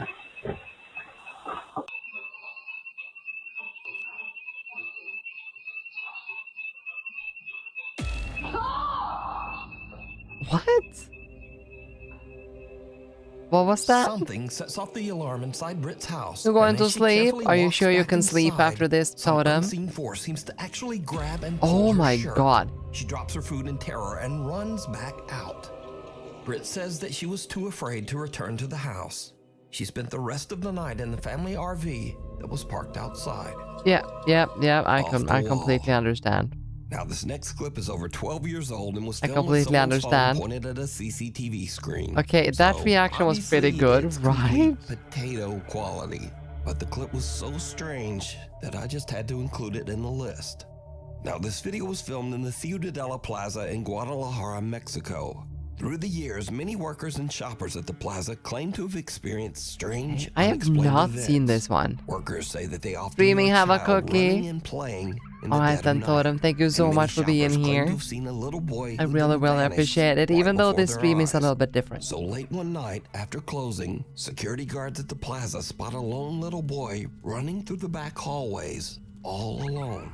Some plaza workers are reviewing the footage, and they are shocked by what they see.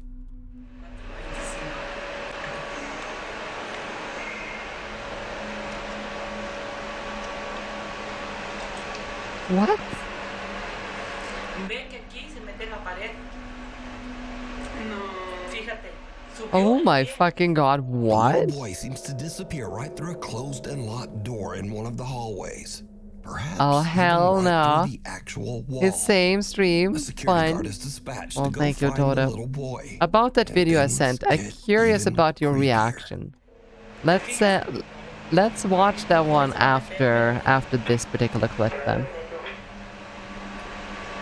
It is getting kind of late and I need to wake up in the morning. Back rooms. The kid entered the back rooms. That might just be it. Who came out?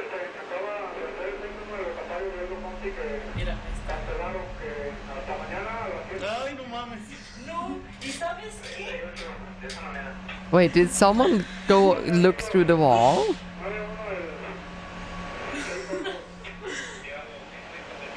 The security guard unlocks the door and goes in, but finds no one inside the locked room. But the plaza workers watch in disbelief as the little boy's head appears again right beside the guard. Oh my fucking god. Right out of the actual wall above the man's head. So could this be the little boy ghost that plaza shoppers claim to see? Let me know. Probably. What you think. In truth. Okay. Let's see here. I'm just gonna see if this is YouTube friendly. I also wanted to show you a song. I sent This you a one? message about it on the weekly slap, but there's a very low chance that you'll actually see it. So I decided to send Is it this here. the It's one of my favorite there songs. is no and whenever I listen cock to like it, it horse reminds me of cock? you and I's favorite Boeing engineer. Okay. Oh yes, it is that song. It is that song.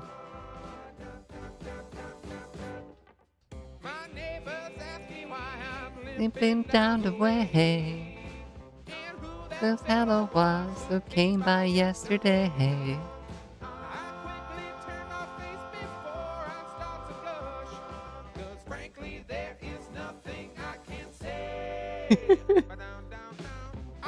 Always have a thing, but don't think the extremes. Have a thing, but find the magazines.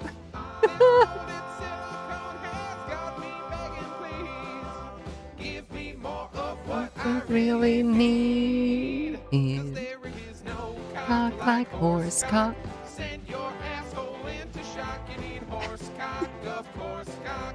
Grab the loop and slam the day away. The worst thing with this song is the fact that it stays with you.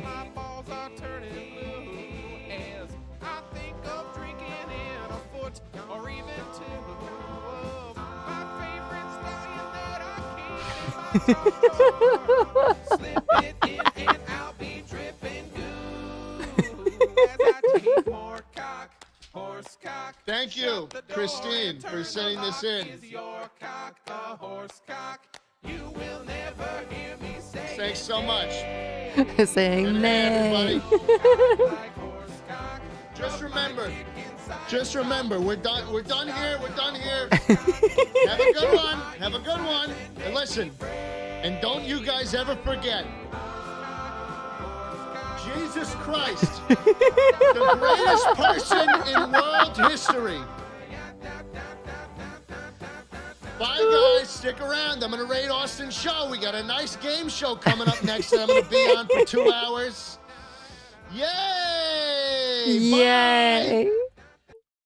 It is quite literally one of the better songs on YouTube. Not long after, as she is recording herself practicing a new dance routine, something happens that is truly terrifying.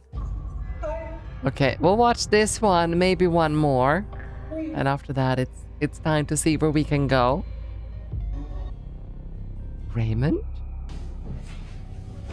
Oh, I remember this one. No, I don't remember. Please get out of my apartment. Please go out of my apartment. Did you see it?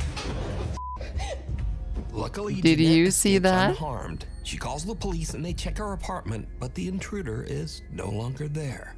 Jeanette says that the man was never caught.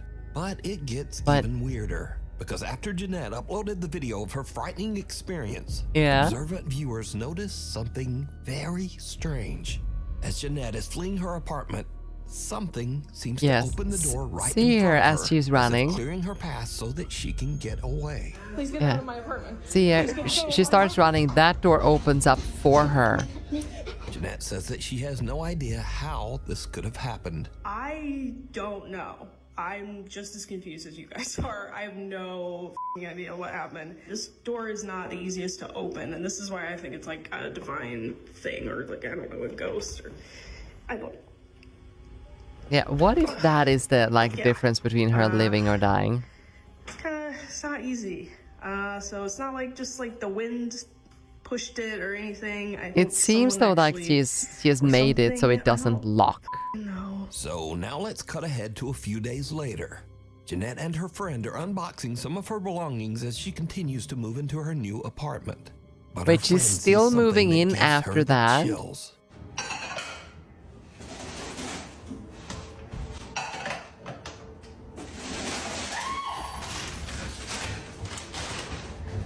What? I saw me in your bedroom. What do you In mean? my bedroom? Okay, now it's time to not move in. We're moving out. He was right there between the green table and the bed, against the wall like this. No. Jeanette's friend says that she saw a man just standing in the bedroom.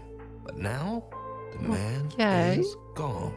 A few days later, and again Jeanette hears some strange noises She's from still somewhere there? in her apartment. Like, What I would be happens out the next is door pure when the nightmare fuel. first man was in there.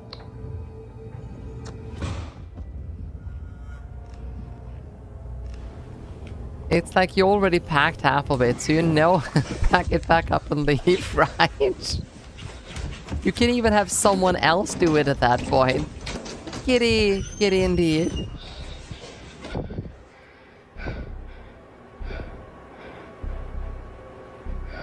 Why are we standing in the door? Run already. You're obviously not supposed to be here. Oh, the dog.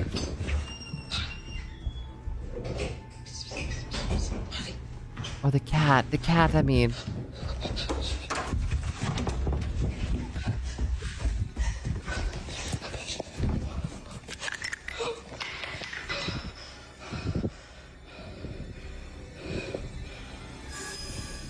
Why?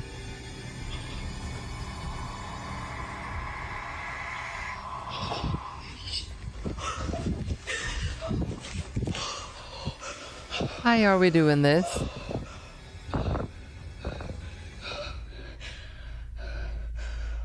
Jeanette considers running out the front door, but instead she rushes into her nearby bedroom and grabs her pepper spray. But as she turns around, her blood runs cold as she sees something slowly make a deep imprint on her mattress, almost as if some spirit actually sits down on her bed. As she runs out of the room in fear, she turns. It's time and to the move. imprint I'm on the sorry. bed You're is not gone. moving in. Jeanette says that she is now terrified of the weird things going on in her new apartment. She says that friends have been staying with her until she can decide just what to do. Witchboard. A woman is doing a solo investigation of a haunted house. Oh no, and is a using Ouija board. to contact a spirit named Brenda that she believes inhabits the home. But as she conducts her Ouija board session, she begins to suspect that she might be in contact with something much more sinister. Am I dealing or am I speaking with the devil right now through this Ouija board? It is not Brenda. You've just said it's Brenda. It's not Brenda, is it? Oh my god. Why, you don't believe I'm Brenda? I'm trying to take deep breaths. Devil is busy. Who am I communicating? I'm losing my. Who am I communicating with through this board? It's time to say goodbye. My nose is bleeding right now. Oh my god. The demon it's trying to say. I know I've got no tissue, but my nose is bleeding right now. Yeah, that's you.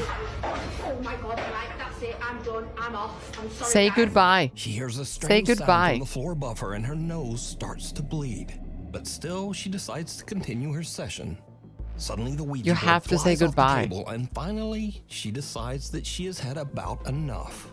And she just gets out of there. Say goodbye. The White Lichen Bothy. If you hike an hour into the remote countryside of Scotland, If you can find the old 18th century White If Lichen you Bothy, got an Ouija a board, mountain you cabin know that's it's free to important to use say for goodbye. travelers. The creepy old cabin has no electricity, She's a no noob. running water, and perhaps most disturbing of It doesn't all, matter. there are no It's the locks first on thing you any learn. of the doors. Over the years, hundreds of travelers have visited the White Lichen Bothy, and many of these visitors claim to have had strange, unexplained experiences while staying there. A few outdoor and travel YouTube channels have visited the White Lichen Bothy as well. and most have experienced at least something a little weird while staying there. I'm really quite scared about staying here, to be honest. I'm sure it'll be fine. I'm sure it really will be fine. Again, let me stress Definitely that all of the fine. following videos Nothing were bad's recorded gonna by happen, I travel promise. and outdoor channels. None of these people are ghost hunters, and in fact, every one of these YouTubers say they don't even believe in ghosts at all. But this, that's a gorgeous hut, isn't it? At the White Lagoon Bothy. Today, I'm going to be staying in a bothy in Scotland for the first ever time. First up, seasoned solo traveler Ruth Asling spent a night in the old Scottish cabin, and she found it a bit unnerving. So, I don't know why I'm feeling a little bit anxious. Maybe because you know the fact there's a ghost there? In a camper van so many times in different countries. I feel like here is just so remote, and to get away, you have to hike over 1 hour, like to get back to the camper van. So 1 maybe hour that's is why. not that far, And also, though. there's no locks. So on my camper van, Like 1 hour is not that far at all. That's also why. I don't know. Oh God. I'm hearing some strange noises. I don't know if it's maybe a mouse. Maybe or it's the house? The chimney. It feels really weird without curtains, because I feel like someone could be standing outside and looking in the window. Don't I say feel really that. scared. I don't know why. I just feel really nervous. Ruth stays the full night at the cabin, but she doesn't exactly get a restful sleep. Last night I was a bit scared.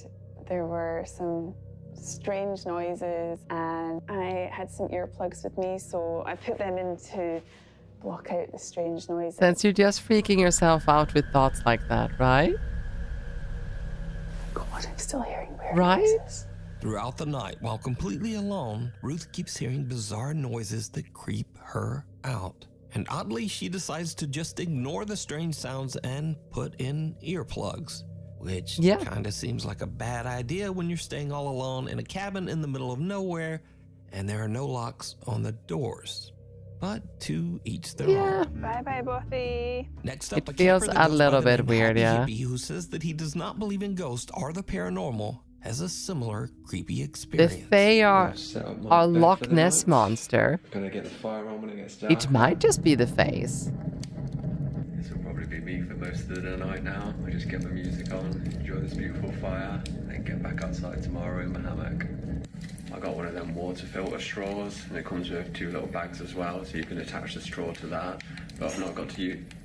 Unexplained sound. This is the guests. There was no one there. I don't know if that's just people oh. something. I don't know if that's something they do. But I don't think it But would yeah, be I need to get that one of those like filter thingies that filters so you can take like spring water and stuff like that. We'll see. It was just knocking on the door. I only have like a soft 4-liter water bag.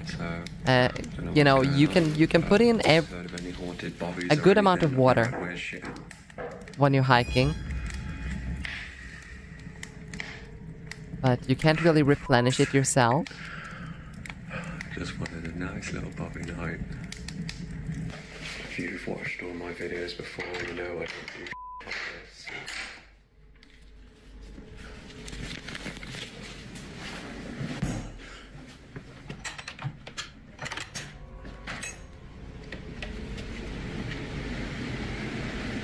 It is just complete pitch darkness. This is gonna be a fun night. Oh, hell no. I'm walking around in the other room, and then I go in there, and it just stops. Mine? No. Maybe I just put my music on really loud and forget about it. Let's hike out and sleep somewhere else. The happy hippie spends the night in the cabin, but the next day, he still can't explain just what happened. Good morning. Had a bit of an experience. Happy hippie while living. I might actually want to check out this guy's channel. Noises, but I'm not really a believer in ghosts myself. It was a bit creepy, but I'm more of an alien guy. But if you are into Let's see, ghosts happy, and all that paranormal hippie, stuff. wild These are not living. videos for you because this is not what I do. This is not what I'm about. I'm just a happy hippie, hiking, living in nature, loving the world. I never have anything like this Oh, happen that's to me, quite so- literally one of So his now latest this next videos. video is by far the creepiest footage ever recorded in the White Lagoon Bothy. No, it's just recommended. It was shot by Ben and Martin from the YouTube channels Adventure Outdoors and What's Not to Hike. So we're in the Bothy. There's nobody else here. The two men traveled to the White Lagoon Bothy together, and they experienced something that is truly terrifying. Found the Bothy book. Probably gonna go like, did you see it? Finds a bat.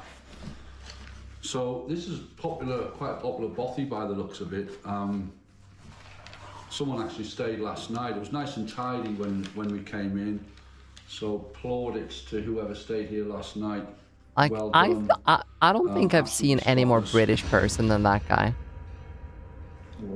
Hold on a minute. Like that guy is like the... If you ask AI to generate an image of a British guy, you'll end up with a selfie picture rendered of that guy.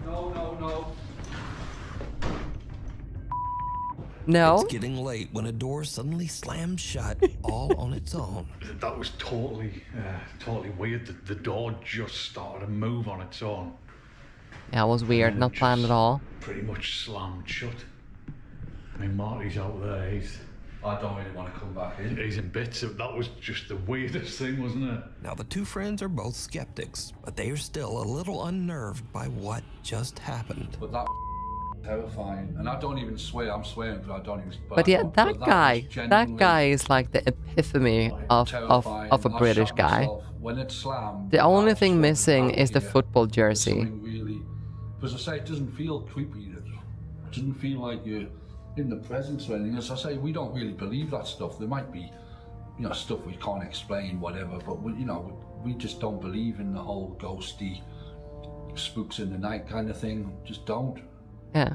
But that was genuinely terrifying. And Yeah, it's a good thing the night's just young and you guys need to stay the entire night. Little do they know that things are about to get even weirder. Well, folks, it's probably about 10 minutes after our ordeal with the spooky door closing over there, and we're trying to like rationalise it. I mean, I don't particularly believe in ghosts, and neither does Martin. So we're kind of thinking that it might have been just like the backdraft of the wind. I mean, there's a storm going on outside, so. Mm-hmm. Yeah, definitely there's the backup of the wind. But it's the only when the wind's blowing that strong outside, and there's no. What are we looking at? It's the only rational explanation, even though. Okay. I'm not even looking at that. No. No. I'm not looking at it. The chair's just floaty and oh no. Yeah, after this we are probably gonna raid out. I don't know where to go. But oh my heck. I'm not. It's black in here as well. I can't see a thing. So there's a chair over there, and it just started to move, which is. No way. Oh my god, no. I'm not even. No. This is bonkers. Let's just go to sleep. Put in put in earbuds and go to bed. Hell no. Oh hell no. No. I'm gonna drink some more wine, I think. Christ. He has the good priorities. That's poltergeist shit, Paul. That's poltergeist stuff. That's not ghosty. That's like evil spirit stuff. Chair sitting in the corner of the room inexplicably starts to slide across the floor on its own. And these two diehard skeptics suddenly begin to wonder if they might be dealing with some sort of paranormal entity. But now a little nervous, they finish out their night stay in the other room and head out the next day. Now I want to point out again that the I White can Lagoon completely Bothy has understand never that been they did investigated that. by any ghost hunting team or ghost hunting YouTube channel. All of the footage shown here today was captured by outdoor explorers and campers that have never posted any video related to the paranormal before these clips. So is the White Lagoon Bothy haunted? And would you dare to spend the night there? I would love Let me to know. try. But do you guys know what? You guys know what? It is time. It is that time of the day where we are sadly gonna have to raid out. It is getting late and I need to wake up in the morning. Oh, thank you so much for the headband. I hope you guys don't mind this kind of stream format, and I'm dodging. Ow. Cheers. Is this a kind of stream format you want to see more of? Or less of? Or just the right amount? Because it was the first time where we go in just like not actually planning anything. So yeah, it was a lot of fun. I had a plan on who to raid, but I changed my mind. We are going to raid into Garden Zebra. So starting that raid right now. It appears he is currently playing Elite Dangerous. A game that I'm slightly feeling like it, because Elite Dangerous is supposed to get a content update here very, very shortly. Yeah, and thank you so much for the hydrate. I don't know if I said so. But yeah, tomorrow we are back to regular scheduled programming, I think. We'll see if we'll play Path of Exile or if we might try something else. I don't really know yet. I need to adult a little bit and do some packing and stuff, so it might be another little low energy stream. But with that said, you guys have been fantastic, and as usual, I am extremely privileged to have you guys here watching and hanging out with me. Like it always feels great to have you guys here. So yeah, movie night has been decided. We're gonna watch Mortal Kombat, as well as, what was the other one? Mortal Kombat and Scary Movie from 2000. Alright then, have a fantastic night everyone, and I see you all tomorrow. Bye bye. Bye. Stare at my feetsies. Stare at my feetsies. Mahahaha.